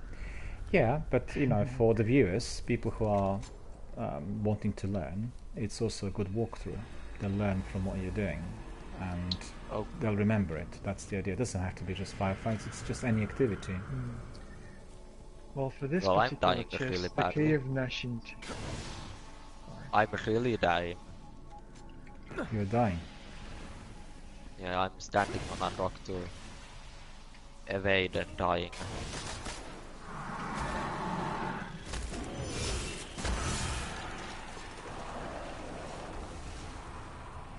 What did I get? Oh no. Okay, let's do another one. Who's got an Daniel, you've got a Wormsinger rune. No, a Wormsinger. No, I don't think I have. Come here and use it. Yeah, you have it. It's the weird artifact in your inventory. Okay, hold on. Like the inventory part. Okay, where are you? I'm here. Yeah, where is that? I went to the Half Reach, the spawning point. Okay, so you're going to be coming to the Good Forest? No. Right, so where do you want me to use the rune? Here where I am. Just go back.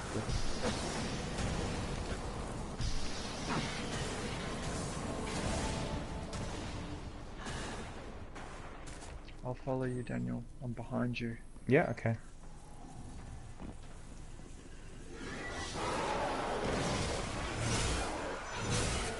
While I wait, I'm going to check on my noodles. Okay, but where's... Right. So where's Sakapupu? He's not in my scope. Okay, I think he's through here.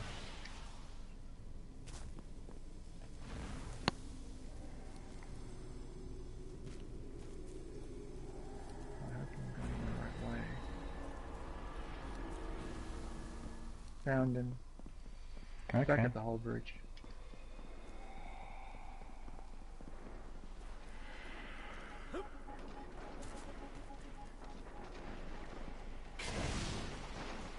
Probably in that tunnel, hiding. No, he's right next to you. Sakapupu said he was going to get his food. Yes, I can see him chewing. They are not ready. Not ready. Yeah. Are you going to put in So, another worm Daniel. in the room? Yeah. Yeah.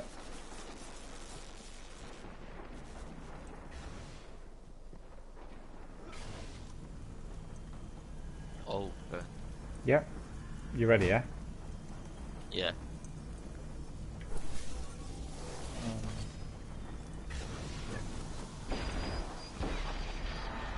Open it. Did you get anything? You No, get you that. actually activate an event. Yeah. When you run out here, you've started a hive Invasion. Invasion, yes, that's the word I was after. Infestation. And basically, yes. And eventually you should see a lot of enemies and an ogre.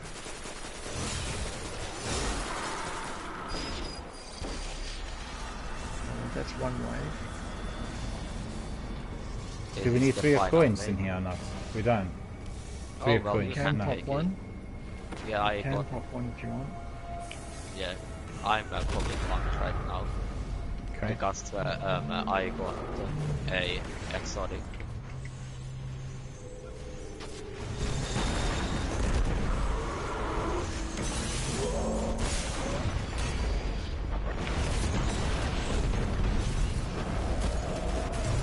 Did I cause him any damage? Did you lose any life? Probably. Okay, use my super on him now.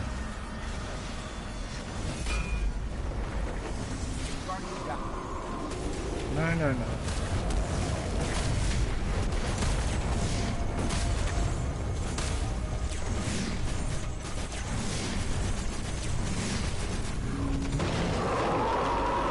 He's dead. And he's going.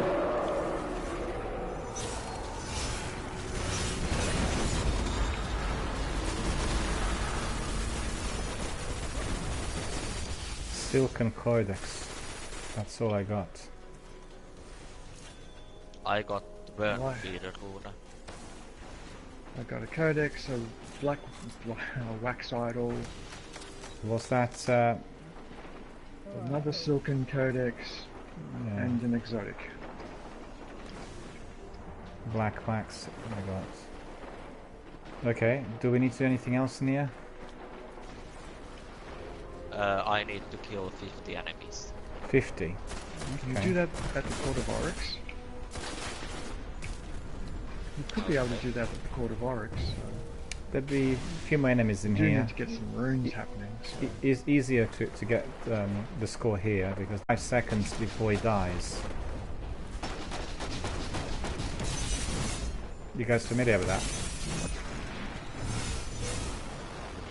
Matthias says we need to kill the boss within 5 seconds. I'm not sure. Oh, don't hey, know look at what, that. You have questions a and another ties you chance.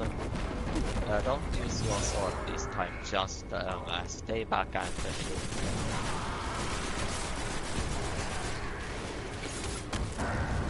Okay, I can easily do that because I'm not wielding a sword. Matthias says in order to get the rune you need to do damage to the boss within 5 seconds before he dies. That means that he has to die in 5. You have to be in with the killing. Like you have to be him at all times. Mm-hmm.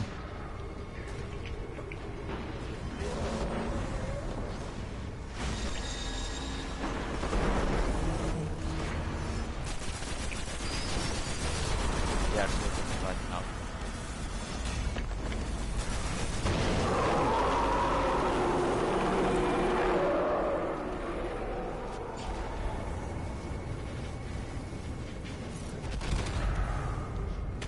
There we are.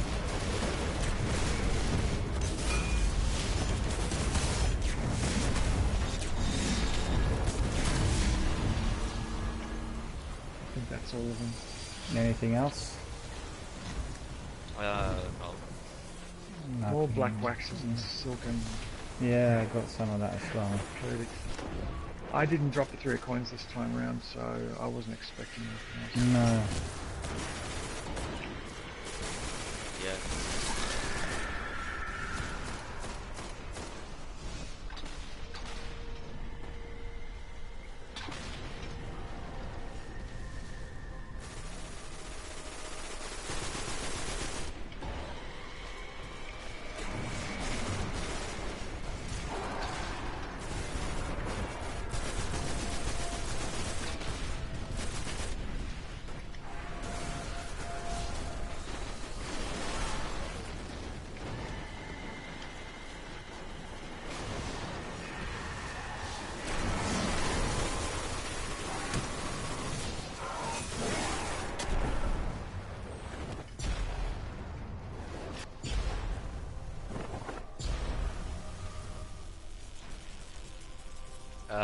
I'm going to go get my noodles and probably mute myself from the like your Twitch chat because I don't think your Twitch chat wants to hear ASMR.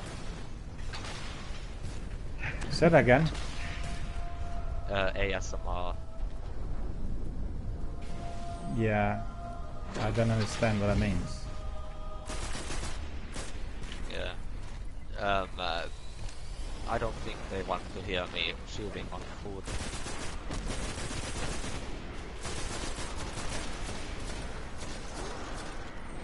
Alright.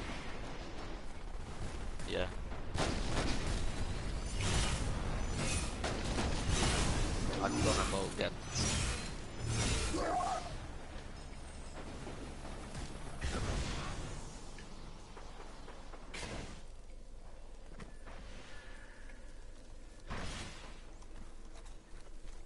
So we're going to the court. Shall we go to the court? We can, yeah. Sakapupu will join us, I guess, when he's ready. Yeah, we can tell him. Yeah, we can tell him where we are.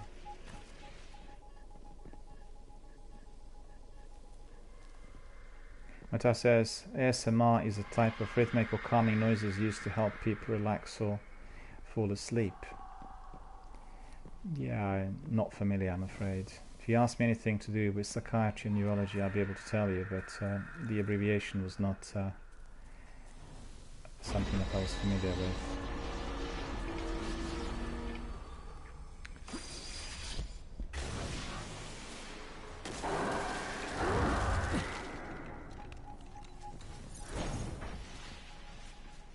Where are they? Where are they?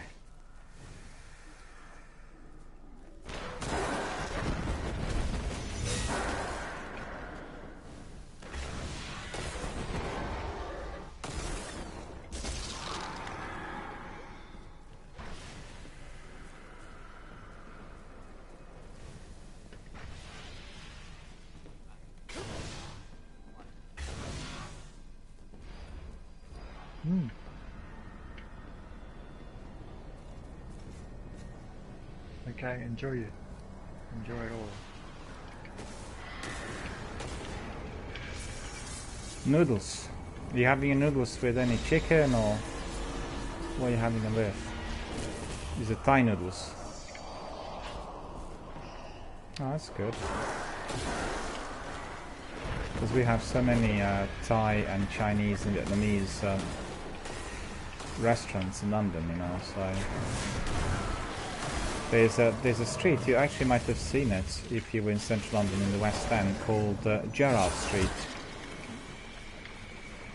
And Gerrard Street is called also Chinatown, because in Gerrard Street all the restaurants are basically Chinese. It's in the very centre. It's literally next to Leicester Square. And there are a couple of very good restaurants in there, and one can literally pop in and try all kinds of different specialities. And I used to go there quite frequently, not in recent kind of months, but they have really very good soups, you know, noodle soups, and then you can choose different types of meat or ingredients to be added, and it's a very, very big bowl of soup, so once you eat it you're like literally properly nourished. Really, really good.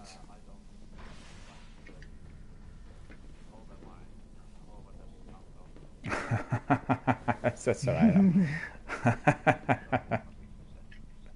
No, don't worry about it. You just eat your dinner. That's most important. For me, sleep and food, I cannot live without. So, you know, I pay particular attention that I always have my regular meals and good quality sleep. Nothing else is worth more to me. And Matthias says autonomous sensory meridian response. That's the abbreviation for ASMR.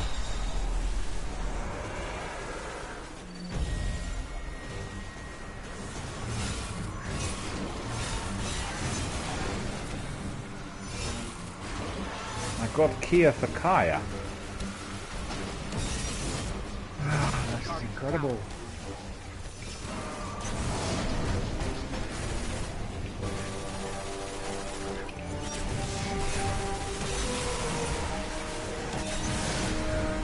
He's immune, isn't he, with that shield? Yeah, we need to take down the miners first. Yeah.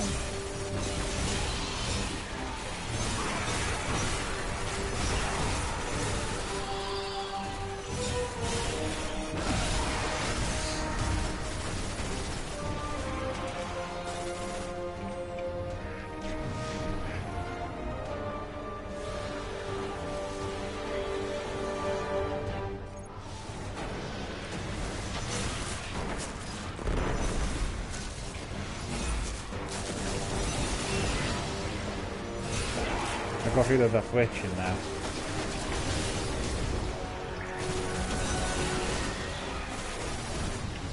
Still not there.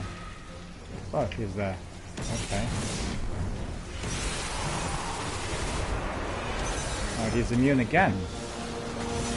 Because miners have come out.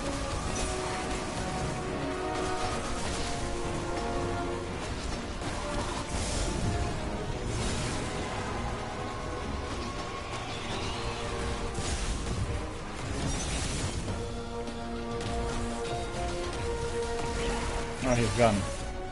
So I didn't hear what he said.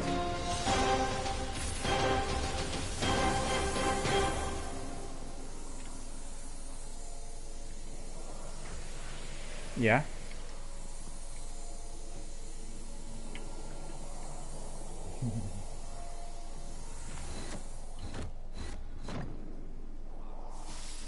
That's annoying.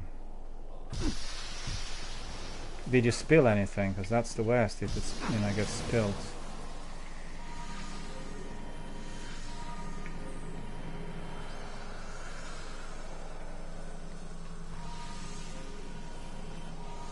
See if I've got another rune. It might take me a while to drop another one.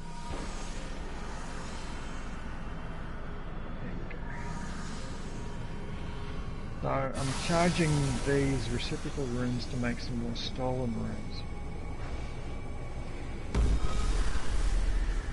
Oh yeah, okay. So for the benefit of viewers, we are doing a selection of matches here in the Court of Forex in order to complete some of our tasks. And for me it's just one match, which is a match with antiquated runes, or I should say a rune, and it's always good fun to come back and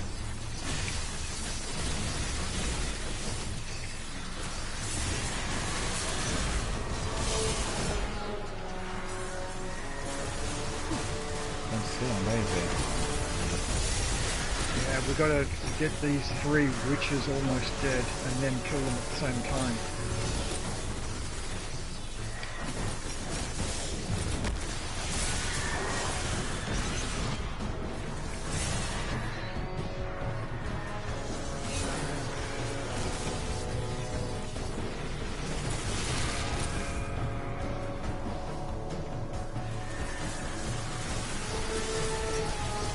And take down their shields.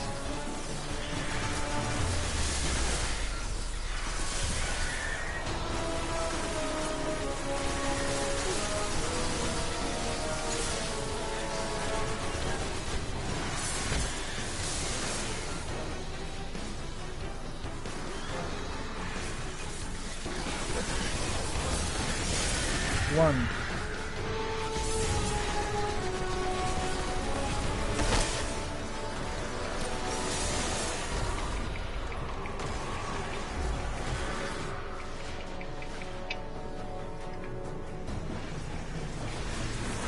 That didn't work because I mistimed it.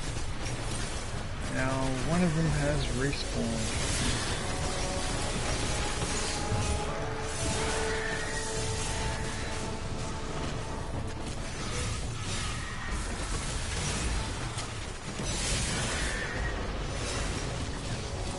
Alright, almost. Almost dead.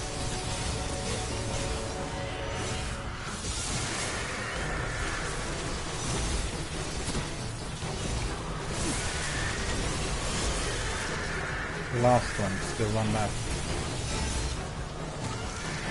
Yeah, that's it.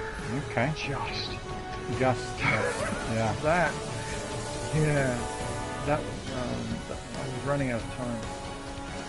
No, we completed it, so that's alright. That one was a tough one.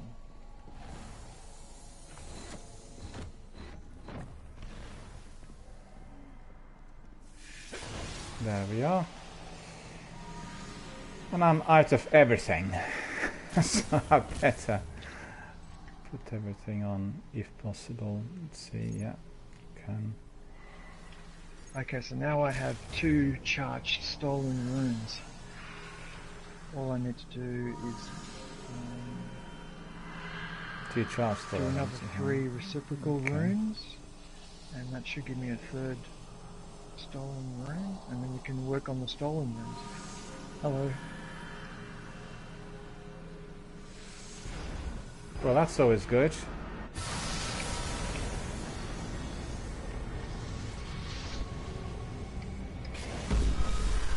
Oh, so that was very hot. Chili.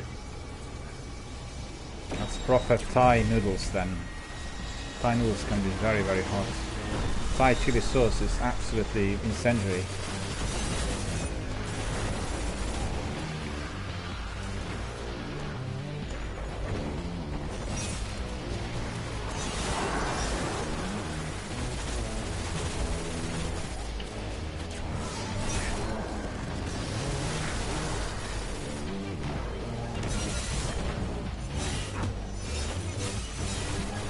Save your sword, Daniel, when they're together.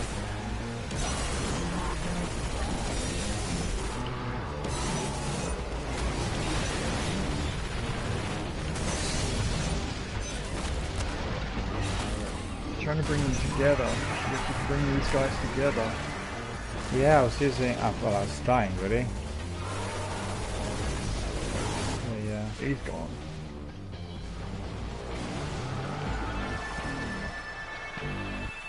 Got it. Yeah. Okay.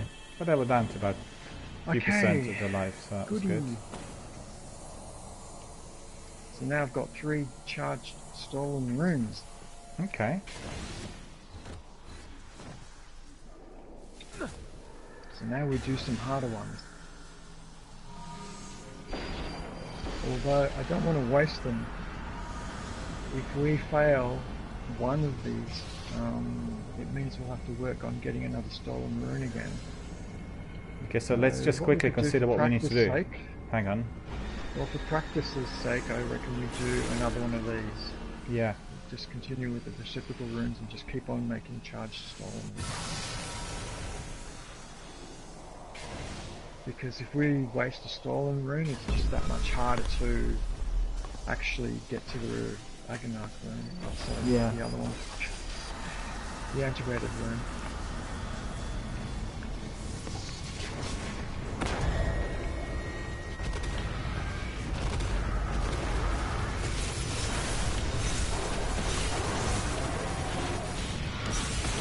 I think this one is... oh yeah.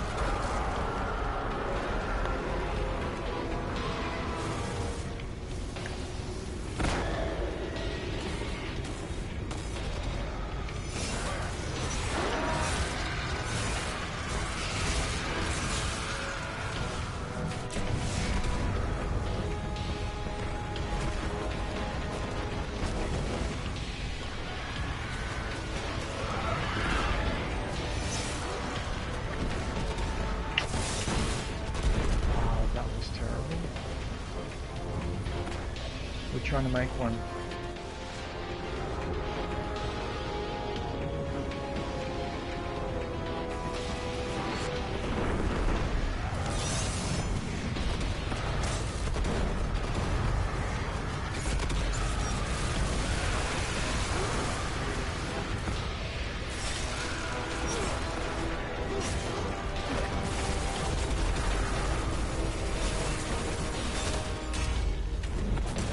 Changing his armor class.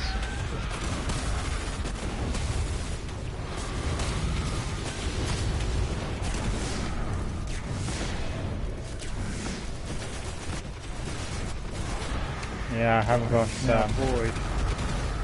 I've Nor do I. no ammunition on my sword. I need to. And I'm about to die.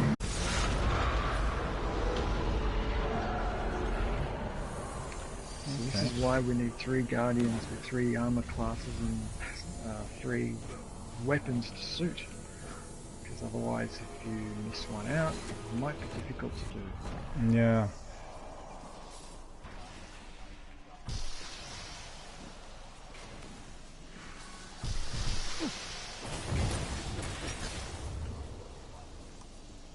That's because he had void shields on, and you had the right sword for the job at the time. So that's why it worked.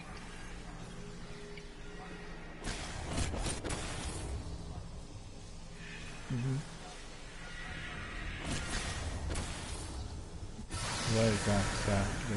Well, yeah.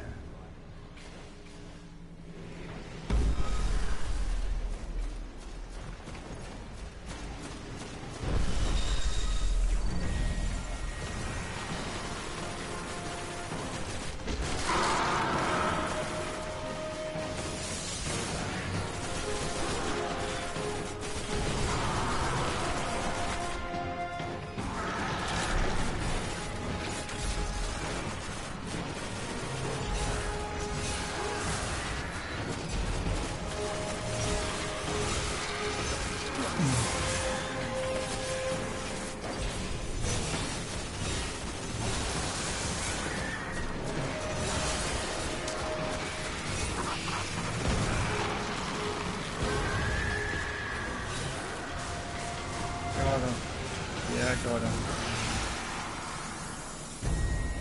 She's gone. She was about to disappear and I slapped her. Did in the You leg. did, yeah. And just made it.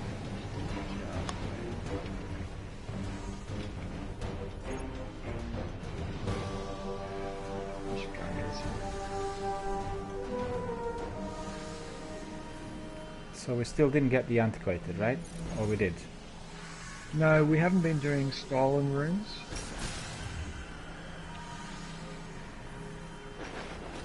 Yeah. We'll wait. Yeah.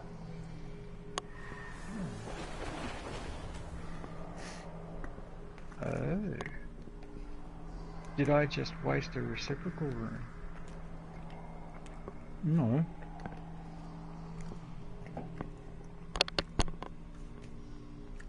What was the last one? I think I...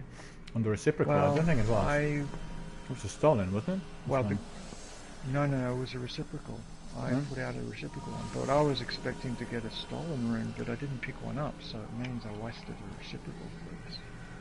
Well, so I'm now wondering what to do to make a stolen rune.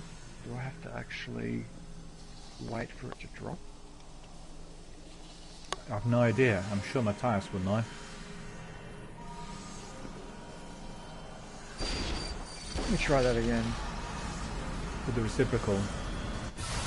Yeah, with the reciprocal.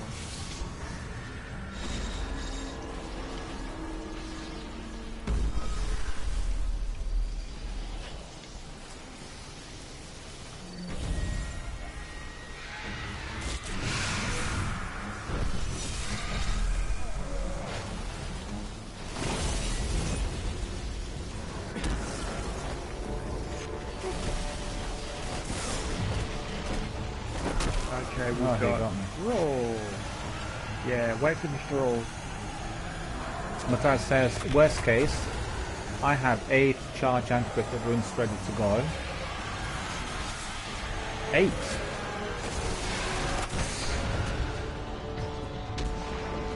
Good job, I didn't manage to flee. They cornered me in that.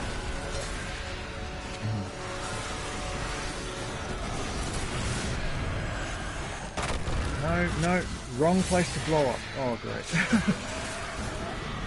I didn't do anything. I didn't fire. No, the thrall blew up in the wrong place. Yeah. You have to bring the thrall close to... Yeah, I know. So that his shield will break.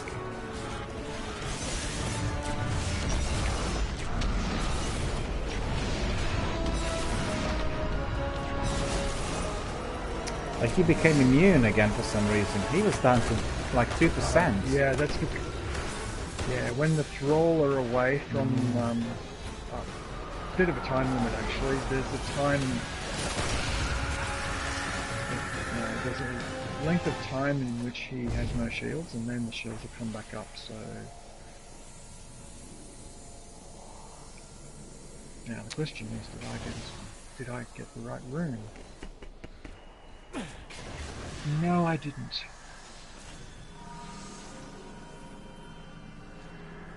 Well, we'll still have a bit of time. So, you know. Okay, I'm going to try a stolen rune. Okay. See if the Naganak rune drops.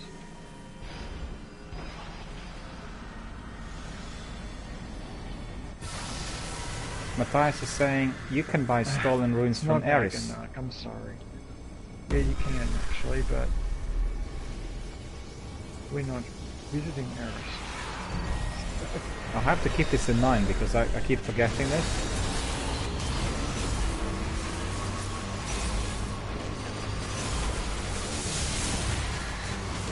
Just watch watch the health of the wizards. Sorry, but I need you. No, not that. Guardian down.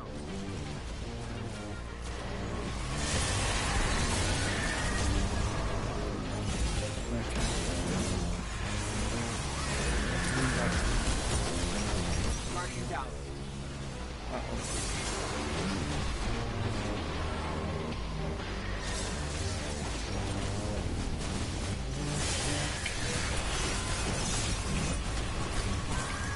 Guardian down.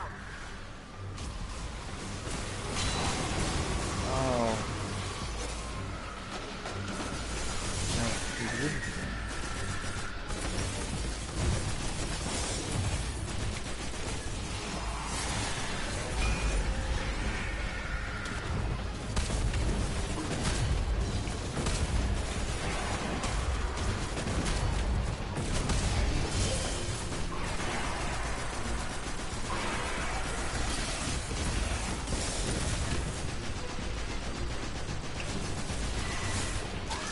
Good.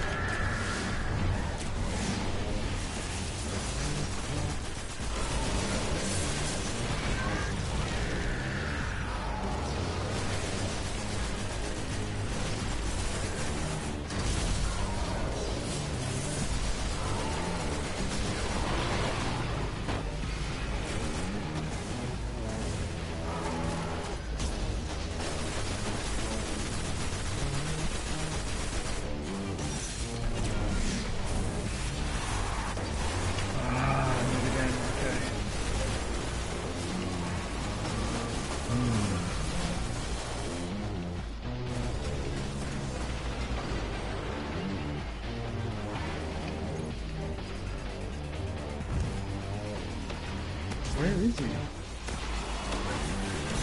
Oh, he's down. Oh, that was a wasted opportunity.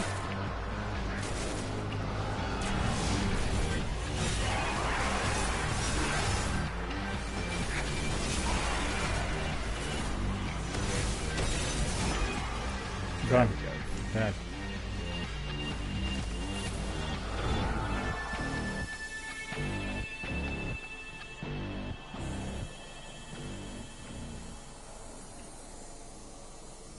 Okay, now I'm confused. Didn't hear. What did you say? I did not get a...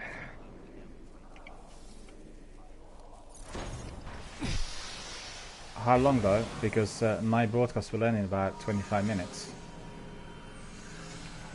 No, that's fine. It's okay, no problem. I've got a tight timing schedule today. Wow, I am scratching my head. I have lost a stolen rune because I didn't get...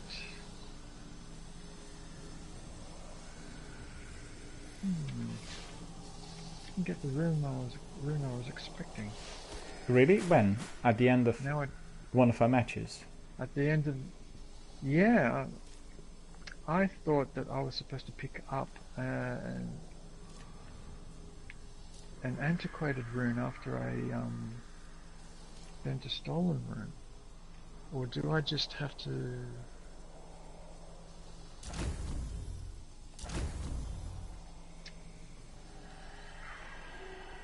When do I pick up an antiquated rune?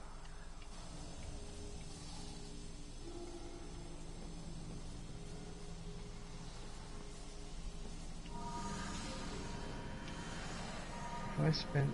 okay, I'm down a stolen rune now. Yeah. So that means I have to go and get a stolen rune from Eris. Matthias is saying that antiquated runes are random drops. So sometimes, although you're doing everything right, you may pick them up, I guess, if they're dropped, because they're random drops. Shall we go to Eris and get as many stolen runes as we can? Why not? Yeah. Otherwise this is going to take a while. Let's go. Let's just go get some. We'll get some from Eris, yeah. That's the easiest. Rather than waiting for stolen runes to drop, we might as well just go get some. Yeah. That's gonna be the best and easiest.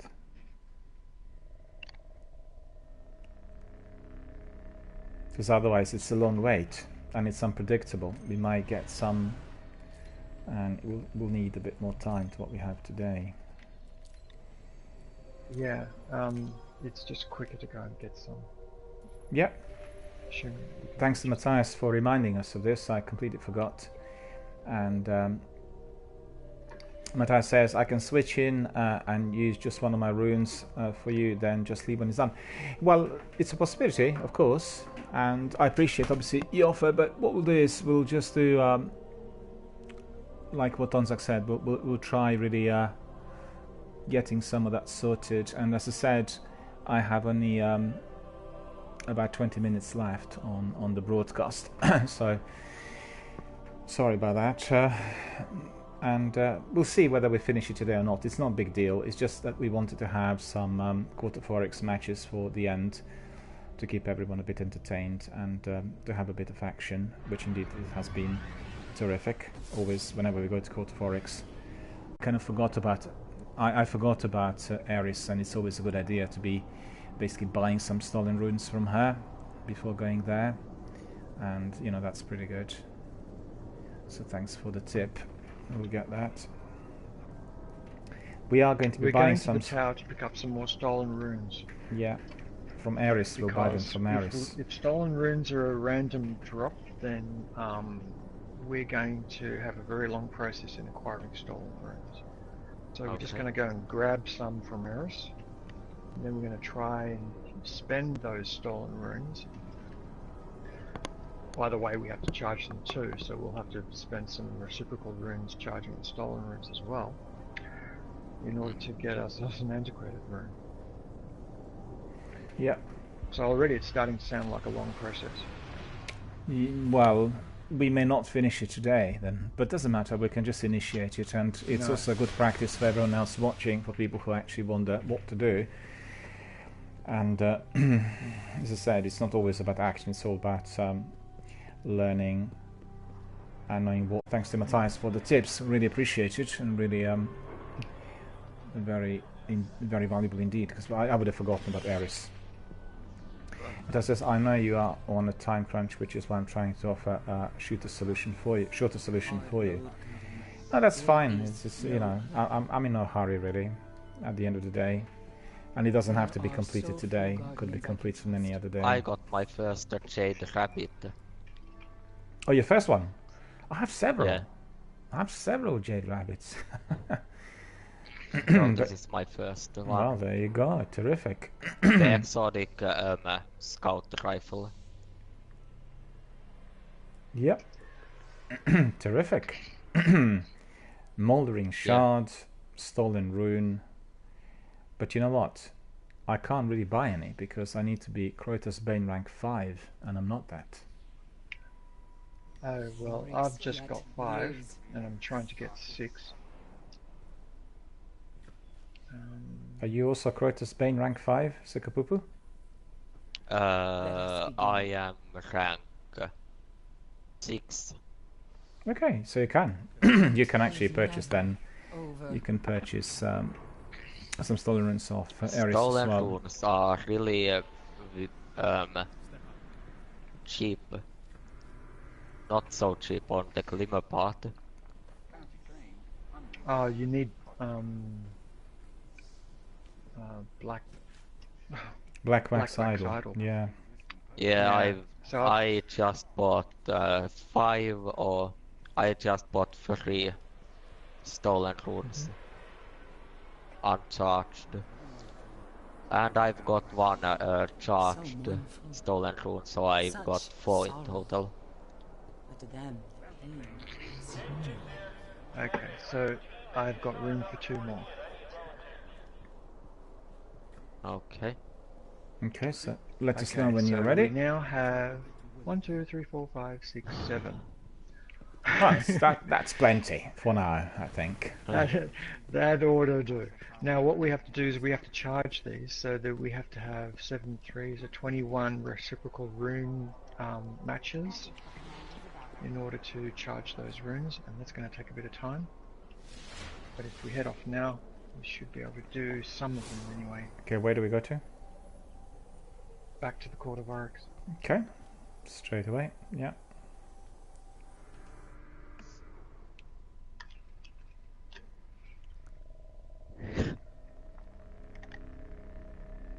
I remember doing the Court of Oryx at the beginning, you know, with my Warlock, and it was like insanely difficult. I didn't know what to do in there. And fortunately, yeah, a lot of this is a learning process because there's no instruction manual. That's right. That's right. It's all down to the community, really, for people to be talking and sharing their views and experiences. But I guess on my Warlock, I would have been level 10 or level 11, and you know, with weapons which were way underpowered for some of the bosses. But then I had people coming in with 4400 who were assisting me and teaching me what to do, and it was just really a wonderful experience. And also I realized after a little while that it's all about powering up, leveling up and all that, and that's quite common in lots of games. I'm at the moment doing also Two Worlds 2, which is an RPG similar to Elder Scrolls, and it has a very complicated inventory similar to Dark Souls and Bloodborne, all kinds of tricks, you know, that you need to be using. And if you approach certain areas randomly, and if you are underpowered, well, there's nothing you can do, you know. It's like really troubling. You need to leave it for a later date when the power levels and all the skills are enabled.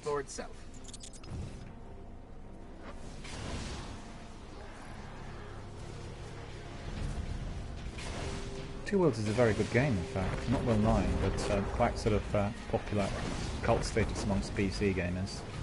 Doesn't work too well technically on PlayStation Now services. It's very glitchy because they released it on PS3. They haven't done any proper remastering or anything. Hello. Are you walking to the walls? No. I thought you were, because Zach maybe was, I should. Yeah, I should be doing that. You remember, he said if one wants to kind of chase the score, but I'm not really... I'm never in a hurry, you know, so it's not really my kind of thing. But for anybody who wants to be trying it, I guess that's the idea. Yeah, wait, I'm going to the outside of the bounties. Just remember what he said. Checking out the raid area. Hopefully not getting stuck in a Vaporist rune. What he said was that walking through walls, he was applying on one of the raids. You remember when he said that, in order to get better scores. Uh-oh. Quite a sand, I think. So I think. I'm 100% sure. This jump.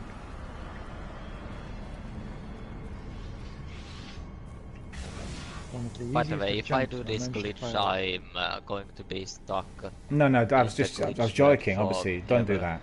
It was just this is a joke, you know. I wasn't serious. Okay. Because as there was a bit of a lag here on the server. Oh, by the way, it's already been too late for about a minute. What is? Do not glitch through the map. Oh, I see. No, what I saw was you were standing there, and it looked like you walked through the wall, but actually you weren't. It was just the way the game operated. Do you know what I mean? Yeah. So that was the difference. So that was, you put in a reciprocal, right?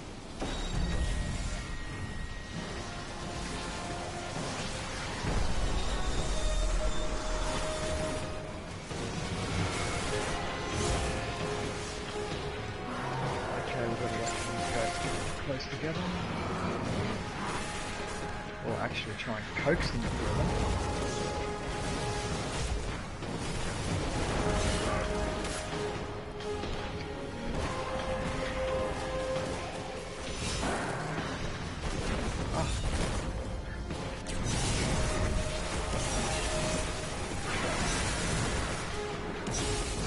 I should have remembered that was a thing.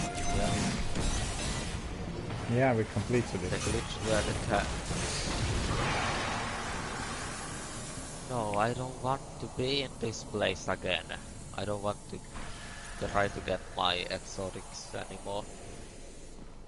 From the Ultra Knight. Let's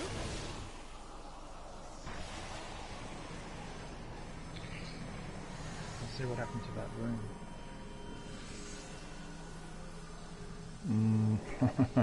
Not sure. Wow, you should see what I. Oh my gosh. What have we What's got? happened is that 1, 2, 3, 4, 5, 6, 7 stolen runes, and they're 1/3 charged.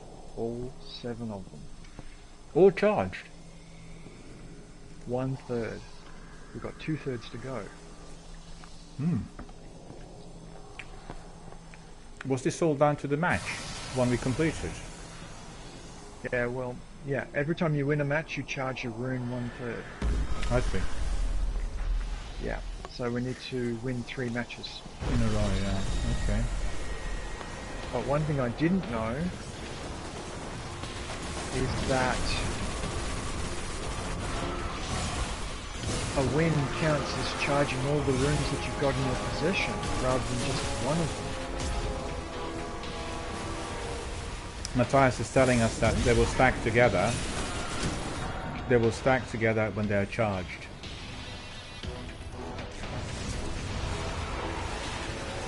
So he can buy 7 more. Well, I did buy 7. Yeah, but once you get them charged, you can buy 7 more. Oh god, what's wrong with you? Fan access. They lapse. Oh no, his shield I don't came want back again. Yeah. I know there's a switch in there as well. Go there quick, let us see. Still has that shield.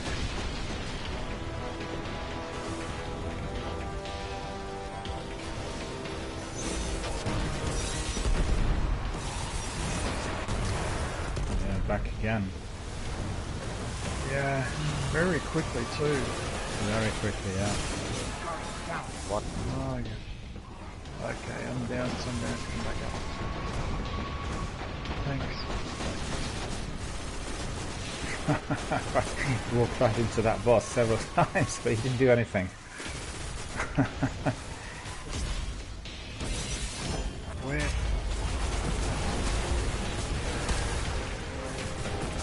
Oh, don't tell me that his shield's up again. It was literally less than 5 seconds. Less than 5 seconds. Distract. Now he's gone. Now he's gone. He's gone. He's gone. Got like 5% left, I think. Yeah. They came rather rapidly, which is... Did you not see? Less than 5 seconds and the shield was back Yeah. up. Yeah. Yeah. Yeah. I was So amazed. that rune's charged now 2/3, right? I'm going to check that. Must be. Yeah, all 7 of them. 1, 2, 3, 4, 5, 6, 7. 2/3 charged. Okay. So we Hold on should a have second. a lot Hold of a second. Hold a stolen second. runes to play with. Don't do anything at the moment because I need to get my sword sorted. Yeah. Yeah. It's like a poop is joining us as well. What? Really?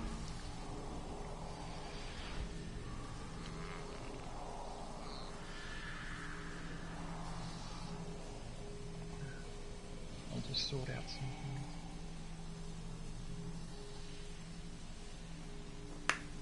This is the most irritating thing in the whole universe right now.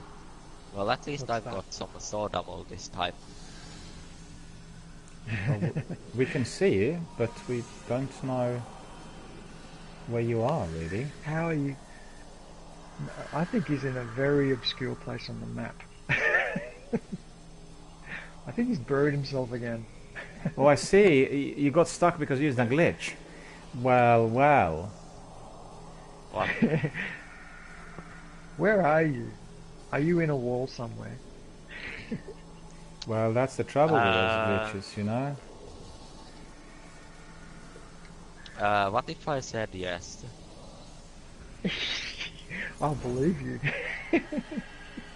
Yeah, but if I'll take a screenshot of you and then send it to you, you'll see the outskirts and edges. I of can see you this from. map. Oh, I think I can see you from where. You are definitely in a wall. Do you want to go back to orbit? No.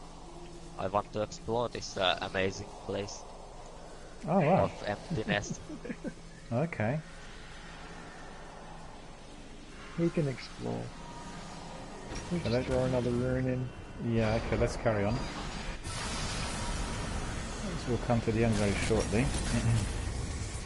That is hilarious. When you do these events in the Court of Oryx, you end up with a lot of ammo and a lot of orbs. You do. So ultimately it gets easier and easier as time goes on and when you spend time at it. Oops. Yeah. Oh, he is still there. Without shields. We need to bring him close to the thrall, the cursed thrall, and we mustn't load him up. He killed me. Okay, he's almost there, he's almost there. Come Yeah, this fire way. at will, fire at will. Are they close? Guardian down. I'm dead.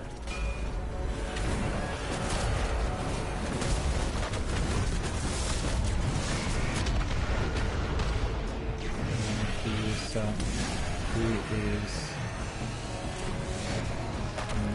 Oh, I'm looking back. Hold on, I'll try to revive you, but I No, have it's that... too dangerous, it's too dangerous. That ogre. It's on my tail. Yeah, but we need to bring him close to the thrall.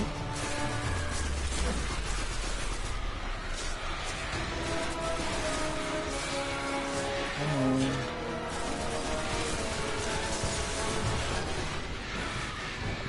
Guardian down. Oh, you're joking.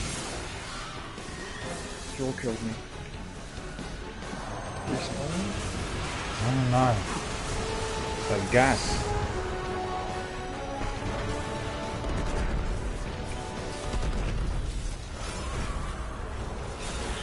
That was good. That was very good.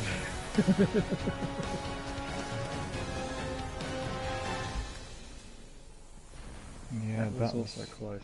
That was close, yeah. Oh, Managed to get that. Well, I got my 7. I got my 7 runes. Managed to It get. actually appeared on my chart. Managed to get that wizard kill at the end. Okay, we've got some stolen runes now. If these are supposed to be random drops, we better hope for one soon. Okay. Okay, so I've got 7 runes to play with now. Actually 9, because I've got 2 from the last time.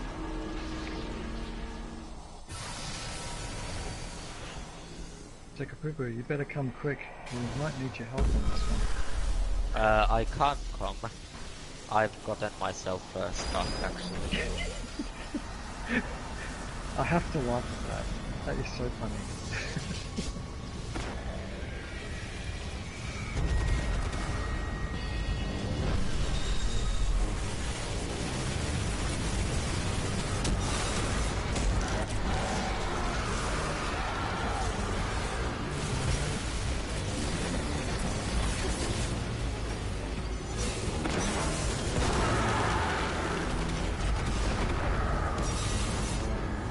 Oh, yeah, I'm there trying it to is, go yeah. to glitch level.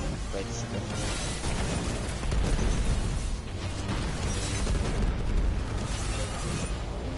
Oh, that's so annoying.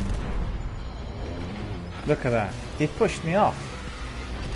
I destroyed him where are and he you? pushed me Well, off. just come back in. Yeah, just come back into the arena.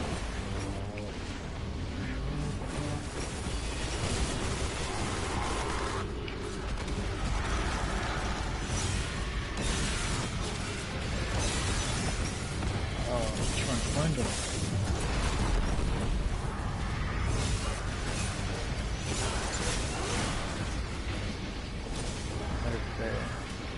Places.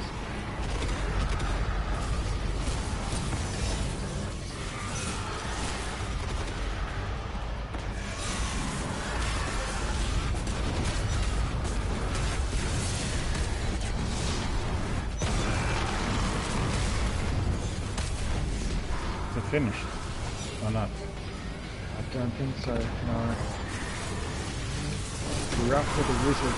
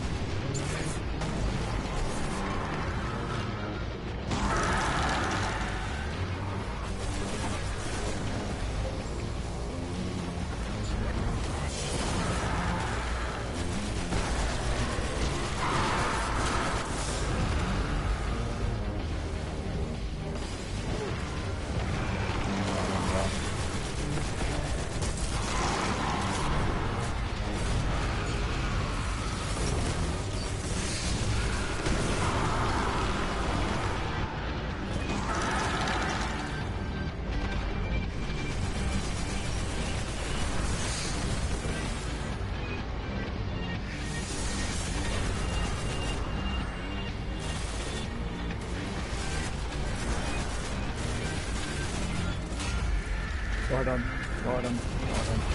And I'm about to fall off. No! Ooh, almost. Yeah, I got pushed off during the last match, and That was a tough one. it was.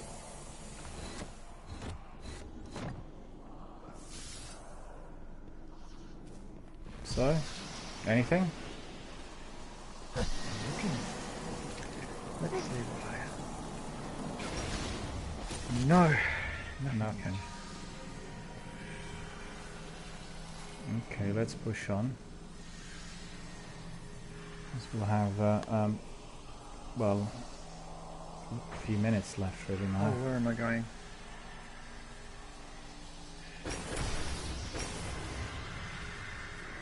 Throw that rune in.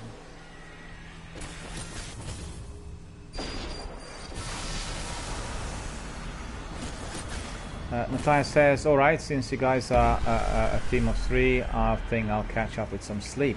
And he's saying bye to everyone. Thanks very much for coming in, Matthias. Appreciate thanks for it. your advice. And thanks for your advice, really appreciate it. Thanks for coming in and also helping us out.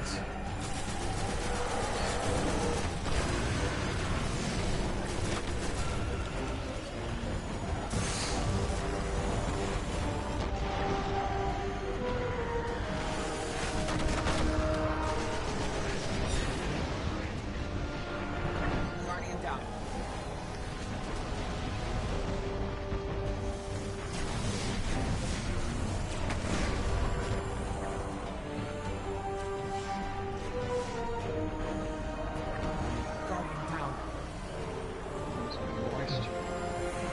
Didn't quite work the way I wanted.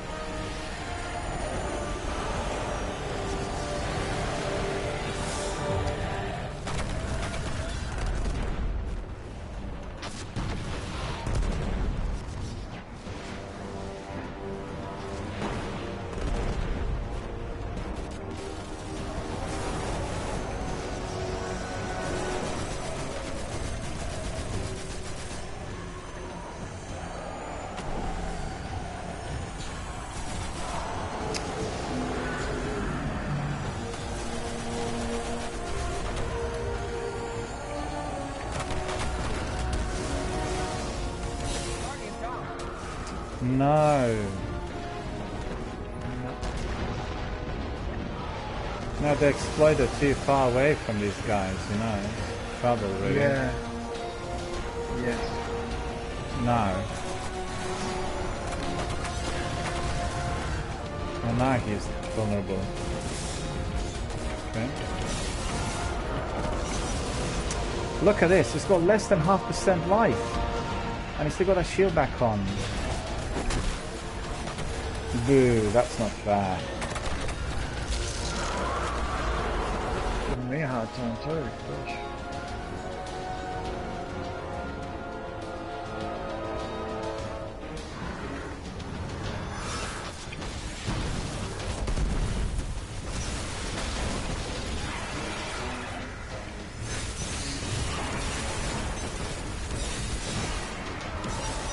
Shields up.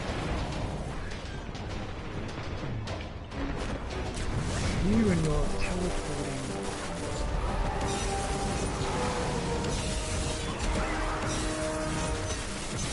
There goes one. Yeah, I got him. Got him.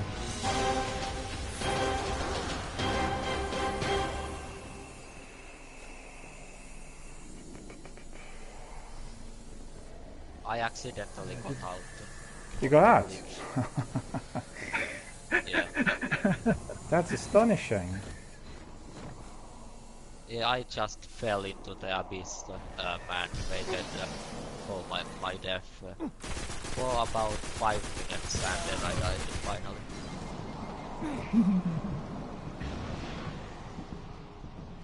Okay, let's push on. We have about... No. We're almost out of time, guys. Almost. Yeah. Okay. We've spent 2 stolen runes on this so far. This is our And? 3rd one. And no antiquated so far, yeah. And no antiquated, so it's turning out We'll have actually enough time to, I think, use all the runes. The question is whether...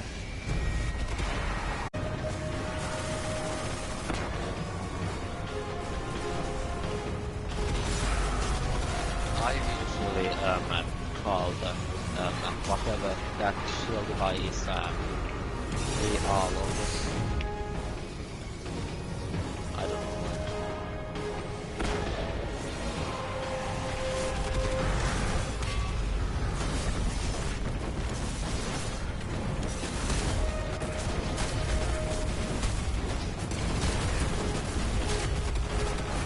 It's gone. Yes. Great way to die. That's true.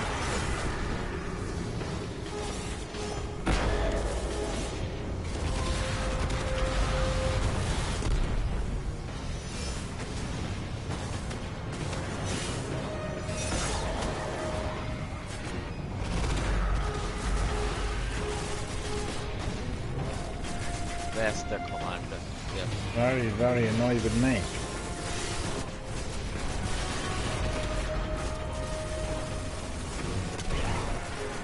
He's gone. Okay. Yeah. Stolen Ruin. Challenge the court. My bounty has been completed. Okay. Did I get an antiquated rune? Special weapons. Surely I would have one by now. No? Something's not working right. In other words, there's an understanding that I don't have.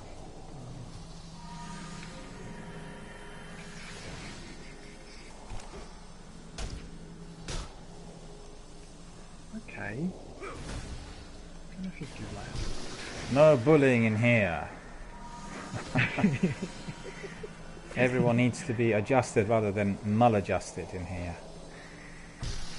Let's crack on, lads. Let's crack on, lads. We have a few minutes still to go. Let's see whether that's 4 used, right? And just see what I've got here on my quest. Summon foils with a stolen rune and defeat them in under 2 minutes. Well, that's quite good. Do you see that? We summoned foils with a stolen rune and defeated them under 2 minutes. That's a very good score, and the bounty has been completed, so that's pretty good. The crowd will Nemco and whatever that shield device. This is going to be a pain.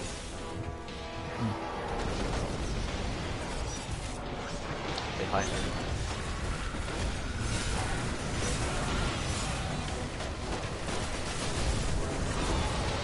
How many of those are there? Kill the Alice. Okay, so they do.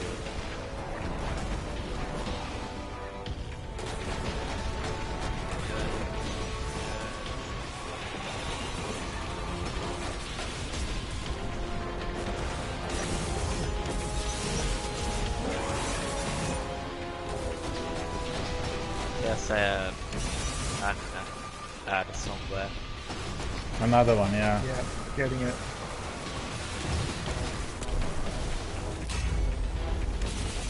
That down. Got it. And I got the Neveins Kong. Veinings. Yeah, it was there. I was to pick it up as well, but I don't have enough space for it. It was there, this engram left. Veinings Kong. Okay. Don't have space for anything in there by the looks of it. It's all full. Okay, so what now? Of The last garbage. one, is it? Could try another one. Yep. Yeah. Keep on trying until we get an integrated room. Yup. Key of Akka. Oh, you've got a key. Hmm. You killed the 50 enemies without dying. Yeah.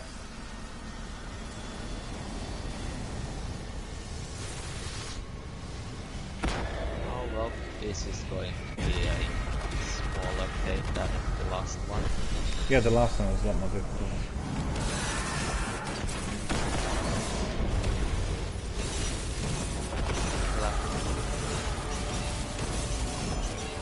Deployman's here. Hello Deployman, how are you doing? Very good to see you. Thank you for coming and thank you for watching our broadcast. Oh, I got killed as well. Oh wow, we did that super fast. Super fast, yeah. This was literally, what, less than 30 seconds. Pride Dairy is in here if anybody wants it, but I can't pick it up. Yeah, I got nothing. Hello Deployman, how's it going out there? Deployman says, I'm good, thank you. I just woke up from a nap. You know, all these different time zones are funny because Matthias was here and he woke up early and he went back to bed, and Deployman just woke up. It's so great to see that, you know, one person is falling asleep, the other person is just waking up, the third author just about to go to bed. With us, we're just about to have our dinner. You could see this team at the moment. It's a truly international team. Team consisting of Sekapupu from Finland, Gonzak from Australia, and myself from the UK. One very confused team, I might add.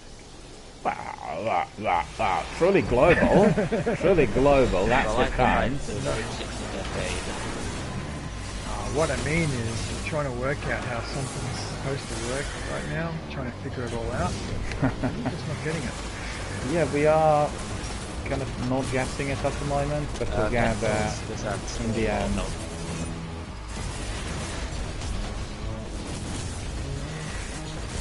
I've done something so stupid, unbelievable really. Amazed with my stupidity.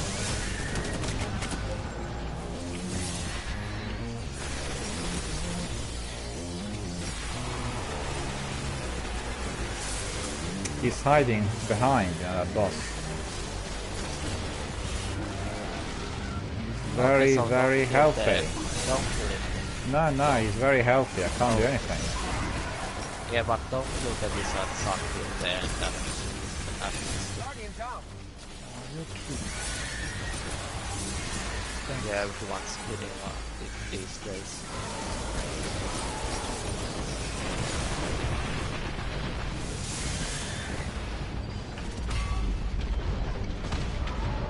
Okay, you can kill the wizards now, I think. It's not down. very safe. kill the wizards. Yep, the item. Okay.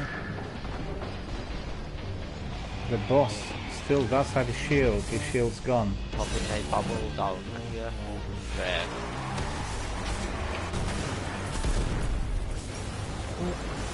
Might have the ammunition. It's too bad. There's a bubble in the middle if you need it. I do.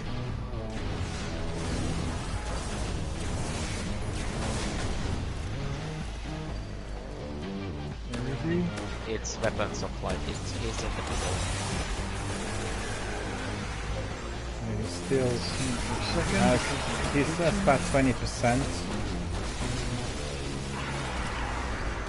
It's glued on me for some reason. I've got another bubble on top of my bubble.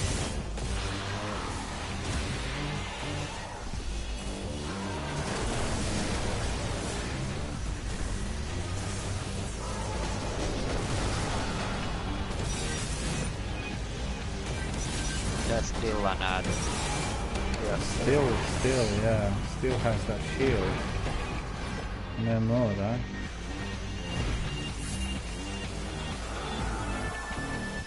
Deployment says, I have to void today, so that was fun. I also did some raids today and made some new friends, which is always very good. Indeed it is. Very good to hear that you were able to complete all of that today. So that's pretty good. Voiding and raiding. But I'm afraid, my friends, we've come to the end of our time for today. I need to really depart. Okay. Okay. We can do one more if you want. One more really quickly, and then I really have to race. Oh well, let's do a normal rune, not one of those stolen ones. Yeah, alright. Yep, I've got almost no ammo. I'm gonna use all of my heavy ammo in this. Okay.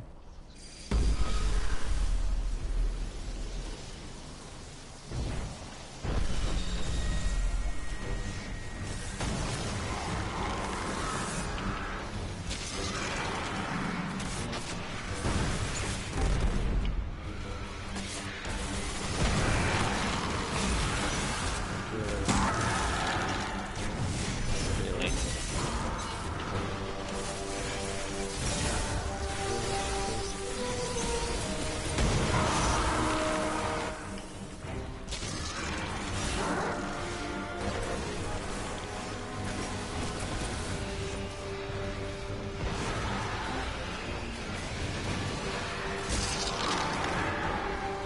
Oh, he's above.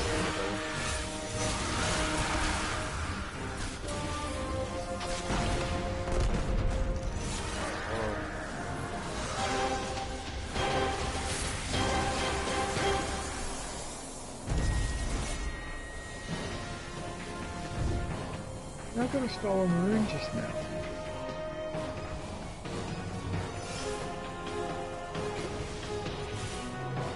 Alright, my friends. We've come to the end of our broadcast, so if I may, I'll put you back in the orbit. Yep, and I'm going to have to leave now. Okay. Yep, bye, see you later. Well, thanks very much for joining Bye. us, and have fun. Hope Thanks the a lot. market Yep. event goes well Bye. tomorrow as well. Yep. Back to orbit. Thanks very much to Sekapupu, indeed to Tomzak as well, for coming in today and participating in all of our activities. Thank you guys, really appreciate it. We've come to the end of our broadcast for today. Hope everyone enjoyed our battles. We had quite a variety, lots of patrols and activity on Venus, Mars and elsewhere. And indeed we were doing many battles and matches here in the Court of Oryx, and unfortunately, although we did our utmost best to get those antiquated runes, so even just a single one, we failed, we didn't get it, and as we've heard from Matthias, they are basically a random drop. We were just somewhat unfortunate today, we were not able to get them, and we look forward to acquiring some of those tomorrow. Deployman also says have a good day to everyone and to myself. To you, sir, as well, have a good day indeed. Hope everything is alright out there, and it was good to hear able to do voting as well as raiding and everything in one day, so it must have been quite a hectic day altogether.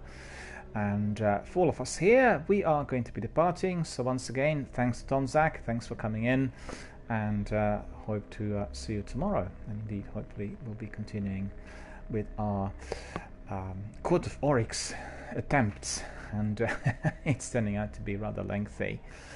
But on that note, I will have to be saying good afternoon to everyone, as I have a very, very busy day, and we've come to the end of our broadcast. So I wish you all a very, very good afternoon, and take care.